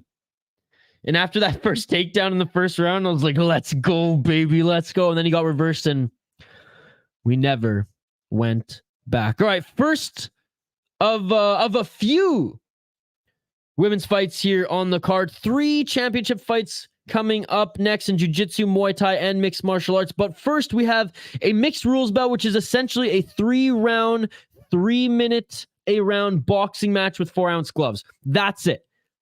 Everyone's like, what are the special rules? You're not allowed to elbow. You're not allowed to knee. You're not allowed to go for the takedown.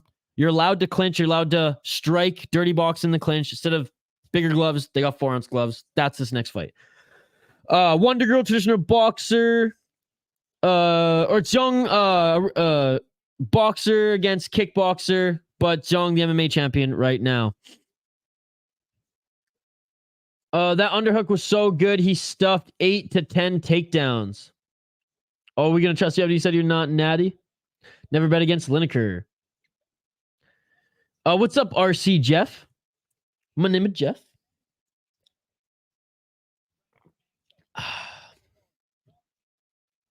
All right. Wonder Girl Jingnan Xiong against Wonder Girl next year. I'm going to update the ticker on the bottom of the screen and we'll get back to it. Again, folks, appreciate every single one of you who are joining us tonight for this fight companion. Smash that like button if you haven't already. Ring that bell for notifications so you never miss a live stream, so you never miss an upload. Team Lakay is gone. John Jingnan, that's who Jaden has.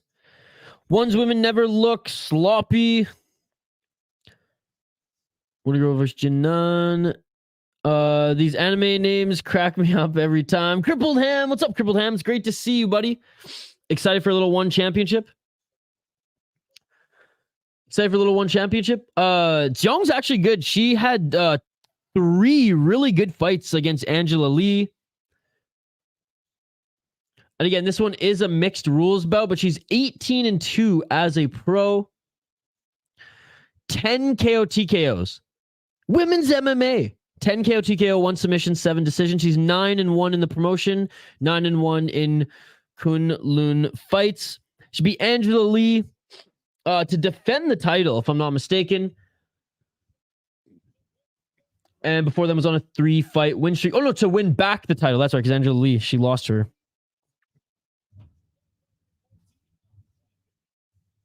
I don't know what's going on upstairs. But yeah, the record speaks for itself here. And she didn't just defeat Cans. I mean, 10-2, 7-0, 9-1, 11-3, 11-2 in that of Angela Lee. Again, traditional boxer before making the transition to mixed martial arts, going up against a traditional kickboxer in that of Wonder Girl. Wonder Girl's 24 years of age. What's up, JK? It's good to see you. I'm so happy Amir Khan got knocked out. Now he's going to be a Tony Ferguson run, 5 wins and a title run, brother. I'm not yet in my prime. It was a good win. I'm sad, bro. Why are you sad, JK? Tony got a pimp daddy or Patty. I feel bad. I made Jay Herbo question his Lineker stamp parlay and he cashed out. I played it though. Lol. Well, it's a good thing he's not here. He'd be very, very sad. Oh, I lost on the Russian. Damn. Has the power of a besides just Pinder. I think you're thinking of Yao Ming. Oh yes, it's ladies' night and the feeling's right. Oh yes, it's ladies' night. What's up, Jules? That's how you know she's gonna beat the piss out of everyone, Oregon. All right, looking at a Wonder Girl here. 1-1 in Pro MMA, but this isn't Pro MMA. This is a mixed rule. This is a boxing match. This is a quick boxing match, a 3-minute round boxing match with 4-ounce gloves. That's what they're fighting. As a kickboxer, let me see if I can bring up her record as a kickboxer here. Give me one sec.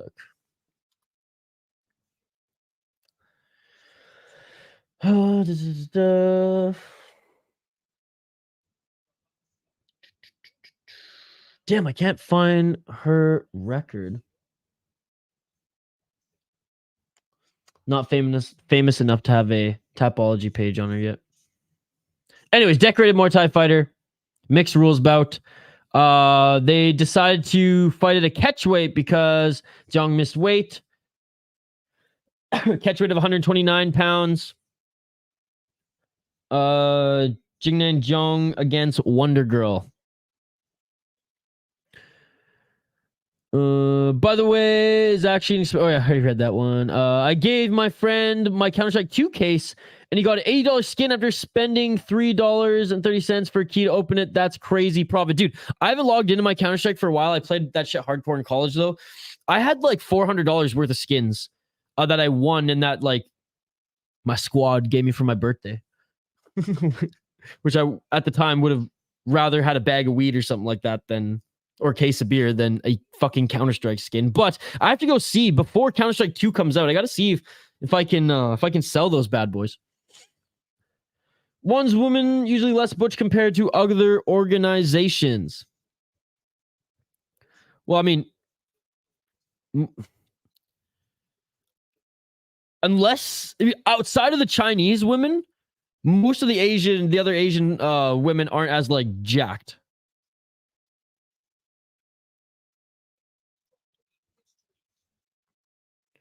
We're just looking at the intro right now for this next fight. But folks, I gotta get my prediction. Shane, I'm gonna go with the Panda. I'm a big fan of her in MMA. I always like watching her fight in MMA. The fact that she comes from a boxing background first, you can see it when she's in the cage. Like her grappling has come a long way where she's able to get back up to the feet against that of an Angela Lee, be able to stuff takedowns, but her bread and butter is boxing. Now, Wonder Girl's bread and butter is kickboxing. But this is a traditional, well, I shouldn't say traditional. This is a boxing match with 4-ounce gloves without any kicks, that being to catch kicks, utilize elbows, knees in the clinch. So it's going to be an interesting fight. I lean Xiong, the Panda, for this one. Shane, we're going head-to-head. You got Wonder Girl. Oh, so Jaden, you took a peek down under. Zhang, the UFC's Jack. Yep, Chinese. Now, who in the last chat, Cage Warriors, said women can't do what men do? We ladies will show you. I think he's gone. That was Funkmaster. UFC has some rough looking women's MMA. Yeah, it's not great. Riley Height is going off. Let's go, Mateo, one of our exclusive members in the live chat.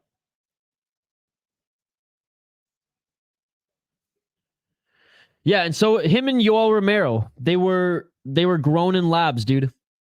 Yao Ming and Yoel Romero, grown in labs. From two communist nations, one side of the world and the other. Yoel Romero from Cuba. Yao Ming from China. One is nice Europeans. Absolutely. Hell yeah, Oregon. Prince George is lethal on the power play. Shout out to the Prince George Cougars. Spent 8 years of my life in Prince George. Had a great time watching the Spruce Kings and the Cougars tear it up every weekend. Junior hockey, Big Bufflin, Dan Hamuse, Willie Mitchell, Zdeno Chara, all spent time with the Prince George Cougars. Oh yeah, they're going to be wearing boxing shorts. All right, I give her dance moves a 1 out of 10. If we're doing this on a stamp Fairtex scale, that is Wonder Girl, but she's making her walk out right now. They crazy. Jaden has got Xiong in this one.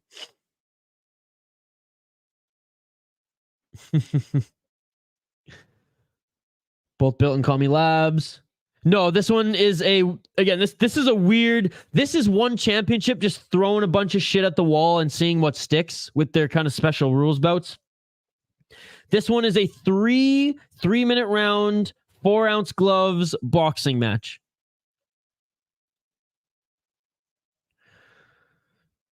I would like to see that too. Unfortunately, we're never going to see a crossover with UFC in one championship.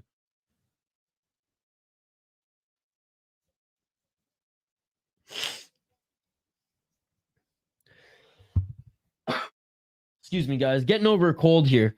Probably should have stuck to the green tea instead of a beer, but it is what it is. She knows if she's a good dancer, she can win over the crowd.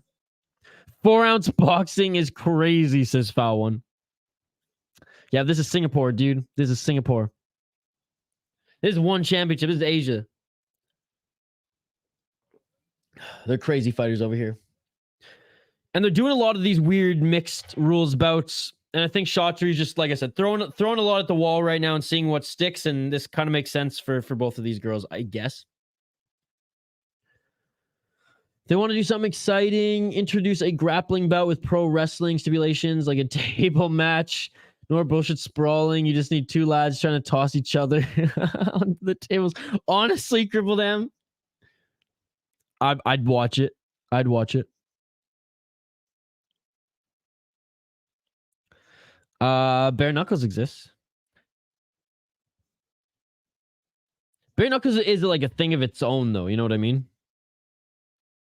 It's its own thing, because in bare knuckle, you're not worried about a high guard pretty much at all, right? You're not blocking much. You're moving more than blocking unless you're in the clinch. Where boxing with gloves, you utilize the gloves for your guard, right? For your high or low guard.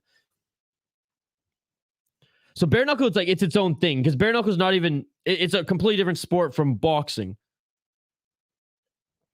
And I love it. Just how like Ice Wars is a completely different sport than hockey. That's how I view the difference between boxing and bare knuckle. All right, walking out is the mixed martial arts champion. I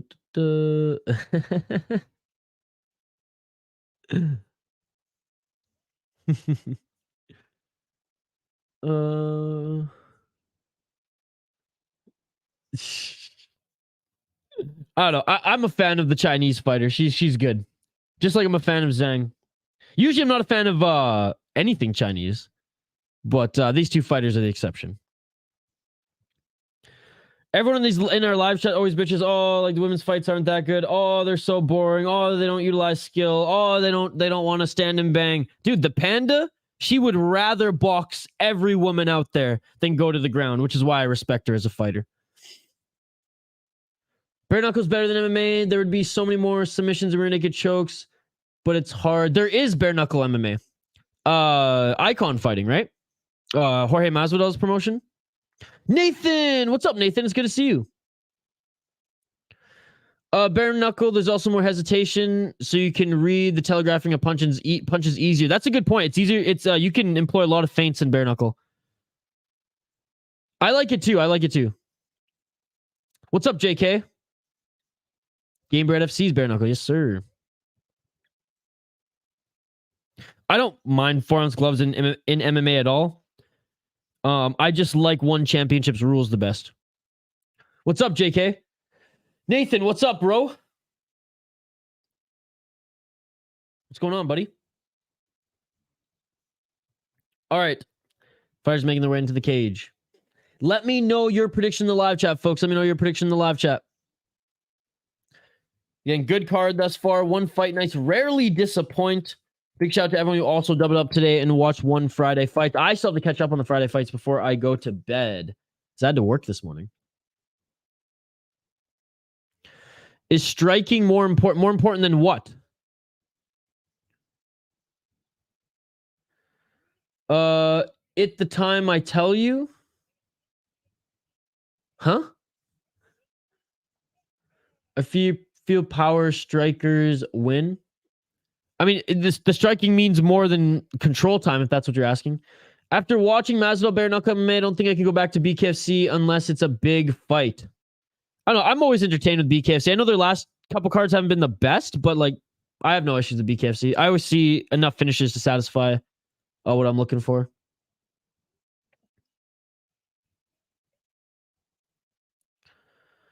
Nice, dude. Hey, shout out to you. Indonesia? That's cool, man. Appreciate you joining.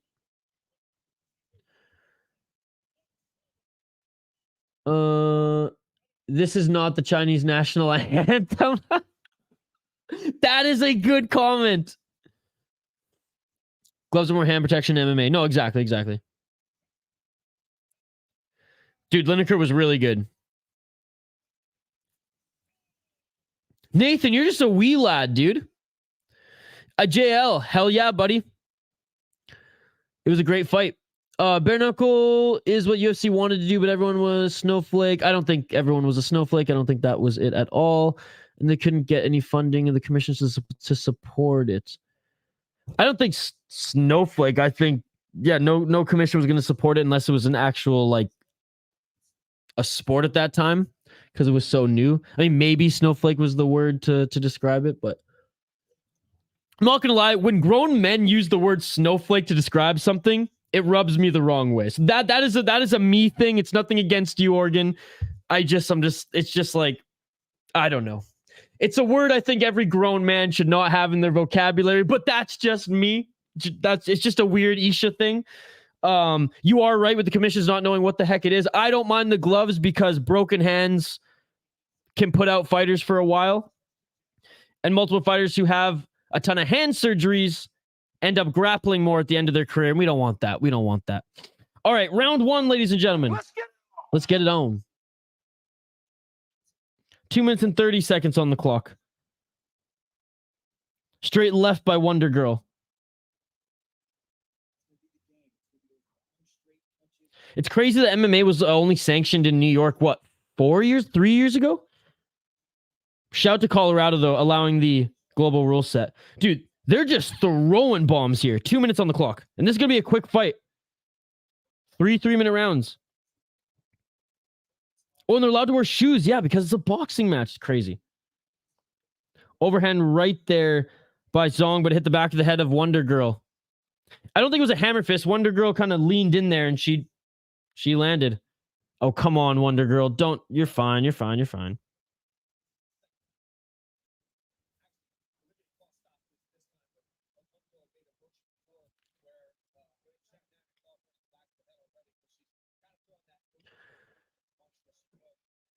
No, I understand what you're saying.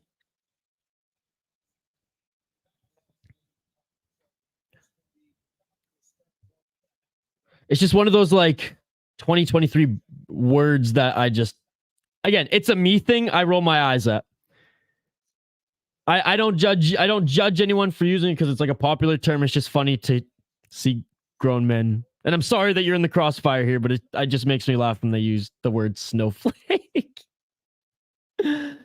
Oh, it's like we have so many better ways to describe, so many more sophisticated and better ways to describe what you're meaning to describe that word. But again, it's a weird Isha thing. It's nothing personal against you. 1 minute and 36 seconds on the clock. Body shot and a right by Wonder Girl. And a counter left there by Xiong. Oh, and a counter left there by Wonder Girl on the entry by Xiong. Wonder Girl's the one moving forward. Xiong throwing those counter lefts. Oh, I guess you are allowed to throw hammer fists, which is why Xiong keeps throwing that. 1 minute on the clock here.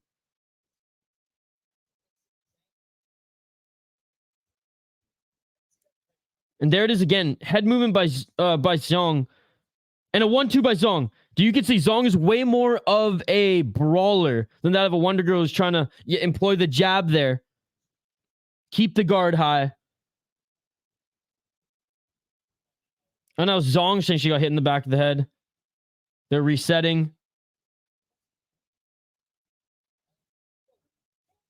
36 seconds on the clock. I mean, I don't blame. This is new for both of them. It's a mixed rules bout. Straight left jab by Wonder Girl. I don't think that got through the guard. There's another overhand. If they're going to allow overhand hammer fist, like, look, the girls are going to get hit in the back of the head. It is what it is. Again, maybe this is something that Chaudhry takes note of as they're trying this out. But they're just thrown in the pocket here. Shots to the body, hooks to the head, each of them. 24 seconds on the clock.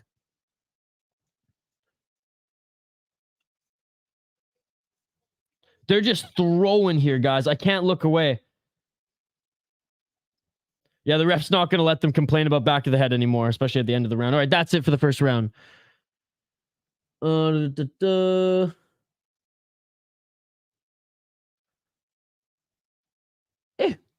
Better. Cowards.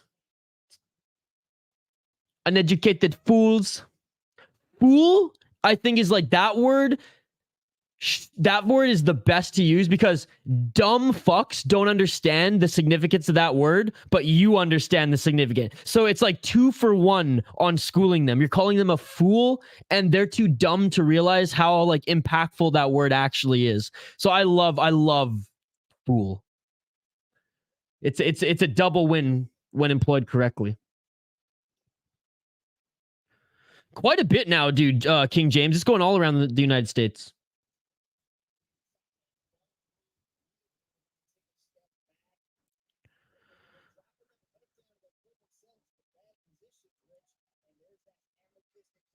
What's the special rules at Muay Thai MMA rounds or something like this? No, it's just 3-minute rounds boxing with 4-ounce gloves. That's it. These girls are banging. They just put their heads down and throw. Of course, they're going to get hit in the back of the head. Yeah, exactly. 10-9 Xiong, but that was just really bad altogether. They keep complaining, but they're both ducking and turning their head to each other. Yeah, absolutely. 2 minutes and 33 seconds on the clock. And again, things, and these women are getting paid for it. Both these women primarily strikers. Wonder Girl, talented Muay Thai fighter. Xiong, the women's 125 MMA champion right now. Overhand right again by Xiong.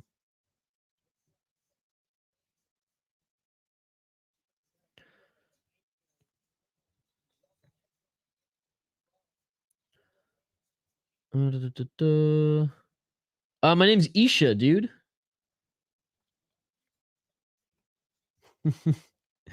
Hey, Jaden brings the comedic relief every stream. My name is Isha. I can yell too, buddy. 1 minute 38 seconds. Oops, sorry, second round here.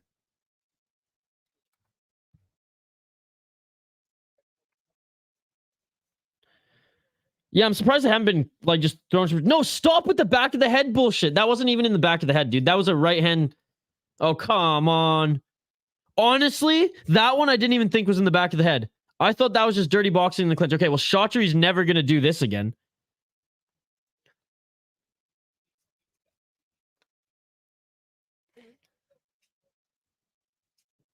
I mean, sure, that's the more accurate way to describe it. How one championship literally was advertising this was a special rules boxing match.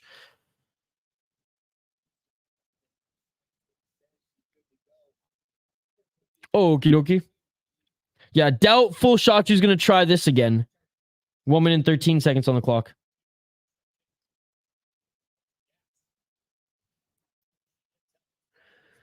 Hey, stop yelling. You're waking up my goldfish. 1 minute on the clock here.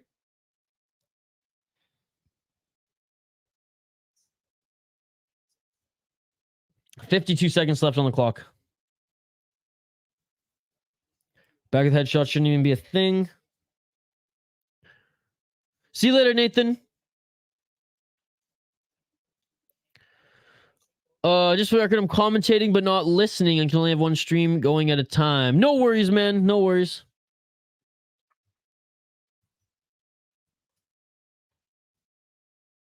And that is it for the second round. Backhead is unavailable. Rule is not the intentional target. JC, stamp all day. I mean, we're fighting here.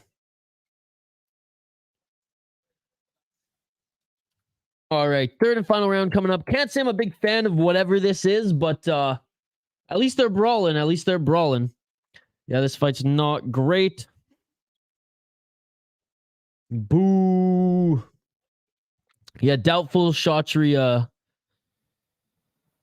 Doubtful Chaudhry tries this again.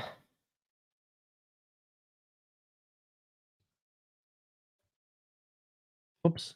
Dupedful Chaudhry. Yeah, whatever. You know what I said. You know what I said. All right, third and final round coming up next year.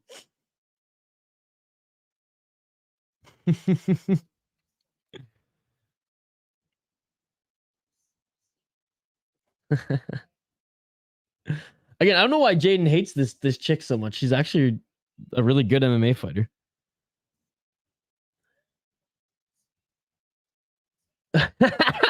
Jules.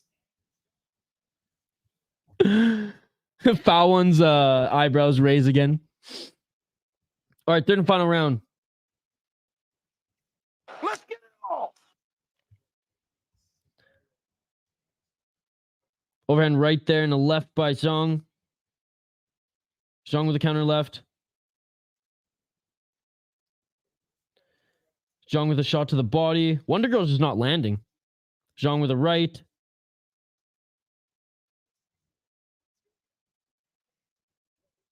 Ooh, left by Xiong. Xiong throwing that big right again. So far, Xiong's landed, and Wonder Girl hasn't really landed anything in this third.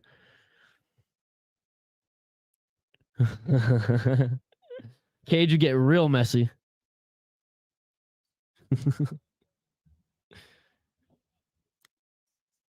Street beefs would probably allow that. A couple fighters have been accused of intentionally oil checking if wrapping up a risk submission. Activate A. It's literally, like I said, it's 3-minute boxing, essentially. Or I guess you could say Muay Thai with no elbows, no kicks, and 3-second clinch.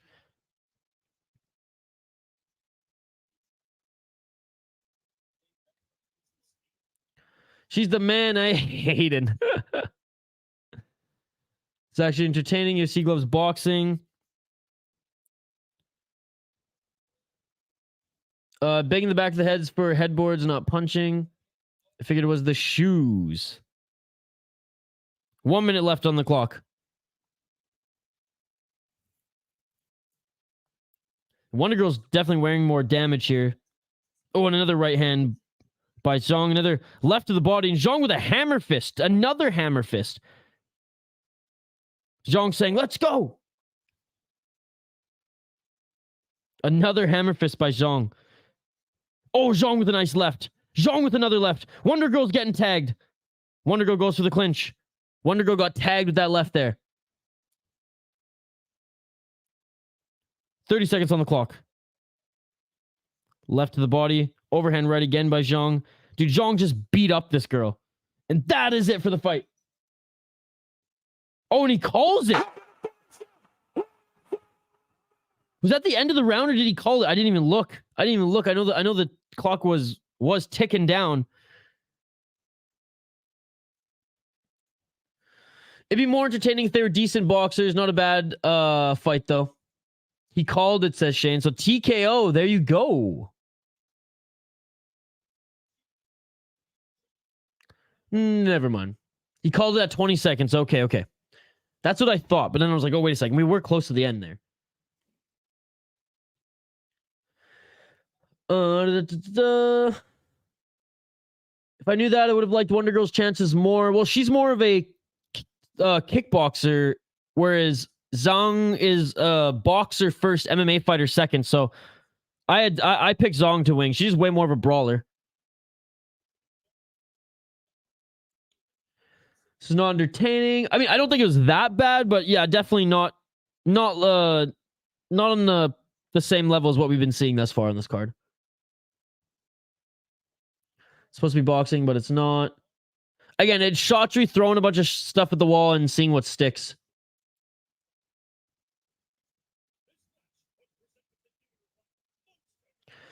Your chat room should get their minds out of the gutter. Oh, wait, I'm part of the chat. Yes, the parlay lives. Called it. Never mind.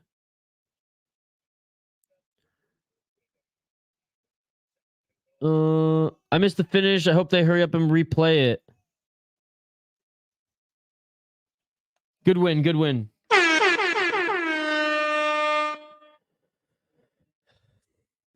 I think it was fine. Honestly, I don't really care. It probably could have gone a little bit more, but Supergirl got tagged 3 times and then kind of just fell backwards into the cage and then a barrage of shots were coming. Honestly, it probably could have gone a little bit longer. There were 20 seconds left in the fight.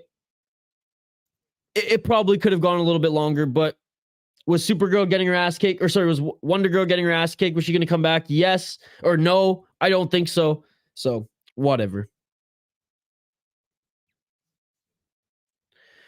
I think the special rules fights is a way for them to test the waters of boxing to see if they would start doing it now or later. I have heard that they want to start doing boxing.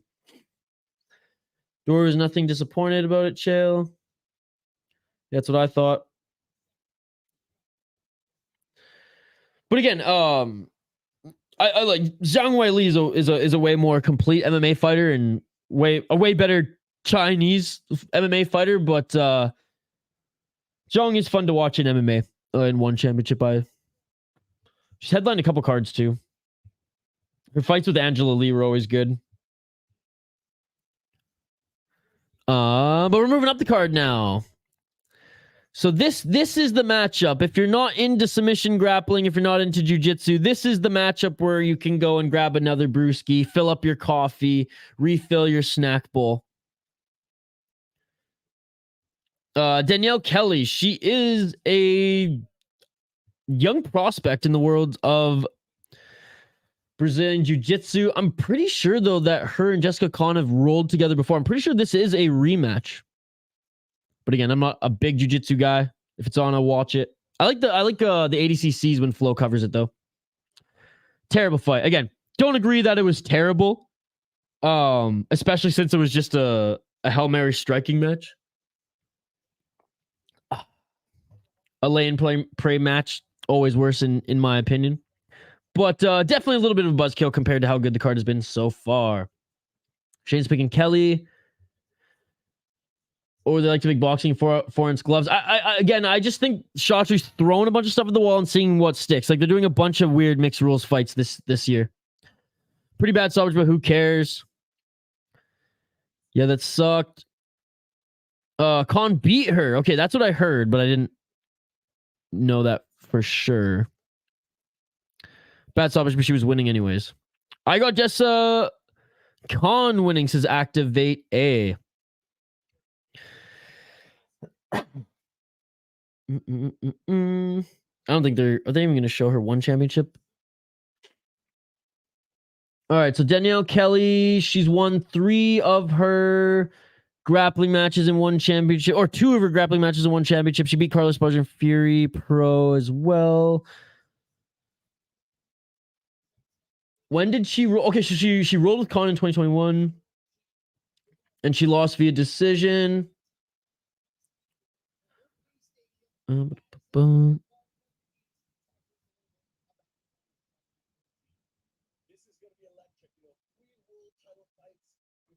Let's take a look. Jessica Khan, 21 years old, man. Crazy.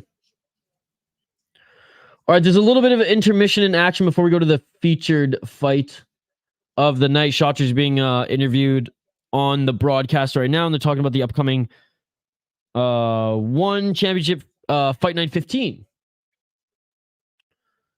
Let's see if there's any other names here. Oh, she got an arm lock in the Absolute Grand Prix.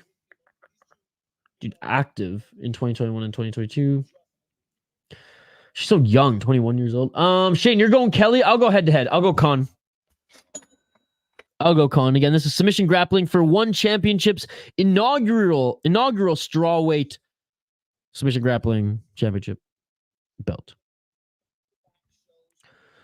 They were just talking about it. Danielle Kelly seems kind of fraudulent, honestly. Most of her wins against MMA fighters.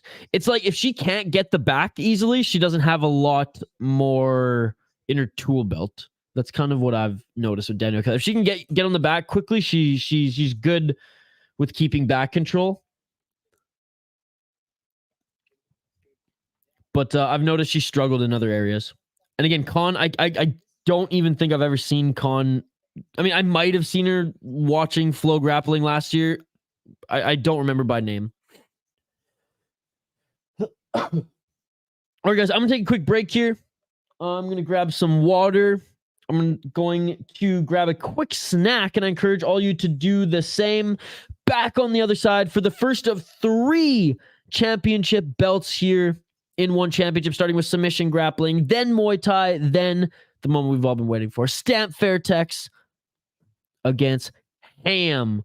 And we're going to go ham for that one, folks. Back on the other side, live play-by-play commentary, reaction, and interaction with all you amazing folks in the live chat. Smash that like button if you haven't already. We're trying to get to 40 likes on the video. I have no idea where we're at now. But if all 34 of you smash that like button, we will definitely get close to that. Vote in the poll question if you haven't already. And again, subscribe, ring that bell for notifications so you never miss an upload, so you never miss a live stream. Back on the other side for the first of 3 women's championship combat sports. I was going to say matches. 2 fights in 1 match. Back on the other side. Don't go anywhere. Like and subscribe. 3 more fights left on this card, folks, 4 championship belts. One Fight Night 14 Stamp vs. Ham live here on the City Life Project YouTube channel. We'll see you in 2 minutes. Let's go.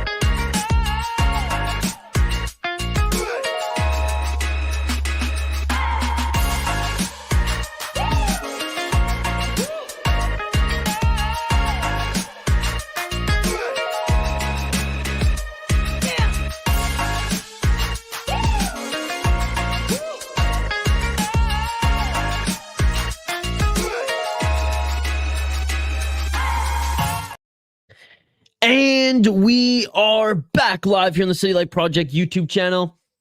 We have the final 3 fights of this card, ladies and gentlemen, starting with the first championship on the line here, the inaugural atom weight belt. I know it's a straw weight here. It's actually atom weight. Jessa Khan up against Danielle Kelly. I know Danielle Kelly's been making the media tours. She's, the next American, jiu-jitsu practitioner. But Jessa Khan has beat her already. Jessa Khan is younger. Jessa Khan just won a world championship this year as well. So this is going to be a fun one if you're into jiu-jitsu. At least I hope this is going to be a fun one. And you know what? I'm going with Jessa Khan. She beat her once. Danielle Kelly, explosive in her first fight and won championship. Easy win, but again, against former MMA fighters rather than pure jiu-jitsu practitioners as well. Her last win was fine. Nothing impressive. Went unanimous decision. If she can't get the back early, it's not that I'll say she struggles. She seems uncomfortable there when she can't just get the back take and just continue to fight for the rear naked choke. So I'm going to give it to Jessa Khan. Don't know anything about Jessa Khan, but I'll go against the grain on this one. I'm pretty sure Shane picked Kelly. So for the sake of our beer bet, Shane, let's go head to head. Let me know your thoughts in the live chat as well. If you guys are new to the channel, we do live play-by-play commentary, reaction, and interaction with all you amazing folks in the live chat. So don't forget to like and subscribe. Don't forget to get your comments in the live chat. And don't forget to vote in the poll question as well. Oh, yeah, Zach. Absolutely. Absolutely. Amanda Nunes, best female MMA fighter that we've seen yet. Ham is going to win. Ham's going to go Ham. I think Ham has a chance. That one is tough. I do think it goes the distance. I think Stamp will take it. She's won a controversial decision before, but that was in Muay Thai, and that was in Thailand. Mind you, she was against another Thai girl. Oh no, that was kickboxing. 1 sec. All right, making their walkouts now. Amazon Beyond Streams hard to find.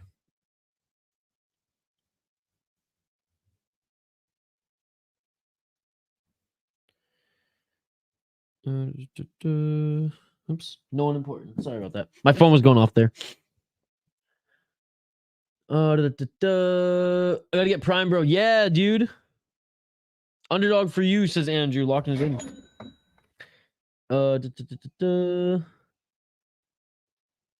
They don't make you verify student ID. Oh, dude, yeah, sign up as a student. Let's go. Kelly's beat pure grapplers. What are you talking about? Well, not in one championship. That's what I'm saying. In her last few fights, or I don't mean overall, dude. I'm not saying overall. I'm saying in one championship, and that's where I've primarily watched her. And she's tore through former MMA fighters.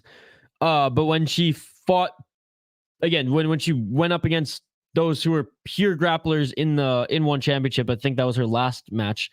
When she wasn't able to get the back easily in like her first or second like blitz attempt in like the first 2 minutes, she panicked quite a bit. She ended up winning, credit to her, but didn't look clean. And again, I'm going against the grain on this one. Everyone thinks Kelly's gonna win. I'm going with Activate A. Khan has a win over her already. Let's go, baby. Make it 2-0. Lineker's taking his belt back. Kelly is a beast. Yeah, she's good. She's good. But she lost to this chick already. I think Kelly got it in the bag. Andrade is not Andrade is fighting Haggerty in kickboxing next. Or is it Muay Thai? I forget. Seattle's beating up Texas tonight. 3-0, gonna be 4-0.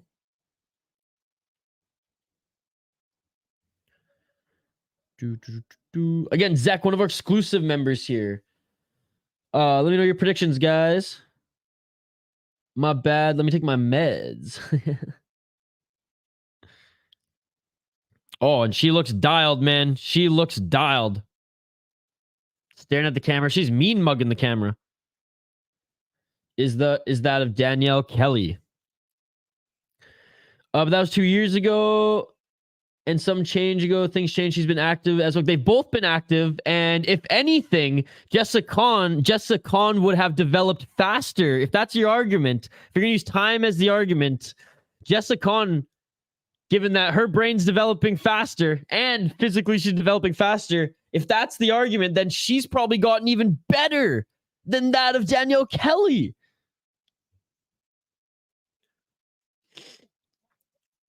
Oh, he's not ducking Lineker, JL. Okay, this is the most JL comment ever. See, JL, this is why you're trolling, dude. It's when you make comments like this, when like not even seeped in any sort of fact at all. You're just saying things to be the contrarian. You know, JL, you're maybe you're not a smart MMA fan. I know, maybe I'm giving you too much credit. I say every time you're a smart MMA fan. And I try to paint you as a smart MMA fan to the chat here because, quite frankly, I believe you are. But at the end of the day, I also believe you're a troll. And you know that fight was signed months ago, dude. You know that was pushed forward because of some drama, or not drama, because of some incidents with Haggerty. JL, you're a smart MMA fan, dude. Why are you doing this to yourself? Why? I feel like you're painting yourself in a poor picture to the chat here, dude. I'm trying to throw you a bone, JL. I'm really trying. Jay's won now this game. But anyways, I do like Lineker fighting for the title again. I am excited for that, JL. I will say that. Just finished work for the week. What's poppin'? What's up, Curtis Clark? Happy weekend, my man. I saw she was mean mugging the camera. Just can pick, no bet though. Just finished work. I'm in a pissy mood. I'm sorry to come after you then when you're in a pissy mood. Has only one fight in 2023 and 2 in 2022. A bevy walked in the way with his coffee. He didn't realize Kelly was walking. Oh, I didn't see a bevy there. That's hilarious. I got Khan. I just saw her mean mugging the camera. I didn't know that was the reason. That's hilarious. I'll be scared fighting Lineker if he looks completely different. Kelly's been a bit more active than Khan. I'm talking bias. I'm not talking serious. Okay, I got you. I do like Lineker too, dude. I'm on the same page. He's fun to watch. And then Drodge again. Shotri offering him this weird fight. Not even weird, just offering him a kickboxing. Again, I forget if it's Muay Thai or kickboxing, guys. I'm sorry. Offering him a non-MMA striking match in one championship. And he's gonna get paid for it. They're gonna get eyes. It's gonna be a pretty big event. F for the Seattle. D. Kelly is a beauty, says Logan. What's up, Logan? Khan has only had one match in the last 2 years. Is that according to Tapology? Because Tapology doesn't necessarily cover accurately BJJ. But if that's the case, you're on some. Again, Oregon, I really don't give a shit, dude, at all. I'm literally picking the opposite of Shane because we have beer bets every single stream. So you're probably right, dude. I'll concede. You're right. I'm wrong. But anyways, there you go. Oregon's right. Isha's wrong. Round one. Only round in this 10-minute fight here. And already pulling guard, jumping for guard here. What's up, Jay Herbo? A little late to the party. Great to see you. Hell yeah, Curtis. We might stream it as long as PFL is not also broadcasting. I can't believe Wonder Girl lost. I can. I picked her to lose, and she lost. I'm just saying, man, and the girls she grappled only had one match. Like I said, and I'm just saying, man, you're right. I'm wrong. 9 minutes on the clock. Canon World Tournaments in 2023. She was very active. Apparently she wasn't. I was wondering why the ladies were dressed as grappling. Yeah. 8 minutes and 40 seconds on the clock. And Kelly pushing Khan up against the cage as Khan jumped to pull guard there.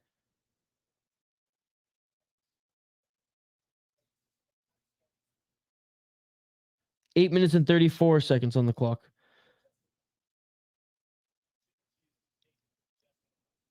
8 minutes and 20 seconds. Yeah, I ultimately... I have never seen Khan grapple once. Seen Kelly grapple one championship. Pick Khan to go against Shane in the beer bet. And let's go, as now she's picking an ankle. Drop to the ground here. In the guard of Khan is Kelly. 8 minutes on the clock. 8:05. It's weird seeing grappling in a cage, man. Every time I watch one, it's so weird. It's so weird. 7 minutes, 53 seconds on the clock. Kelly burning her leg standing like this. 7 minutes and 48 seconds. And Khan now going for the heel. Let's go.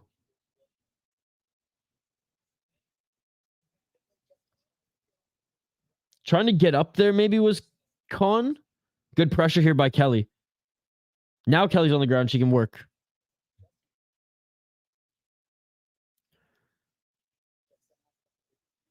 Trying to slide into half guard.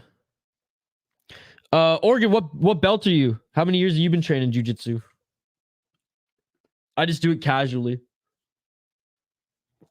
Open rolls and things like that. Don't have the money or time to do it full time, but it's a lot of fun. It's a puzzle for the brain and the body. That's why I love it. 6 minutes and 55 seconds on the clock.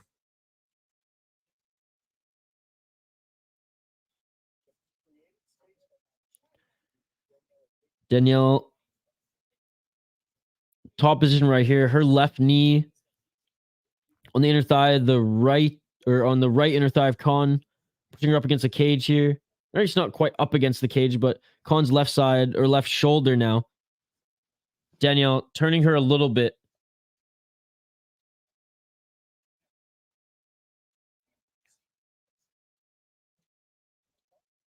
And there, Khan, with the attempt to get into the top position there, kind of push Kelly off of her. And Khan looked to get the top position there, and she gets the back take. An explosive back take by Khan there. Almost fainted, or almost faked a transition into side control, and instead just hopped right on the back. That was a beautiful blitz by Khan. Khan with the double hooks in. Doesn't have the body triangle yet. Already fighting the hands of Kelly. 5 minutes and 47 seconds. No catch has been called. Okay, the body triangle is secured here. And rolling is Kelly. Rolling with her is Khan. 5 minutes and 36 seconds on the clock here. Phone sleep spoke too soon. Trying to get that right arm under the chin here, but Kelly, good job fighting the hands. Body triangle isn't secured too much because the heel side, the foot side was up against the mat, and Khan looking to readjust here.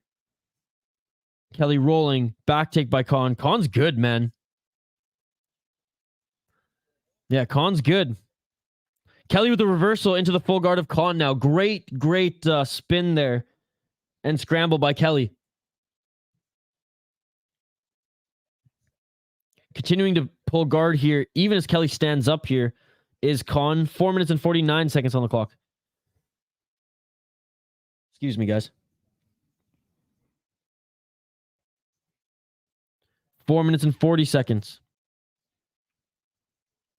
And again, how it's scored in one championship is whoever gets the most catches, so legitimate submission attempts that, you know, the referee will yell catch, and or who is more aggressive. Typical one championship rules. Yeah, great match, back and forth. 4 minutes and 18 seconds. And Kelly was going for the knee bar. Kelly was threatening there with the knee bar. She's got an ankle here. And there's a catch. There's a catch called for Danielle Kelly. She's up right now in this match. 4 minutes on the clock. 1 catch to none for Kelly here with the knee bar attempt. And she's still got the ankle. They're rolling close to the cage, so not a lot of room to roll there. Khan grabbing the left foot of Kelly. But now Kelly's up 1 catch to none here. In a match where, up until that point, you can make the argument that she was losing based on what Khan did so far. But again, Kelly secured the victory. Or sorry, secured being up thus far with that catch. And they're jockeying for position here. 3 minutes and 22 seconds. Khan now on her knees here, hand fighting. Khan with the left hand on the right ankle of Kelly.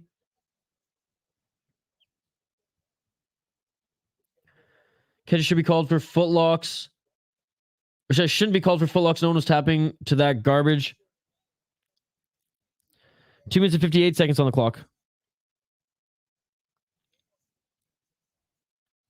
Pulling guard again in the air is Khan. 2 minutes and 55 seconds on the clock. Well, now it is 1-0 for Kelly because she got the catch.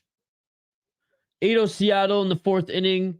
6 hits in the inning from JP Crawford. 2 minutes and 30 seconds on the clock.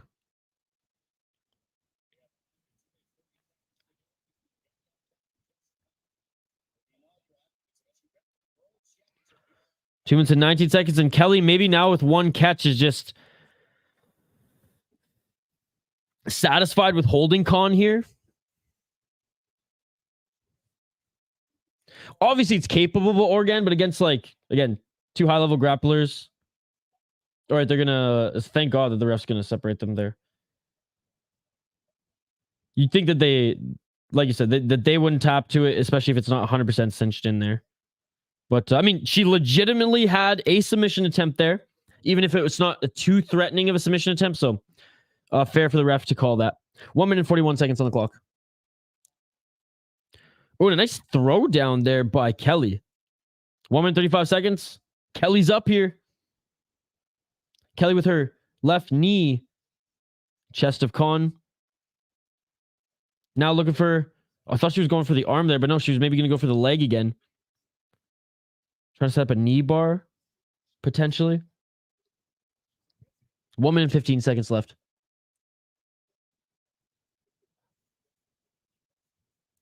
In my opinion, footlock is a cheap way of winning. Though I shouldn't have gotten involved. This is grappling, not MMA. Well, again, the rules in Dirty Hippos, they have to keep the action going because how they score it is, again, by obviously catches, but also who is more aggressive. But Kelly's got this one. I don't mind that there because Kelly was not trying to advance position at all. I do get it though. It's jiu-jitsu. You kind of have to let things go, but let things transpire as they are. But in a 10-minute match, it's different than, traditional ADCC or IBJJF, and they want to keep the action going. So I understand it, and I understand why they do it here.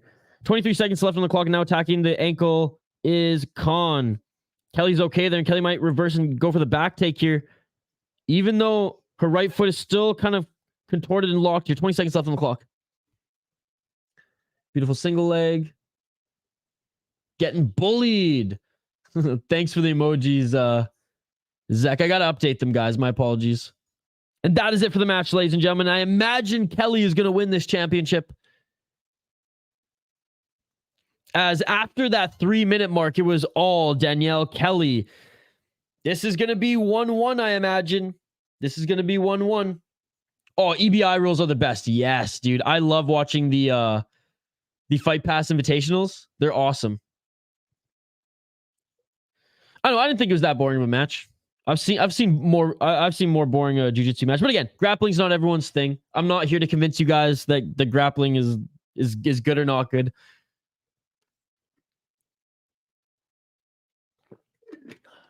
Kelly got it all day, baby. Yep, she knows it too.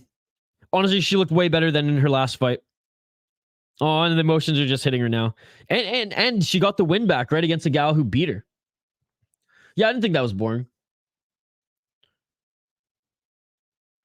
Only 10-minute match, too. No, EBIs are awesome, dude. I love the Fight Pass Invitationals. Those are so much fun. And we get a ton of people. When we stream Fight Pass Invitationals, we had like 400 people in one of our live chats. It was nuts. We got a ton of angry people saying, why aren't you showing the fights? Like, go get Fight Pass, you plebs.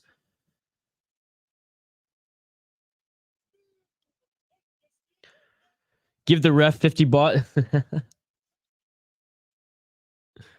Danielle Kelly is the champion of the world. Inaugural atomweight champion in one championship, ladies and gentlemen. Good display of respect, Danielle Kelly, to the team of her opponent. Her coach is just running around the cage. Hey, USA's got another jiu-jitsu player here. Oh, for calling for more action. This is on Amazon Prime. Yes, it is. Yes, it is. It was very active, a lot of back and forth. It was a good match for grappling. I did like the ref separated there because I just knew Kelly was just going to stay there. She's like, I'm up in this match. Like, I don't have to risk or do anything. So I liked how the ref realized that quickly. Let's go USA. Did Khan get any catches? She had one of Kelly's legs at one point. No, she didn't. The ref called the catch for Kelly. The belt looks ridiculous on an atomweight, right? It looks ridiculous on Demetrius Johnson, and equally looks as ridiculous on an atomweight. AJJ for the win. What is he doing putting the belt on her for the announcer? Shotri got to make everything about him. Dude, that's Shotri for you. Shotri's like, this is my league, baby. I slept on the floor while going to Harvard. My mom was in the bed and I ate ramen noodles. My name's Shotri, motherfucker. I built this shit. All right, co-main event of the evening coming up next here, ladies and gentlemen. At least the grappling matches like go by quick. 10 minutes, right? Less than a full MMA fight. Sometimes they're... I mean, honestly, I haven't seen a really boring MMA or grappling match in one championship yet. And I'm talking like bad. I haven't seen, there's some that haven't been too exciting. The Ruotolo brothers are... That's the thing, one championship, they don't put scrubs in for submission grappling because you can't. No one's going to watch. Now, a lot of like the Muay Thai kickboxing fans that I'm tight with on Twitter, like they think this is an absolute disgrace. But they're funny like that. They don't even like MMA though.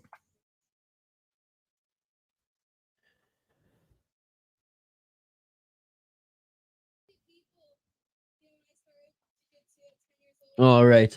So just being interviewed after her win is Danielle Kelly, and again, a great win to her, the inaugural atomweight champion in one championship submission grappling division. Next, we have Muay Thai, baby. The final Muay Thai fight on this card. And I don't care if it's female or male Muay Thai, you know it's always going to be a banger.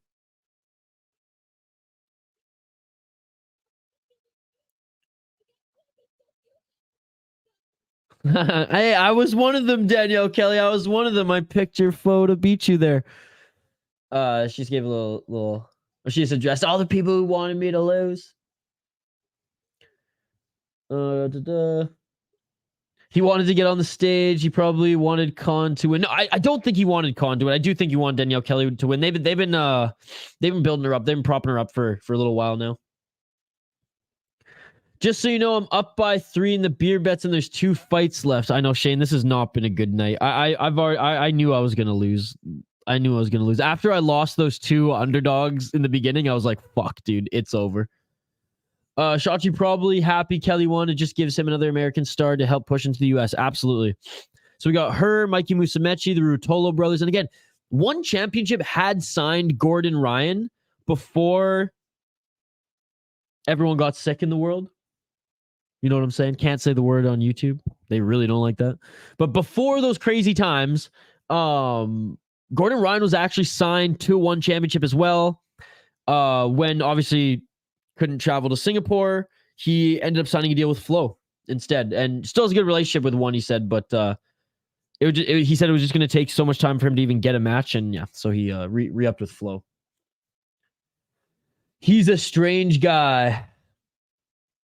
He is. Like, I give him a lot of credit for what he's doing with one championship. He has built something special here, but yeah, he is a weird guy. Like, I hate that he's going after K1 now. It's just like, dude, he's like, yeah, we want to make K1 fold. We want to be the biggest, kickboxing and Muay Thai promotion out there. It's just like, dude, like, no, don't go full Dana White.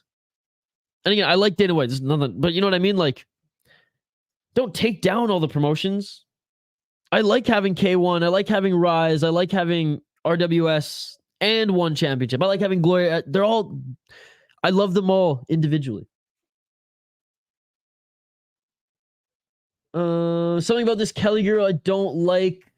Feel probably because when she does interviews, she seems like a douche. Yeah, she is pretty overconfident, or pretty confident there. I shouldn't say overconfident. She just won a belt. When Kelly got her back taken, I was sure it was over, but then she reversed. I don't know how that was boring. Uncle Dana, a G. Yeah, dude. Dana White, Gary Bettman. They get so much flack, but I do think that they're the best sports commissioners in our lifetime for millennials and whatever the fuck the generation is called under us. I forget. They like Gary Bettman has grown hockey in the time that he's been commissioner more than anybody else ever. And he has he grown it globally as much as like Dana White's grown the UFC? No, but that's just because the IOC are a bunch of dicks and they won't allow NHL players in the Olympics. But that's a whole other story. Dana White on the MMA side, dude, people call MMA UFC. Like there's a whole group of MMA fans who are casuals. It's crazy. One is awesome. I love that they mix up the rules. It makes things interesting. I just like how it's a martial arts. It's truly a mixed martial arts promotion in that it has mixed martial arts and other martial arts. And again, before I did soccer as a kid, before I did was it like hockey and all those things, I did martial arts. That was my thing. So I just always liked that. You know, before my parents let me watch Simpsons or Family Guy, they let me watch martial arts movies. Like I wasn't allowed to watch like PG-13 movies as a kid. And I'm talking like 8, 9, 10. But they let me watch martial arts movies and like The Matrix because there was fighting in it and things like that. So like I've always loved fighting. My dad used to wake me up as a kid to watch Pride FC events live when he somehow like hacked his cable to be able to somehow get Fuji TV. So that's why Pride's super nostalgic for me, and I absolutely love it.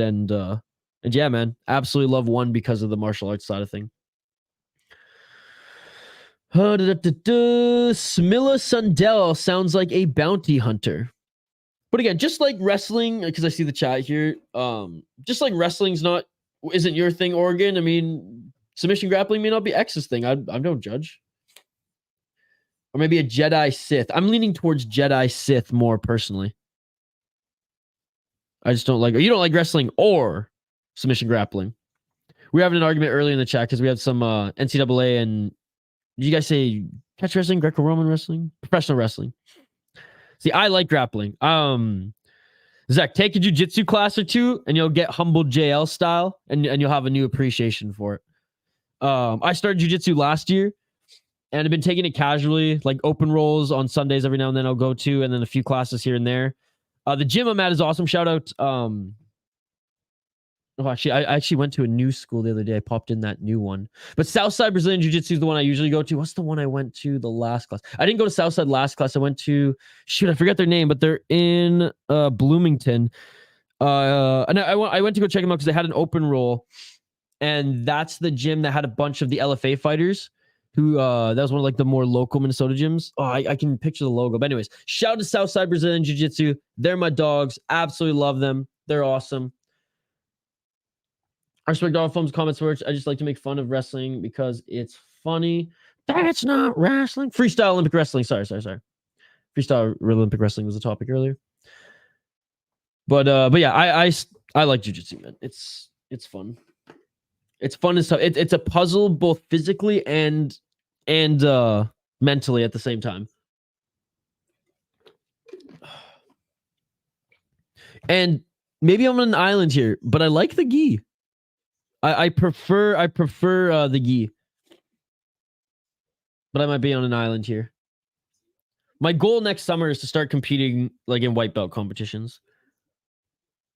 Because what's the point of training if I guess you could train to get in shape and if you love the art, but especially jiu-jitsu, what's the point of training and rolling with all these guys and gals who most of them are, I mean, everyone in my class is better than me. If you can't put it to the test, right? I like watching heads get smashed and that as the Daggies would say. Oh, fair enough. Put your ass on the splattle. Fair enough, dude. Fair enough.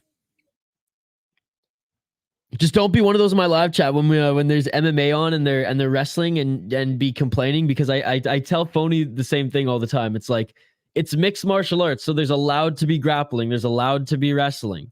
If you don't want to watch it, watch Muay Thai and kickboxing instead, because you're not gonna get that. You're not gonna get that wrestling. Honestly, man, I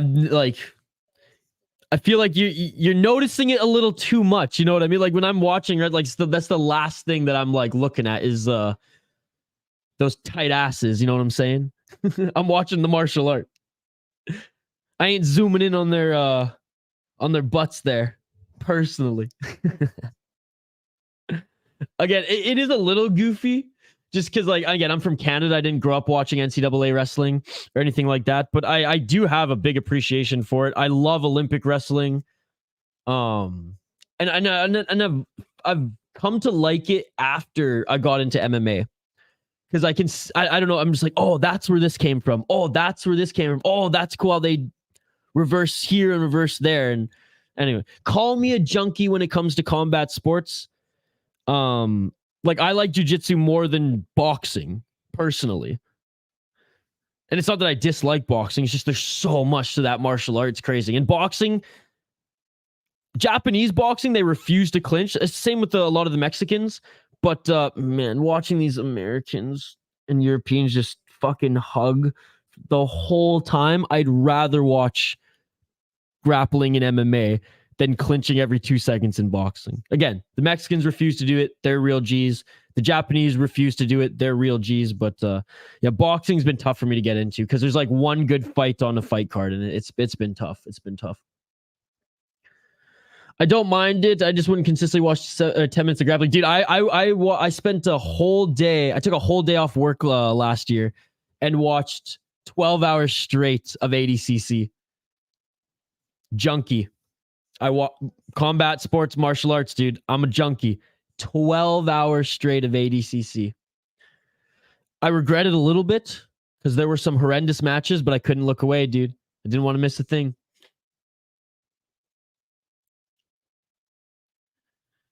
I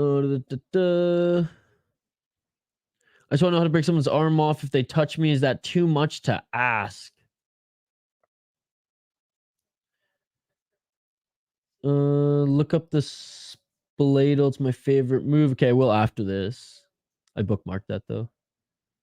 Not really into boxing. Look, a good boxing match is unbelievable. Like the Inoue fight earlier this year. Valdez and Nutavara. Unbelievable fight. You'd be on a rope. No, I was a good wrestler in high school. I watched Jordan Burrow, Kyle Dick, and all of them. I just couldn't do it. The spandex was embarrassed to compete in front of girls in my town. Fair enough, dude. It was made fun of. Well, that sucks. That sucks. Well, that's on the assholes, not the sport, dude.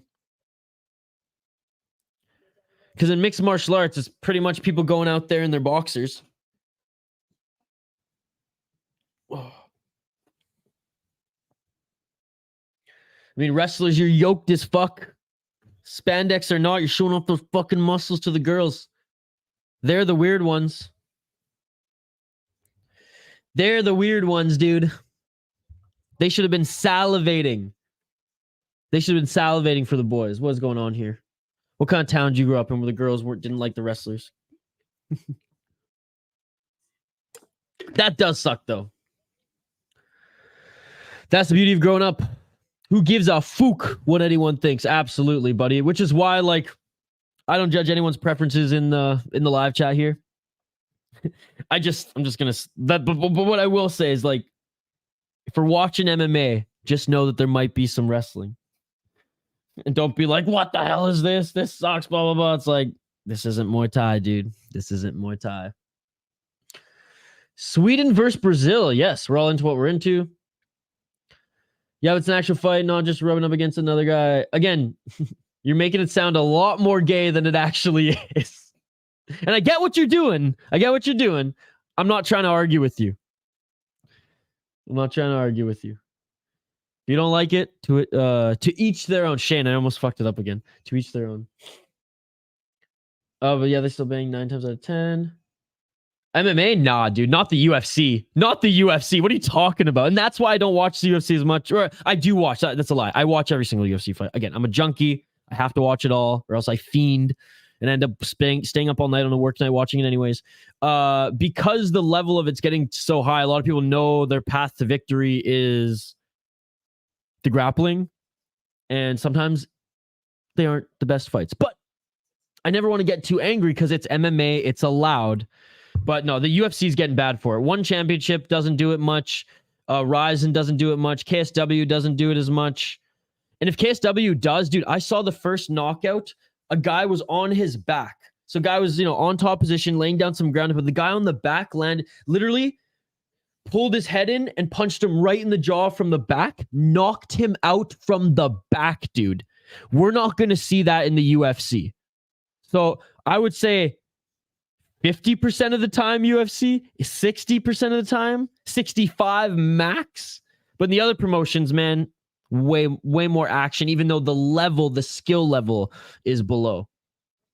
I just mean in general. Got you. You still see striking. No, I know, but I'm just saying, for those who complain, who watch MMA and are like, oh, grappling sucks, blah, blah, blah. It's like, don't watch MMA. Watch Muay Thai and kickboxing. Opposed to pure grappling. Yeah, and again, I'm the psycho who watches 12 hours of flow grappling. My town was a little hood, so that shit was made fun of. That's all. Okay, fair enough. No, I like wrestling. I'm a fan of Bo Nickel. I don't dislike it. I'm just saying that's why I was looked at in my town. Oh, fair enough, dude. And that sucks. Yeah, Minnesota. What's his name? Why do I keep forgetting his name? The Gopher, the big Gopher, who he just got out of his contract with WWE, and I know Dana White straight up was quoted saying that if this guy learns striking, we will be interested in bringing him to the UFC. Stevenson. Gable Stevenson? Is that his name?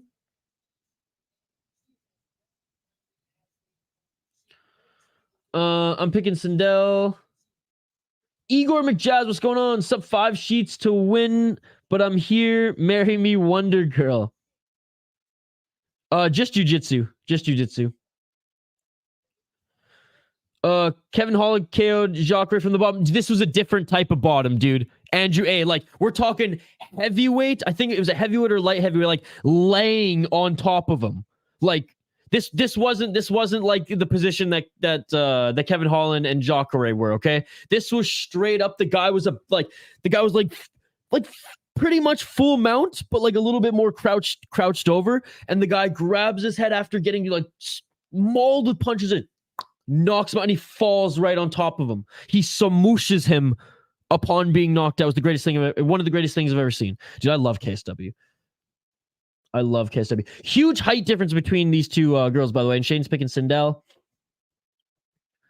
Like I said, Charles Oliveira is my top 3, but he's still a good-ass striker. See, well, you're one of the few guys who like the mixing of the martial arts. True, that's what's up. Look, I would like to do striking, and I mean, I got some gloves. My roommate wants to go out and spar every now and then. I'm down. I get knocked out really easily, though. I got a weak chin. I think I don't know what happened when I was a kid, but like I damaged my jaw somehow. Might have been fighting, actually, because I did fighting competitions when I was a kid. I don't know what happened. So now, like, I just get knocked out easy. My jaw, like, I don't know if it like pinches the nerve or whatever that's there, but like, yeah. So doesn't take a lot to knock out Isha, so it's easier to compete in jiu-jitsu. All I train is Muay Thai. That's badass as fuck, dude. Love that shit. I would love to do Muay Thai, and I love sparring, but again, I just like every time I spar, I get knocked out. So, but MMA is my preference. We're watching really, so I'd way rather watch Muay Thai all day, every day.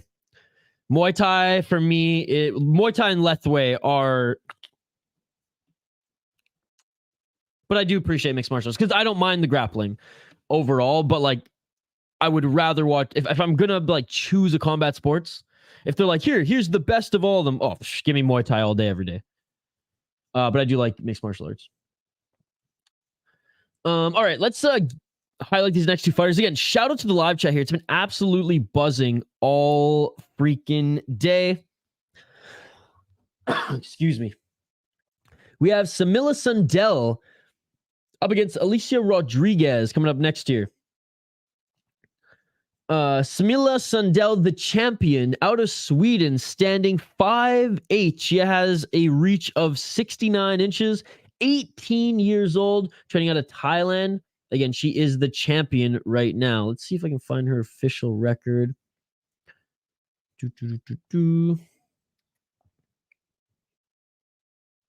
Whoops, did I write main event here? I meant co-main event.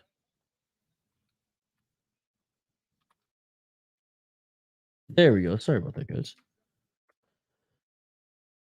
So engaged in conversation. Didn't even notice the ticker on the bottom of the screen. The Swedes got this. You combine both. You turn into a machine. Now jiu-jitsu. Suck, yo. Pretty good use to train Muay Thai. Thinking about starting again. Sick, not suck. Jiu-jitsu sick. Dude, it's hard, man. It humbles you. I'll tell you that much. It humbles you. Like, obviously, striking sports humble you too, because when you get knocked out, it's like, all right. But I get knocked out like I said, every time I spar. I got knocked out more times than I can count. 20 or 39 total kick. 39 fights for the champion here who just entered the cage. 33 wins. 21 of her wins have been by knockout, 5 losses. So she is 33-5 is the champion. 21 knockouts in 33 wins. This is why I love women's Muay Thai. 33 wins, 21 knockouts. You're not going to find that in women's MMA, baby. You're not going to find that in women's MMA again, unless you're Amanda Nunes. Her opponent, Allycia Rodrigues, the challenger, 24 years of age, out of Phuket, Thailand. Shane, I've already lost the beer bet, but I will give my pick. Allycia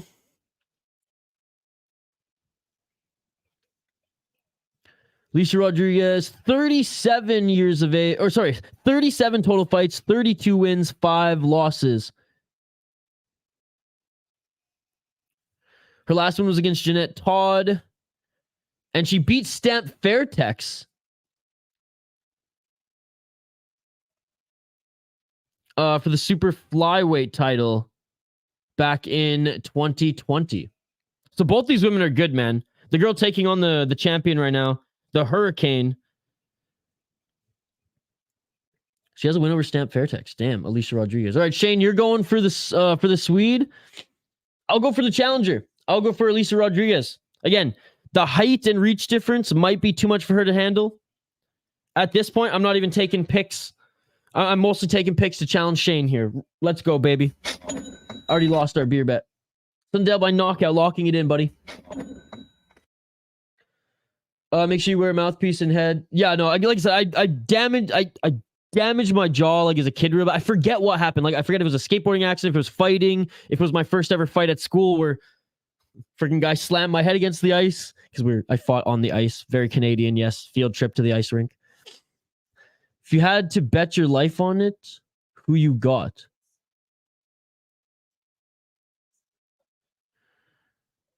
I just have a weak chin, dude. I just have a weak chin. Or maybe people hit me too hard. I don't know. I grew up in a small town too, so we hit each other hard when the beers were flowing back in high school too. All right, round 1, ladies and gentlemen, for the title. Let's get it on. 5-round Muay Thai fight here.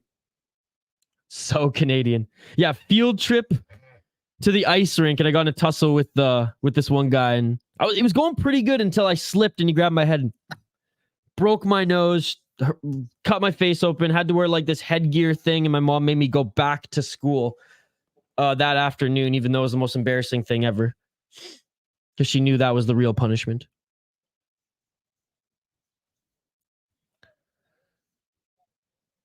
Two minutes and 21 seconds on the clock. Nice body shot here by Rodrigues. 2 minutes and 18 seconds.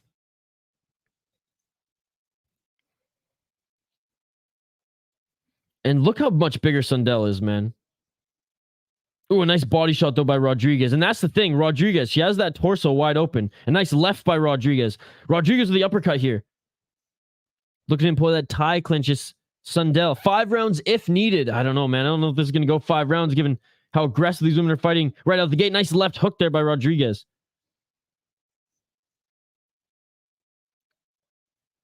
1 minute 44 seconds. Nice left hook there by Rodrigues. Nice right by Rodrigues.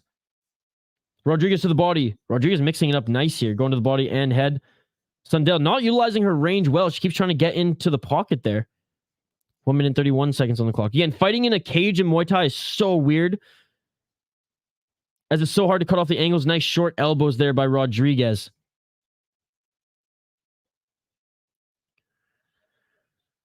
Damn, you had to wear headgear after school. Losing fights. That must have been rough. Yeah. Yeah, it was rough.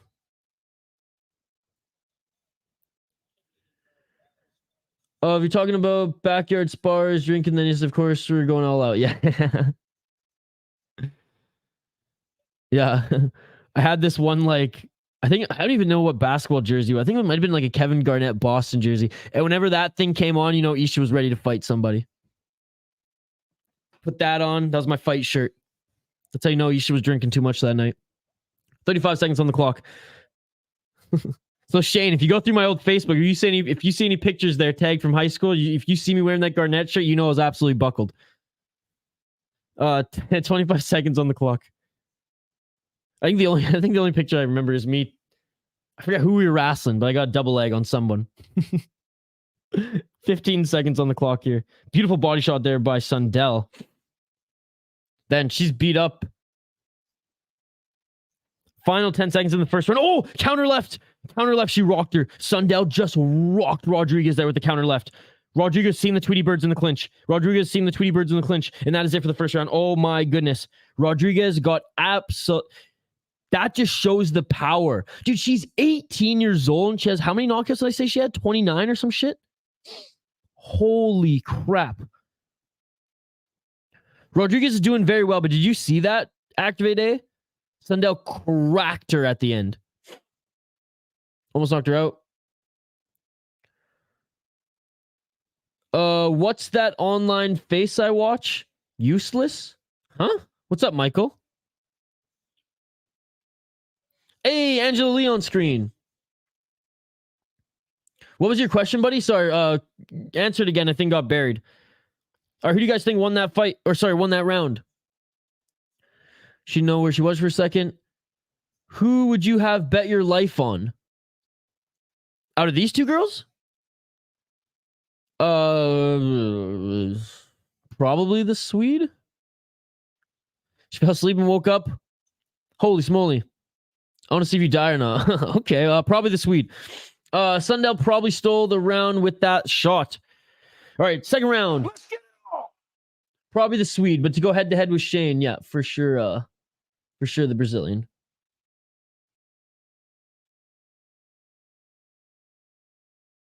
And Sundell with the body kick. Dude, Sundell's 18, man. Like imagine like in like 2-3 more years.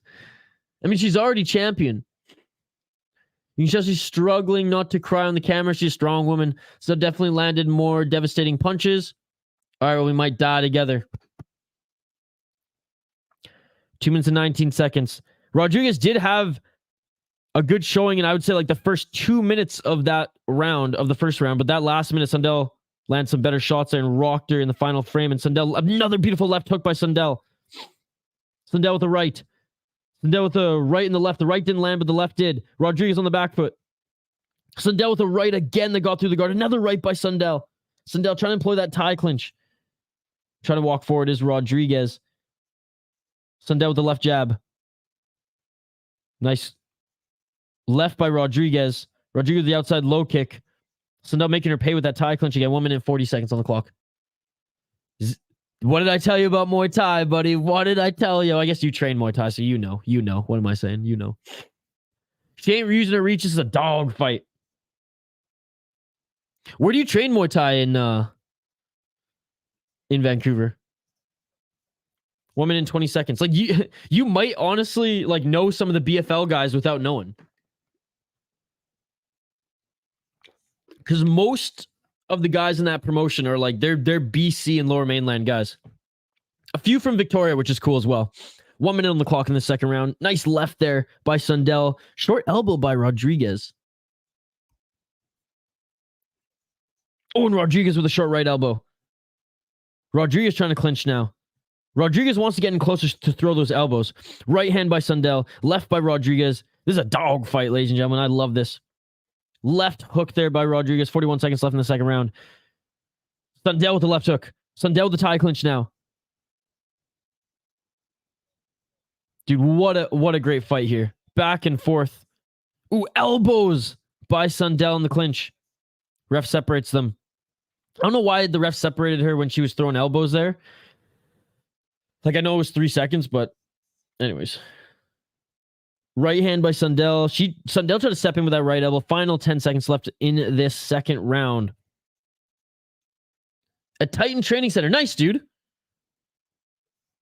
I am familiar. I've never been there, but like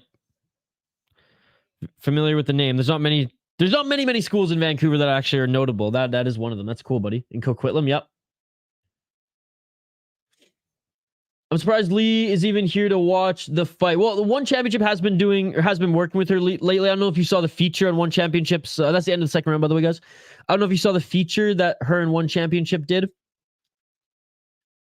Her speaking out about her sister, about her own struggles and things like that. Excuse me. I got a 2018 Sundell. Me too. Sundell's going to gas out if she doesn't start picking her shots better.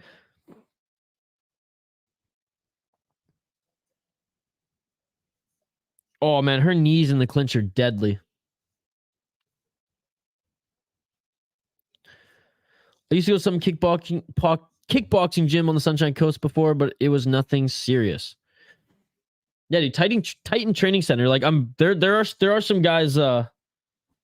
I think my buddy Ian used to train there. Like, he's not a fighter by any means, but some of his friends are. He's an athlete. He's a rugby guy. Never made Team Canada, but like that was an aspiration for him. But just like a freak of an athlete. Like, he looks like Almeida, like except a pasty white version. And he's done some kickboxing out of that gym. Now, Sundell's a ridiculous gas tank, and she's also 18 years old. All right, round 3. Let's get it.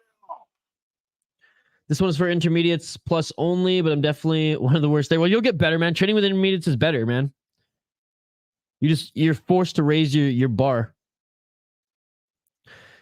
Yeah, she took her own life, unfortunately. Charles Barkley. And Angela Lee actually tried to do the same, I think it was 2 years earlier. That car crash of hers was, she opened up and saying it was intentional. 2 minutes on the clock. Left by Sundell. Oh, and a left and a right. But Charles, that whole feature, that it's only like an 8-minute feature that One Championship did with her. It's really good, you know. It's from the heart, you know. It's one of those features, and I highly recommend it if you want to know more about the story. 1 minute 41 seconds. Yeah, Rodrigues, man, she slowed down so much after getting rocked at the end of the first. Completely different fighter. Now, she is still pushing forward and trying to land those short elbows in the clinch. But Sundell is seemingly controlling it. Her left hook is clean. 1 minute and 18 seconds. Nice left by Sundell. Again, big shout out to everyone watching. Smash that like button if you haven't already. We're trying to get to 40 likes on the video.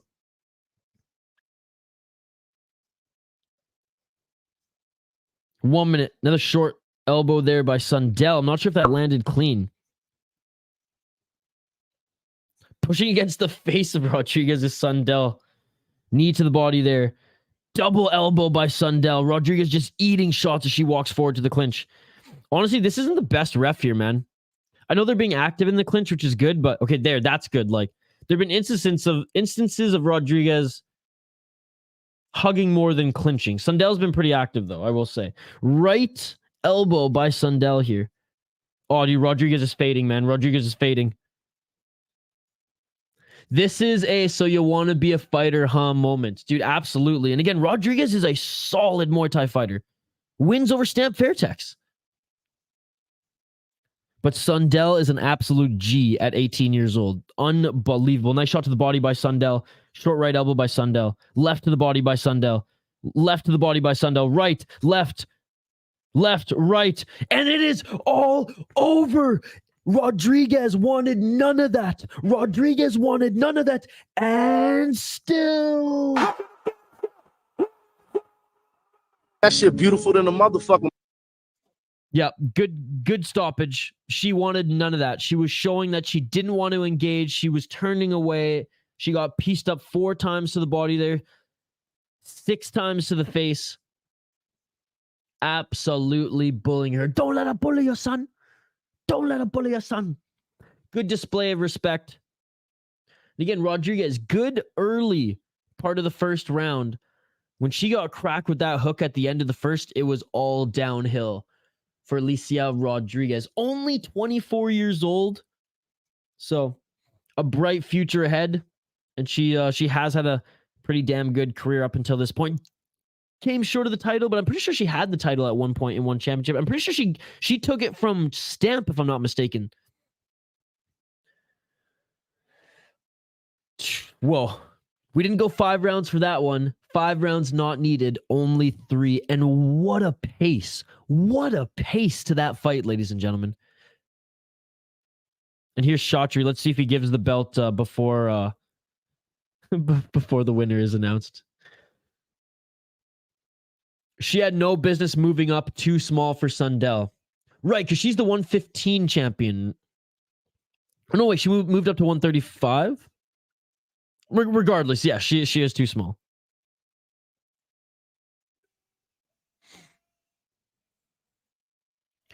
$35, 5 and 1 at 18 years old is wild. And she has 22 knockouts, or 23 KO TKOs. 23 KO TKOs in 35 wins, and she's 18 years old. Yeah, dude, she's something special. She's something special for sure.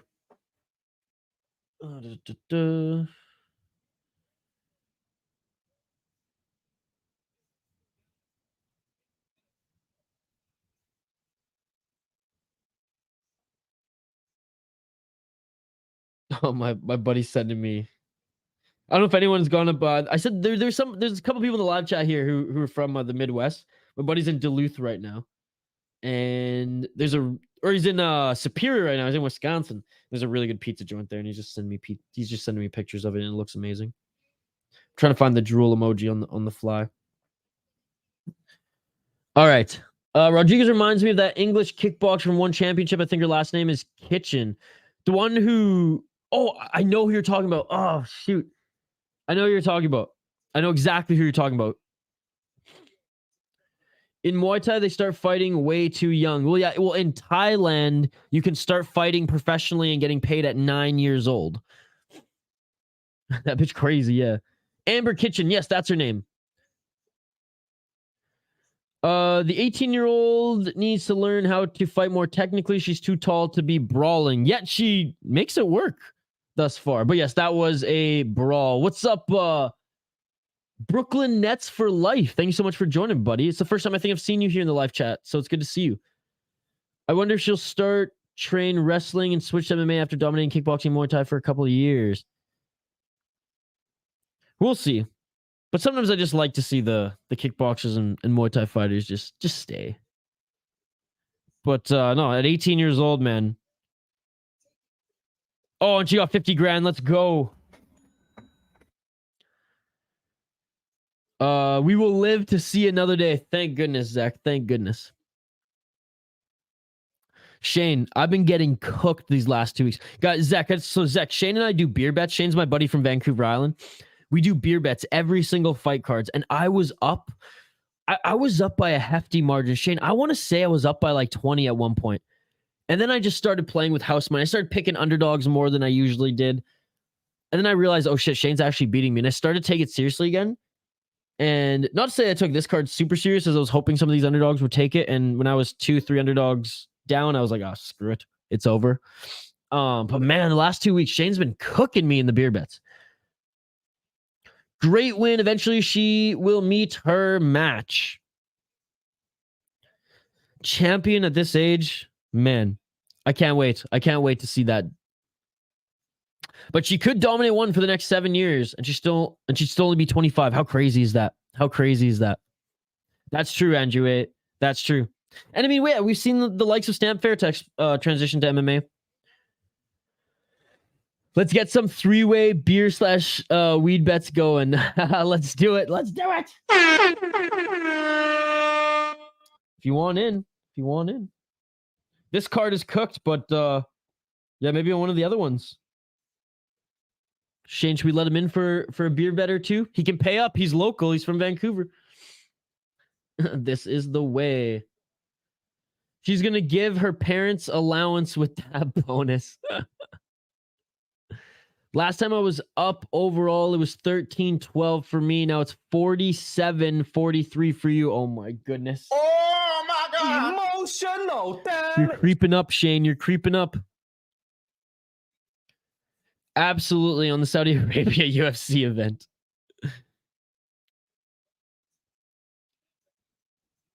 That one will be fun. Let's do it. Let's do it. Man, that's going to be a good card. And that'll be a fun one because there's some underdogs that I know like that I'm already like that I'm going to pick on that card. All right, guys, the moment we've all been waiting for. Oh my God, I love Stamp Fairtex. The moment I've been waiting for all day, all month. Stamp Fairtex is fighting again. You e-transfer or PayPal or donate. Or you can visit the island for the first time. You can pay up your beer bets, and then we'll take you to White Sails. Because White Sails is my favorite craft brewery. Okay, so Angela Lee's here. I think maybe they're going to do a little ceremony. Yeah, I think Angela Lee is officially retiring, and she's going to be working with her organization now, and they're showing a little video on it.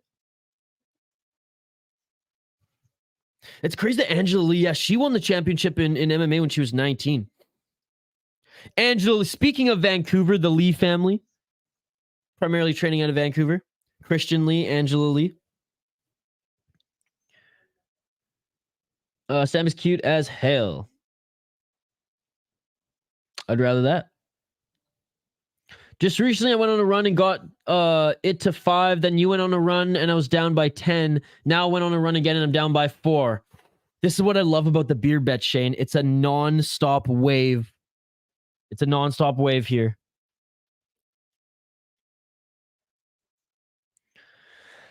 All right. Well, for everyone who this is a piece of the feature, by the way, that One Championship posted on their YouTube channel. It's about an 8 to 9 minute feature, and it looks like they're showing a portion of it right now. Again, big shout out to the exclusive members in the live chat here. Shane, Zach became an exclusive member yesterday. Mr. Grant Gregory, who re-upped his membership earlier today. Appreciate you, my man. Peanuts for the €2 donation. We had Landon X with a $2 donation. He knew KO me easily. Love the stream. Thank you so much, brother. Appreciate you guys. Thank you. And again, big shout out to all the exclusive members who are still hanging out here as well. She looks so sad. Bet him a watch it. Yeah, so it explained, Angela Lee struggles with mental health and basically what happened with her sister who tragically died earlier this year. Hamderley Silva. Did we have some great comments in the running for comment of the night? I just want to say.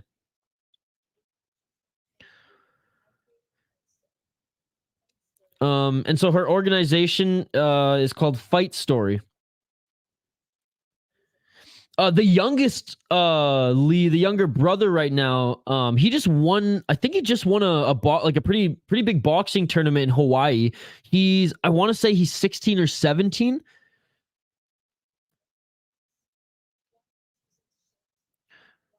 Anyways, folks, I love the emojis here, guys. Love the emojis.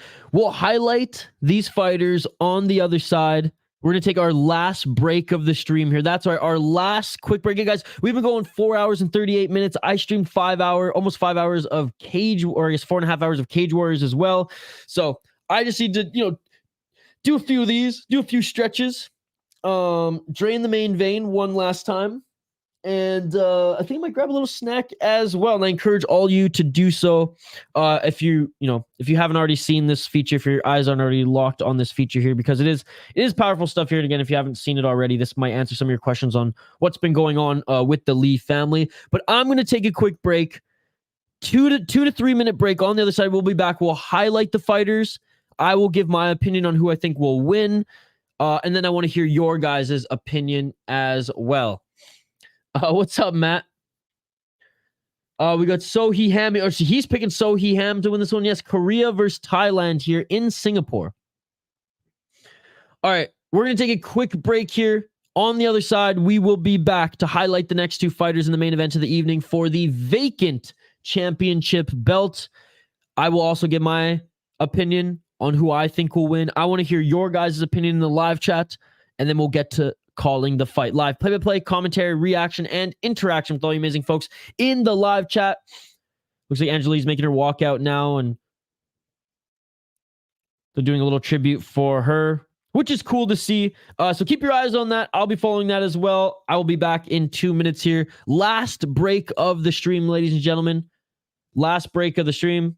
Oh, this is cool to see Angela Lee, an emotional Angela Lee walking out. But anyways, folks, back here 2 minutes. Don't go anywhere. Refill your drink, refill your snack bowl, and we will see you on the other side to highlight the fighters, play-by-play, commentary, reaction, and interaction with all you amazing folks in the live chat. Smash that like button if you haven't already. Subscribe to the channel. Vote in the poll question. Oh, man. It's emotional. This is emotional. Better not miss stand. Oh, no, dude. I'm literally going to take a 2-3 minute break here, and it looks like they're going to do a little ceremony for Angela Lee here. I'm curious to see if she officially retires here, and that's what this ceremony is, as she's walking out with the belt. And you hit the pinch in. I'm so excited. Me too. Anyways, back in 2 minutes. On the other side, I'm not going to miss anything, folks, and neither will you. Smash that like button. Subscribe to the channel. We'll be back here at the final fight and this ceremony with Angela Lee here in just a moment. Don't go anywhere. We'll be right back. Let's go.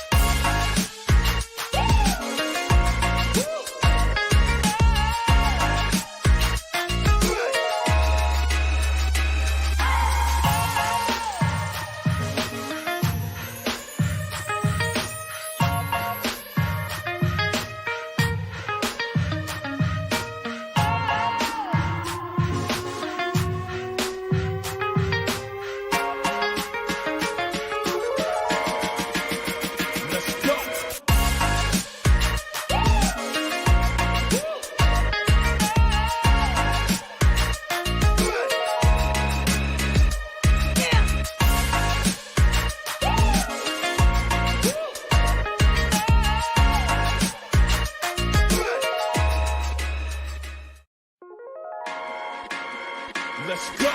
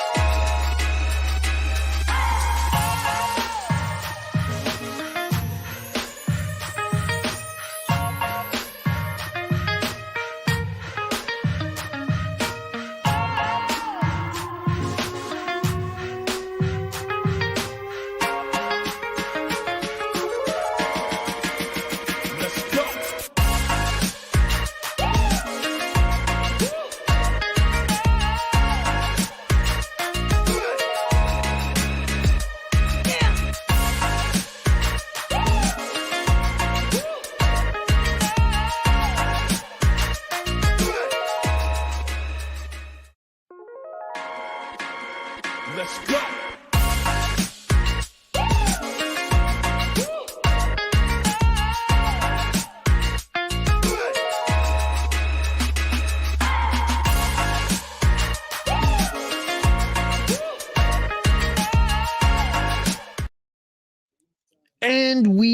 are back live here on the City Light Project YouTube channel.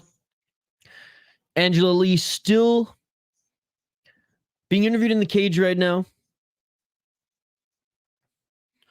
Addressing, you know, what she's been going through, what their family's been going through, her new organization. And I'm interested to see here if she actually will retire. And Dirty Hippo brought up a good point here. Maybe she officially retires and stamp in Ham fight for the official belt here.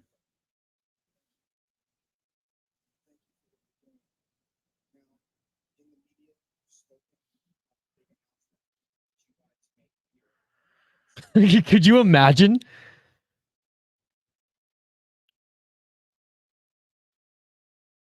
Oh yeah, she's gonna retire. Putting the belt down in the cage, and you know, I can't blame her for it. She's still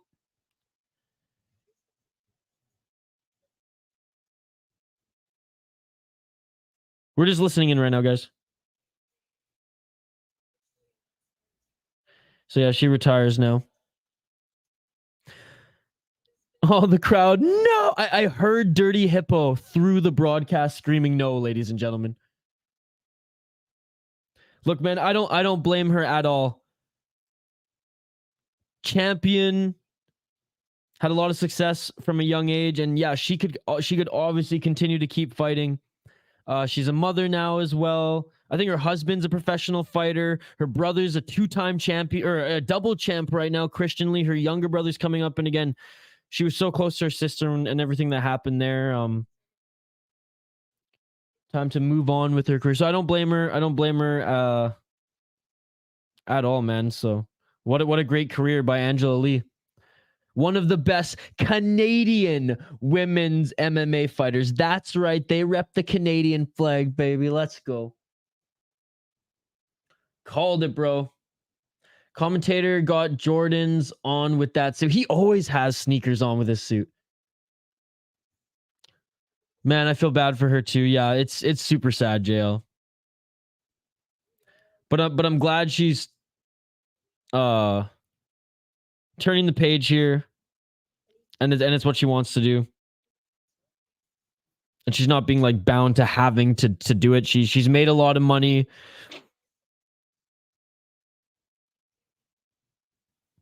And she had a tremendous career.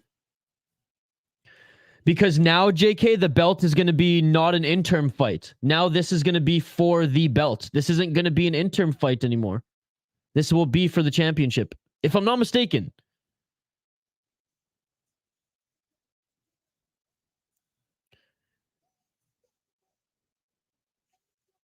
Yeah, man. Applause to Angela Lee. What a great career. As she officially hangs them up. She had no gloves to drop, but she leaves her belt in the cage as she walks on here. Where does her husband fight again? What promotion? Good luck in the next chapter of your life. Absolutely. Oh, and here's a good moment with her husband and her daughter. Oh, her daughter just gave her a big old smooch there.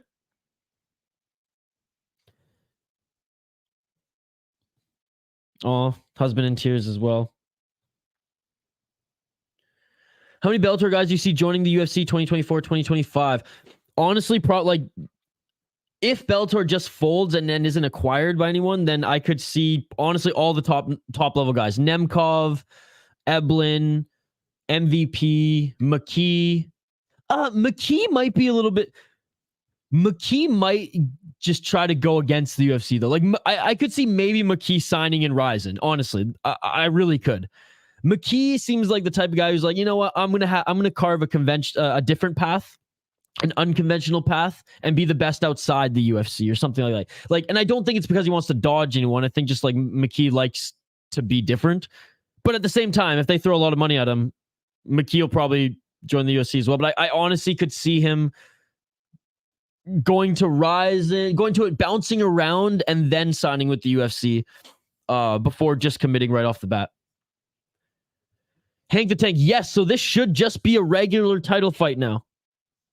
Yeah, so now this is for the atomweight mixed martial arts world championship. This is for the belt, and we have the number 1 contender Stamp Fairtex up against the number 2 contender Ham So Hee. It is now, baby. AJ's ranked. Well, I think every guy that I named there, like, will put on some good fights in the UFC, and will hang in the top 15. And I probably missed a couple too, guys, but I'm saying for sure Nemkov, Eblin. MVP's no longer with Bellator, but he probably will. I mean, shoot, man, I could see Sergio Pettis as well coming back to the UFC. If they do get an influx of fighters, man, they should throw a tournament. I mean, they probably won't, but I want them to. The stakes just went up big time. This is why you watch every card. Hank the Tank. Exactly that. Exactly that, brother. Exactly that. Yeah, it's very interesting to see what's going on with Bellator, guys. And obviously, we will monitor it. We post commentary videos on the channel, news reaction videos, fight reaction videos. So don't forget to subscribe to the channel. All right, let's get into it. Because I'll let you know. How damn yeah, I just heard the commentator say it. Fair enough. I wonder how long they knew that. That the ceremony was going to happen? All I can say is good night and good luck. Who do you have in this next one, Gravedigger Jones? I was here. Story would dominate welterweight. I don't think he would dominate, but he maybe could hang in the top 15. He's very one-sided. That's the thing. I know how it feels. I lost my big brother 3 years ago. But what a career Angeli has had. What a legend. Oh, Diego, I'm sorry to hear that, brother. I'm sorry to hear that. No interim. Surely they told them before and told them not to mention. Oh, yeah, for sure. Told the fighters, yeah. What an emotional night for Lee. Yeah, man. For sure. Stamp Fairtex is the pick for Gravedigger Jones. Me too, a little bit, dude. I know you guys probably couldn't see it with this lighting, but like, I'm an emotional guy. I'm not afraid to say it. Dude, sometimes I cry when I'm like excited. Not like, but like just like, you know, when you shed those tears of excitement, like the Rise and New Year's show, Gravedigger Jones and I were fucking tearing up when Lene Hart, when the Pride FC theme song played for the Rise and vs Bellator New Year's card, 2023 or 2022, 2023. Man, that shit was amazing. Hearing that the Pride theme song go off, like I shed a tear in joy. But for this one, yeah, that was some emotional stuff there. All right, cold open. Stamp Fairtex. Seo Hee Ham for the title. But Stamp wins for the 3 sport glory. Stamp Fairtex. I'm the same way.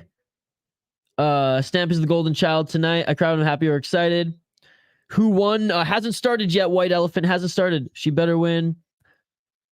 I still flattened someone out though. Absolutely. I got Stamp winning main event. Let's go. Emotional, Whoop. damn it. Wrong button. That's what I wanted to press. Earlier in the night, when Mitch interviewed Shotri, said there were 3 world championship fights tonight. Right when I was like, I hate when they call interim belts real belts. Now I see. Got Stamp. The Pride song makes me want to do something illegal. Yeah, dude, the Pride FC song. When I begin my workouts, I play the Pride FC theme song. I actually play it on repeat. I play the original one, and then I play this new. I forget what orchestra it is out of New York, but they play a version of it on Spotify that's unbelievable as well.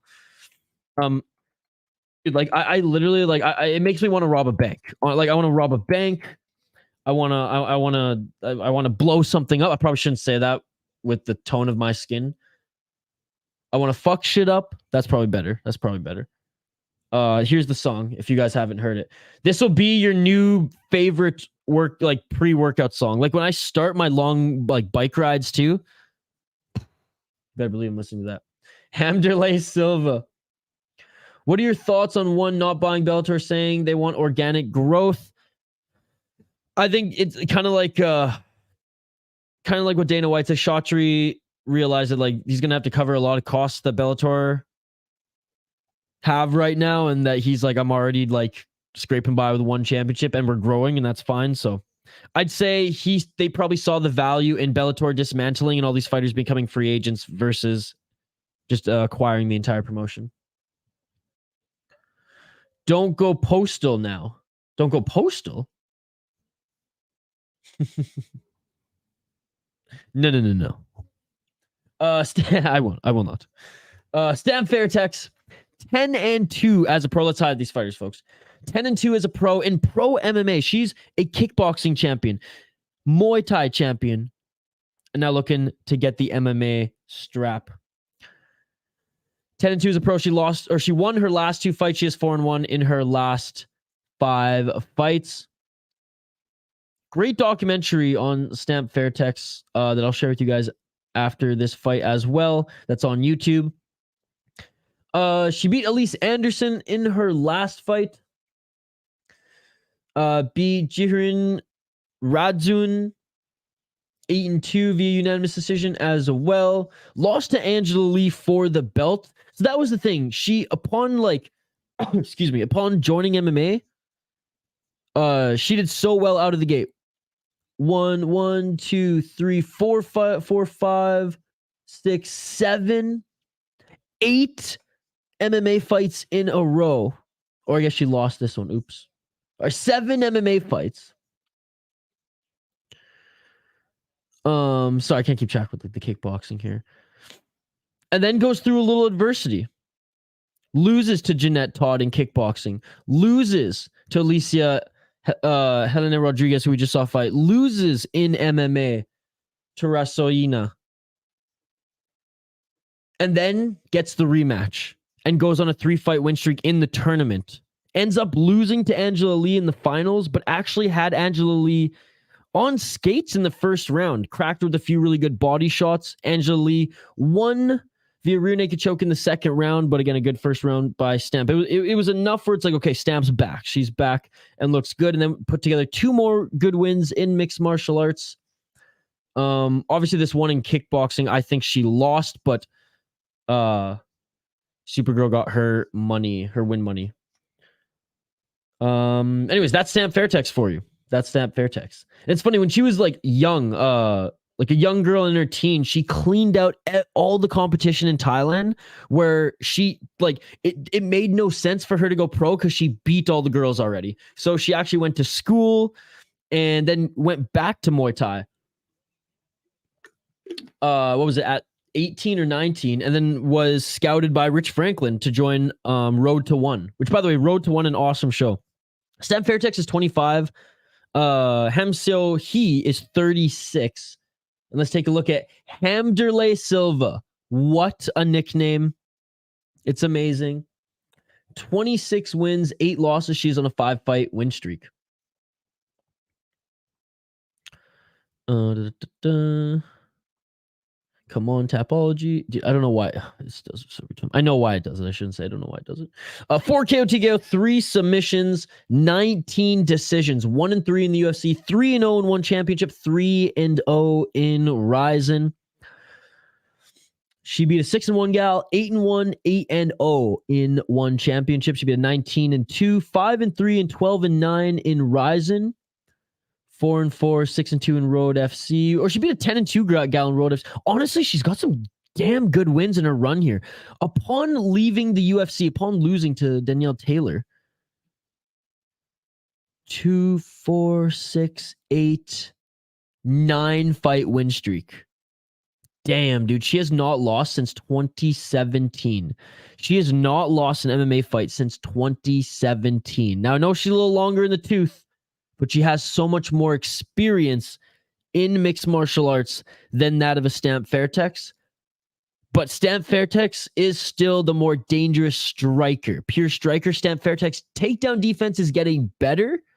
But again, I've seen Stamp Fairtex in MMA in one championship hold her own on the ground with gals who aren't that great on the ground, okay? There's a base there to compete in mixed martial arts and to compete at the highest level. I mean, she lost to Angela via rear naked choke, but she did roll with her back and forth for a little bit as well before then. But the ground game is obviously not her bread and butter. Let's see if she's worked on her takedown defense, and let's see if her game plan is keep this fight on the feet and just stand and bang with Hamderlei Silva for the belt. And here we go, the walkout. Hamderlei Silva making her walkout right now, and she is pumped, man. She is pumped. As are we for this main event of the evening, guys. Let's check out the odds on this one. Let's quickly check out the odds on this one, and I'll get back to the live chat here. Stamp Fairtex is the favorite at -200 bet online, -200 Betway, -230 Bovada, and -205 on FanDuel. Hamderlei Silva, she's just pumped, man. I love it. Hamderlei Silva +160 underdog on Bet Online, +150 on Betway, +175 on Bovada, and +158 on FanDuel. It's crazy that she's the underdog, given her win streak, and given the competition that she faced has been better than the competition that Stamp Fairtex has faced in her MMA career. Again, having said that, though, like, a step and elbow from Stamp, and she's going to knock a girl down, or she's going to knock her out. So that's the thing. Stamp comes from a sport that the striking isn't to win by points. It's to knock out your opponent at the end of the day. Or knock them down at the very least, right? To score the best in that sense. So, oh man, this one's tough. All stream, I was like, I'm leaning towards Stamp, but I don't like how the betting odds are disrespecting Hamderlei Silva here. All right, let me look at the live chat here, guys. Let me look at the live chat before I lock in my official pick here. And shout out to everyone tuning in here. All right. Stamp fandom is real. Dude, wait till you see her walk out here. The ham dance. Ham is doing the ham dance. Let's go Ham. Is that who you're choosing? Is there any smaller organizations tonight? Yes, there is. There's one going on right now on Fight Pass.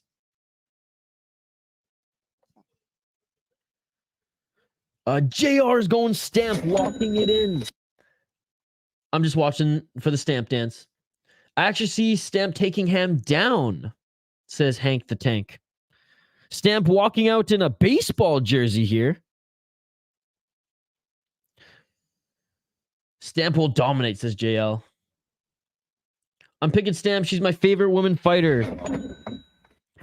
All right, Shane. Well, let's keep the trend going. Oh, I don't know yet, Shane. I don't know who to pick.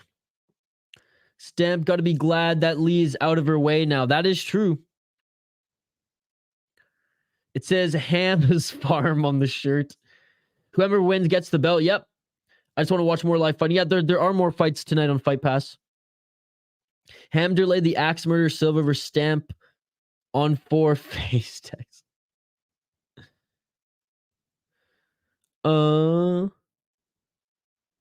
She had Leon on the ropes and let her off the hook. I mean, one so far is getting bigger and bigger every day and getting media recognition. Many eyes are ready to accept one now in the West. All right, Stamp dance has begun, ladies and gentlemen.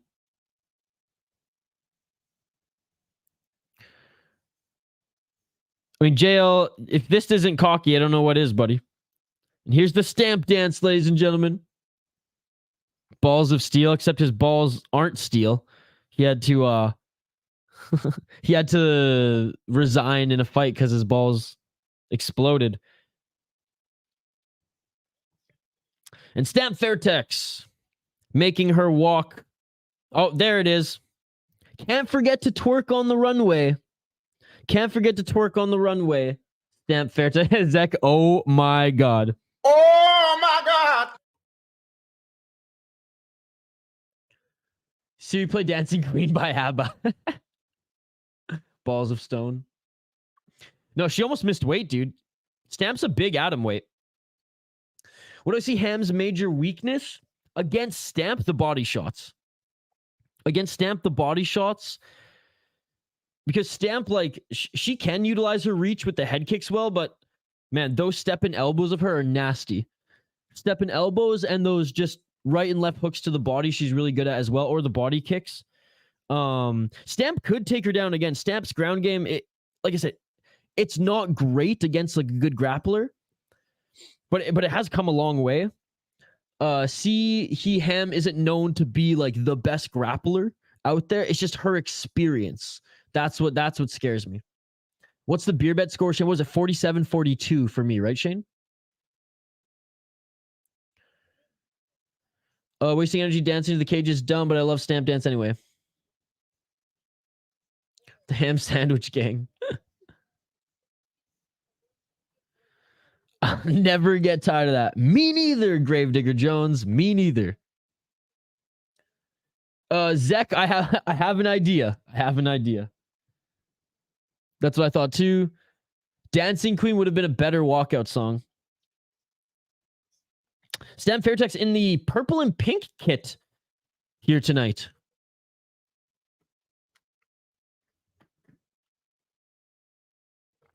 There it is. Great insight on the broadcast. Neither of these women are expected to take it to the ground.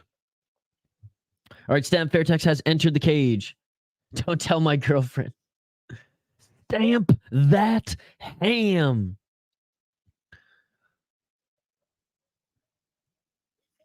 Snitches get stitches. All right, main event. Coming up next here, fighters are being announced in the center of the cage, the moment we've all been waiting for. Yeah, I would say like Stamp Fairtex, she's gorgeous and she's a killing machine. That just adds to her how attractive she is that she's a killing machine as well. Moreno Mexicano, it's about to start. You know me, Moreno Mexicano. I'm going to call the fight live, bro. If I'm not calling the fight ain't going down yet, brother. Okay, I'll catch you after the fight. Sounds good, buddy. I don't know what it is. Maybe it's because she elbows bitches in the face in the most beautiful fashion. That's what honestly is attractive. Stan, please no. I not tap. This announcer is obnoxious. All right. JL, the glass half empty kind of guy here in the chat. Yeah, that last championship bout in Colorado when she kicked Elise Anderson in the liver. Yeah, this guy's got nothing on Bruce Buffer, baby. All right, being announced. No, it will never be Hamzang. It's going to be Hamderlei Silva, baby. 26 wins, 8 losses as a pro. I have great taste in announcers. Again, I'm going to save you from being burned by the live chat and just say no comment. Not that I don't like your favorite guy. All right. And now being announced in the... Is it red corner? Yep. She made the second walk. She did that once. After she had that elbow knockout, she like twerked over the other fighter. No, they're being announced in the cage right now. Don't worry. I will call the fight live. TJ boy. Thank you so much for joining.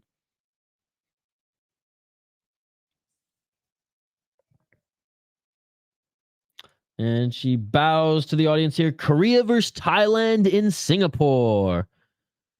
I mean, he's no Bruce Buffer or Lene Hart. Don Liu can get the crowd going. Bruce Buffer's the best. My second favorite is Lene Hart, 100%. And then I got Joe Martinez. Are you a trained man? Trained in what? All right, guys. Round 1. 5 rounds if needed for the vacant atomweight title. Martella Patty Pimblett. Hers is a little bit better. All right, round 1, ladies and gentlemen. Last fight of the night. Round 1, 1 championship. Atom weight championship on the line here. It ain't gonna be a interim belt. Angela Lee officially retired, vacated the belt right before this fight. Inside low kick by Stamp. 4 minutes and 35 seconds on the clock here.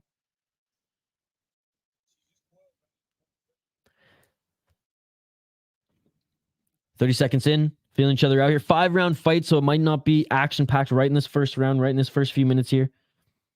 But again, doubtful that either of these women take it to the ground. And you know what? I'm starting, like, Hank the Tank, you might be right, Stamp. If she gets the worst in the striking, which, again, Ham is just a very good fighter and has not lost in 8 fights in a row here. But Ham, mostly a striker in MMA. Has some decent elbows and dirty boxing in the clinch as well. Stamp, much bigger than her, as you can see. Let's go, baby. Yeah, Stamp, dude, again, for an atom weight, absolutely. For 115 pounds, well, again, atom weight in one championship is strawweight everywhere else, but still. Body shot, Stamp. Good to see you, by the way, Hank the Tank. Stamp throwing that body shot again. Try to land that right hand right after. 3 minutes and 36 seconds on the clock.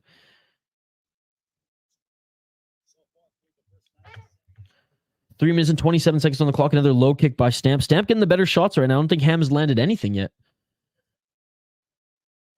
The ref telling them to continue to work. Stamp with a high kick. That's the thing, guys. You can get penalized in one championship for lack of action here, which is another reason why I like this league.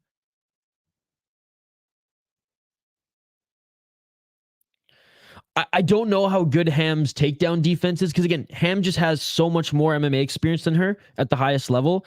So, like, Stamp's best takedown attempt could be, like, something easy for Ham to defend. I just don't know. I haven't watched enough of Ham and her grappling defense, but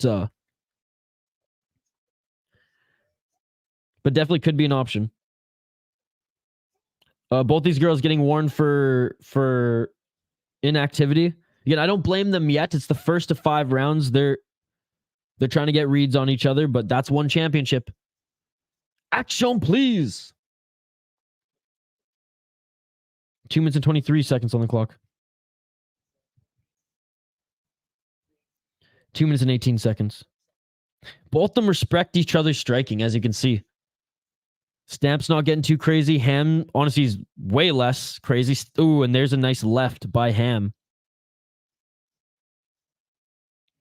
That was the only significant strike for Ham. 1 minute and 55 seconds on the clock. Inside low kick, followed by a left by Ham. Stamp's got to keep that right hand up. Stamp looking for those kicks again. The high kick there. Inside low kick by Ham here. Light camera action. 1 minute and 38 seconds on the clock. Stamp looks quick. From what I'm hearing, Stamp's kicks are paying dividends so far. Oh yeah, dude, she's outstriking Ham like crazy right now. In my, like, Ham's landed, I've counted 5 strikes this entire round. 1 minute and 23 seconds on the clock. But Ham did land a good left and a good right, as we just saw there. 1 minute and 17 seconds on the clock here. 5 rounds if needed, guys. Stamp trying to set up that counter right.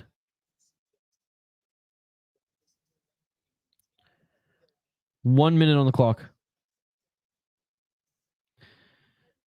The broadcast suggesting, do you think they just continue to play their game here and just kind of snipe and look for that big shot and just each take the yellow card?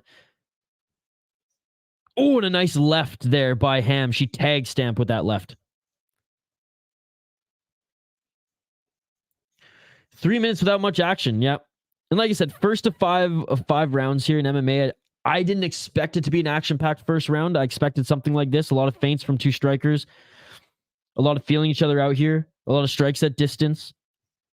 But the ref is gonna have a talk to both of them after this round. 20 seconds left on the clock, and tell them to start brawling a little bit more. Yeah, it's the rules though, Dirty. That's the rules in one championship. You can get a yellow card for lack of action. Nice right hand there by Ham. Again, I think in the first, you got to, especially in a title fight, yeah, you got to let them feel each other out. And that's it for the first round. Let's go, Rodney. Let's go, Stamp. At some point, Stamp should try taking her down to see if it's easy or not. All right, guys, how do you guys score that first round? Not a lot of action, not a lot of shots. Stamp, a lot of kicks. Ham, not a lot of strikes, but when Ham landed 2 really good lefts and 1 really good right hand. Stamp not even visibly wearing a lot of the damage there.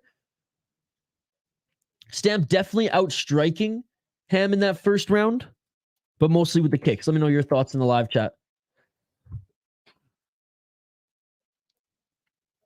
10-9 Stamp. Ham with the nice shots. Stamp is up a little.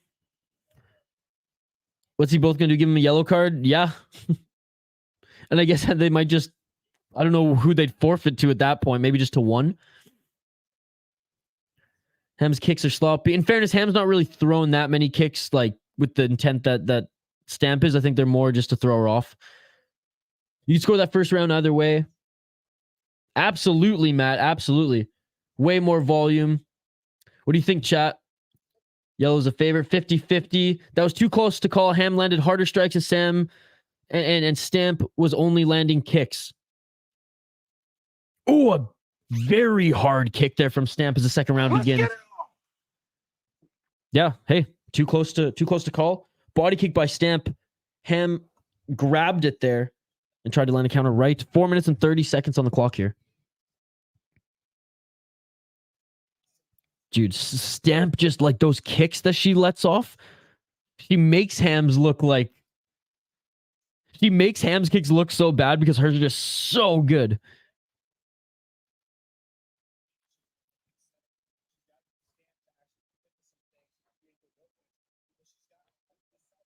Four minutes on the clock. Ham. Showboating ever so slightly here.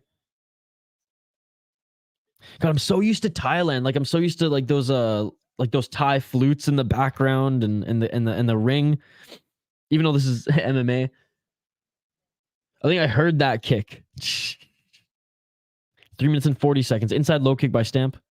3 minutes and 38 seconds. Yeah, this might just be like a striking chess match. Both of them are looking for that big shot. Stamp with the kick to the body. Both of them respect each other's power, clearly. Like a swoosh through the air. Ham's kicks are not Ham's, that's for sure. 3 minutes and 18 seconds. Oh, switch kick by Stamp. Faked low and went high there. Ham 1-0. What's up, Brooklyn Nets for life? Good to see you again. Oh, and they're clinching there. Stamp tried to land that right elbow in the clinch. Stamp with the high kick again. So in that clinch, Ham has to be careful. I know Ham is good at landing some shots in the clinch as well. Ham with the right, Stamp with the counter right herself. 2 minutes and 53 seconds on the clock. Somebody turn on their controllers. Oh, they're not even close to Rose and Esparza 2, dude. That fight is a disgrace to mixed martial arts. It's absolutely insane. Rose Namajunas, like, absolute disgrace to the sport. I lost all respect for her after that fight. She's hands down my least favorite. Like, I will probably not even talk about this fight and just go on a Rose rant for the rest of the 15 minutes because, like, it's deserved. What a disgrace to the sport, man. What a disgrace. There we go. She robbed hard-working American and Canadians of their money in that pay-per-view. It was disgusting. Here we go. Ooh, a nice head kick by Stamp Fairtex. She set the body and head kick there. Ham should really take her down. She's getting Muay Thai to death by these kicks. That's not her game, though. She should. Oh! And just when we say that, Ham just drops Stamp with the left. Ham just drops Stamp with the left, and Ham right into the full guard of Stamp. That's what I said. Ham, she hits hard. And she landed a straight left on Stamp there and knocked her down. Now she's in the full guard of Stamp. We get to see Stamp's ground game here. And let's see Ham work in the full guard. 1 minute and 30 seconds left. 1 minute, 20 seconds. Holy flopping fish. No. Woo-hoo. 1 minute and 13 seconds here. Again, if this ref is already frustrated about their inactivity, he's probably going to stand them up fairly quick if Ham doesn't do much. Power of Samsung. Huge jab. Let's go. She's got power, man. 51 seconds on the clock here. Feet planted by Ham in the top position. A couple hammer fists there from Ham in the top position. 43 seconds left. Scrambling is Stamp here. Stamp was looking for an armbar there for a sec. Good scramble there by Stamp here.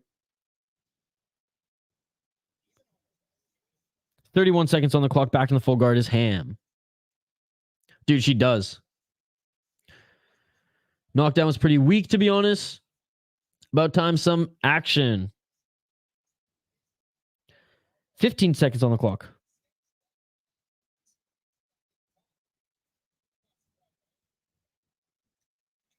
Andrew A., were you hit with that jab? Did Ham smoke you with the jab? Looking for an armbar here. Submission attempt? I mean, I think the announcers were getting way too excited for that, but that might count as a submission attempt late in the round there. Stamp committed to the armbar. About time some action. A knockdown is a knockdown. Insert flying pig gif here.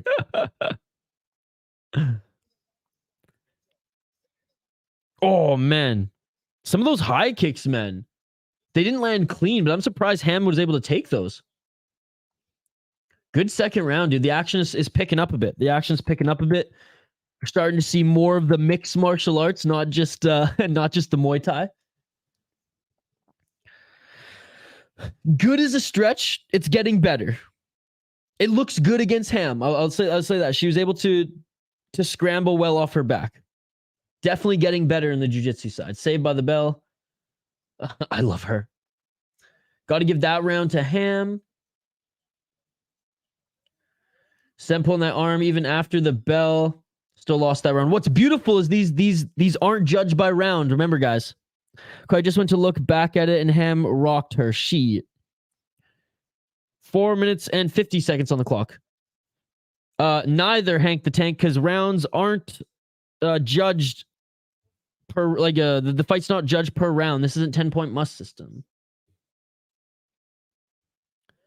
But if the fight ended right now, either 1-1 or 2-0. 4 minutes and 28 seconds left on the clock there. Let's go, Stamp. Yeah, that's what's crazy about this. They don't score by rounds. There's no giving any rounds to anyone. That's why the knockdown won't matter much if that's the biggest shot Ham lands the entire fight. That's true, Andrew. That's true. And Stamp with the right elbow. Stamp has to bring this back. Yes, sir. Yes, sir. Just like Ryzen and the old Pride. Oh, and a nice body shot. Oh, and Stamp just dropped him. Stamp just dropped. It is all over. Stamp just dropped Ham with the body shot. Stamp is the new champion. Stamp with the right body shot to Ham, and it is all over. Stamp dropped her with the body shot. It is all over. It is all over. We have a new atomweight champion in one championship. Let's go, baby. That shit beautiful than a motherfucker. Let's freaking go. Dude, Seo Hee Ham is not an easy MMA opponent to put out. She really isn't. And she's still on the ground. Stamp showing her a good display of respect here. Cheese King. Lineker and Stamp cleaned house. With that body shot, Stamp is the new atomweight champion. That shit beautiful than a motherfucker. Stamp those bet slips. Or let's take a look at it. Right to the body. Okay, right shot to the body.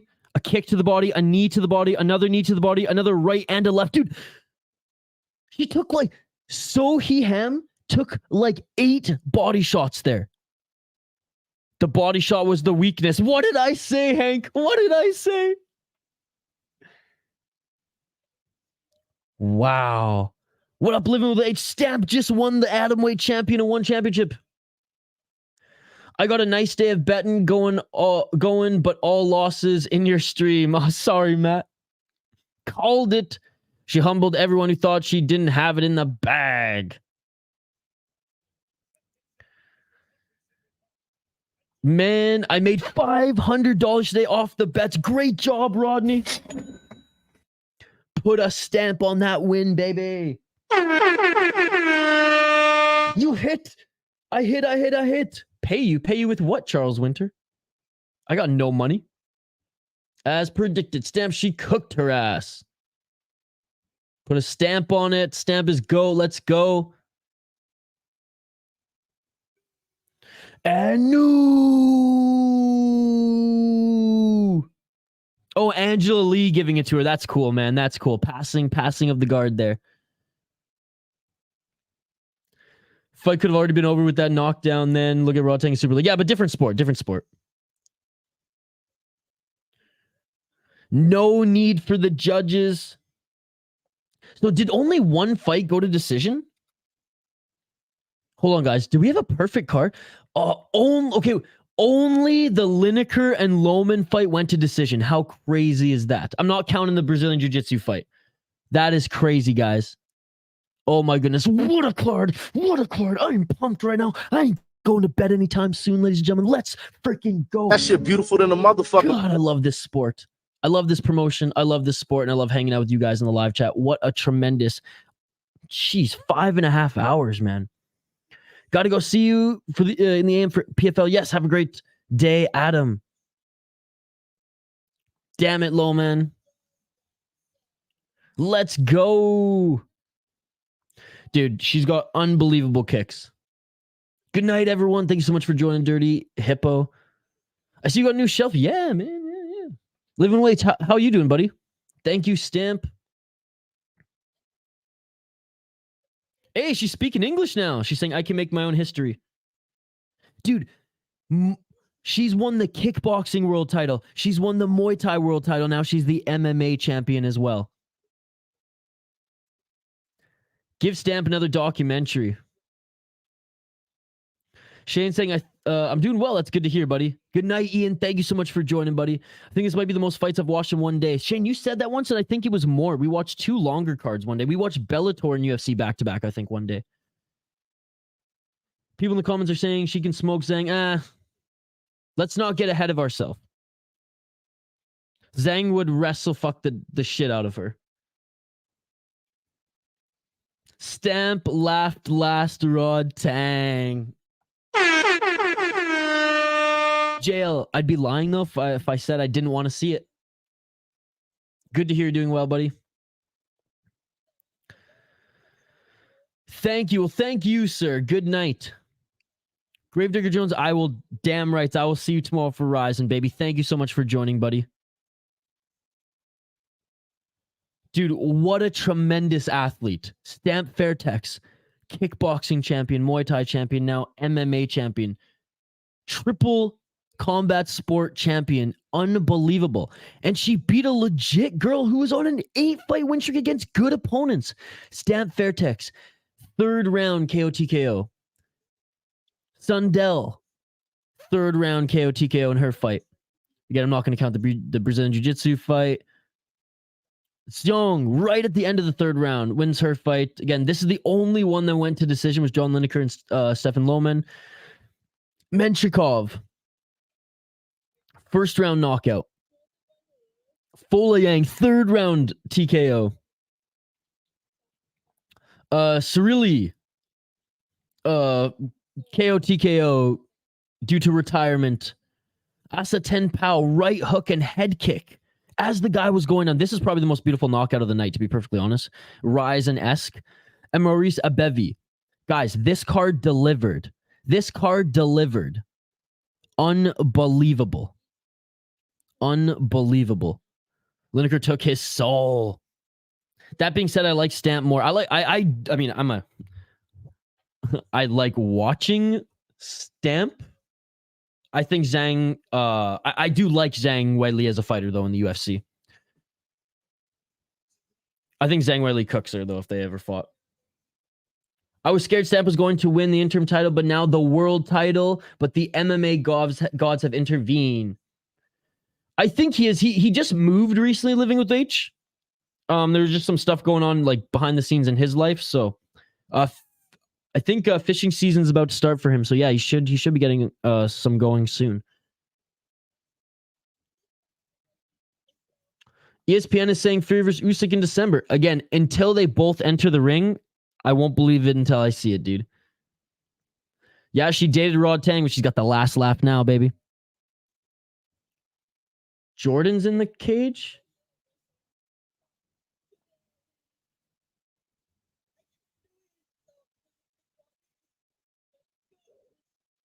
Dude, her English has gotten so much better, man. Watch, she's going to be on MMA Hour and do the whole thing in English. And Helwani's going to be like, oh my God, your English, so much better. This unprofessional interviewer. I don't think he's unprofessional. Mitch Chilson? Oh, she's so emotional right now saying thank you, Angela. Thank you so much, Black Widow, for joining. Wow. Dude, you live in Thailand for 2? I've never gone, but I want to go. I never went and partied. A few of my friends went there and partied. I got a Chang. I got a Chang beer tank, right? Stamp Fairtex holding up the one strap. So fierce, so sensitive. That's lit. How's your channel going, buddy? I have to catch up. I save, I download actually your new videos, even if I'm on the road, so I can watch them. I think I'm behind on 3 of them, but how's your channel going? The growth that you have had this last year, Living with H, has been incredible. Guys, Living with H, one of the OG subscribers of the channel, he launched a fishing YouTube channel. It's taken off, dude. He makes incredible content, just him, his GoPro, his phone. His editing is awesome. We have fishing content on this channel. If you want to go check out his fishing content, please do so. He's crushing it right now. Tells you how the boxing promotion think the Ngannou fight is going to go. That's true, Hank the Tank. That's true. Helwani impression 10 out of 10. I do like, I don't hate Helwani like a lot of people do. I do think sometimes he's cringe, but at the end of the day, like, that's where the news is coming from. And I'd rather listen to him than the fucking shitty guys on no mics on MMA Junkie with just horrendous quality. You know, it's like you have that much money and you have like dog shit quality for your interviews and things like that. It's just annoying. What a sweetheart. My matzo balls. What the heck? I didn't hear what he said there. Is that why he's unprofessional? I don't know. I'll see y'all. Chang over, watch out. Dude, I love the Changs. It's all about the tiger. Even though that's Singapore, but it's all over Thailand. Okay. Hey, you'll have to show me the way. I'll have to get some tips for you if and when I travel Thailand. Leo is a good Thai logger. I've heard that. I just posted a video today where I fished with a lure from the 90s. Thanks for the shout out. Yeah, guys. Livin WTH_H. Livin _H. Go check him out. Absolutely, brother. Absolutely. All right, guys, to recap one more time here. There is only one fight on this card that did not have a finish other than the Brazilian Jiu-Jitsu match, but whatever. And that was John Lineker and Stefan Loman. Other than that, every other fight ended with a finish, ladies and gentlemen. Every other fight ended with a finish. Upcoming events, October 6th. There is a One Friday Fights, and November 4th is One Friday Fights 16. Or not Friday Fights, One Fight Night. My apologies. That's MMA Guru's aerial impression. What the heck? Absolutely, buddy. Stamp walking out of the cage right now, giving Chaudhry a hug here. He's like, Chaudhry's hugging Stamp right now, saying, we're about to make so much money. Wow. And that is it, ladies and gentlemen. And just like that, another live stream in the books. Cage Warriors today was an awesome card. One Fight Night 14 delivered, ladies and gentlemen. Almost a perfect finish streak. I want to say again, thank you to everyone who joined us. Smash that like button if you haven't already. Ring that bell for notifications and subscribe to the channel. We will be back tomorrow with PFL, Canelo, the whole boxing card with Canelo. And we will also, I mean, when Canelo's fighting, we got to try to do it on the City Life Project, right? Even though we're not big boxing guys here. And then we also have Ryzen to cap off the weekend. That's right. We're staying up 24 hours tomorrow, and we're streaming MMA the entire day. Smash that like button if you are a fan of Stamp Fairtex. Smash that like button if you like the stamp dance, and smash that like button if you like the City Life Project YouTube channel and want to continue to join us. We post videos weekly, MMA content, MMA news reaction, vlogs, and so much more, something for everybody, as well as live streams, MMA weekly and all weekend. Cheers, bro. Good stream. It was great to see you, Matt. Have a great weekend. It's shocking that the owner of One is calling out K1. Yeah, you know what? I hope K1 proves that they're actually going to make a new dent in the world of kickboxing. 77 likes. We smashed the like goal of 40 likes, guys. Thank you so much. Thank you so much. Appreciate you. PFL in the morning, baby. Guys, if I cannot find a broadcast for PFL, we'll be doing a different fight companion, but we will still be streaming tomorrow. PFL is banning it in the United States, so it's going to be tricky to find it, but we will prevail. Hit the horn 79 times. No, I'm not going to do that. Thank you so much, by the way, for everyone who donated. Peanuts. Thank you so much, Gravedigger Jones, for renewing your membership. Thank you so much, Landon X, for the $2 donation. You guys are awesome. Thank you so much. All right. We had so many great comments tonight. Let's see. Do we have any for comment of the night? The Pride song makes me, the Pride FC song makes me want to do something illegal. Hamdulillah Silva.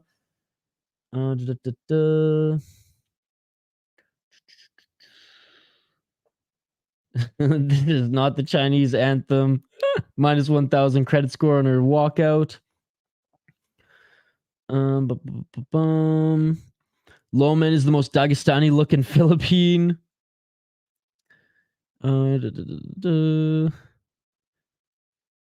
JL, plenty might have been smoking this ham for 12 hours, so it's tender. Asa Ten Pow KO.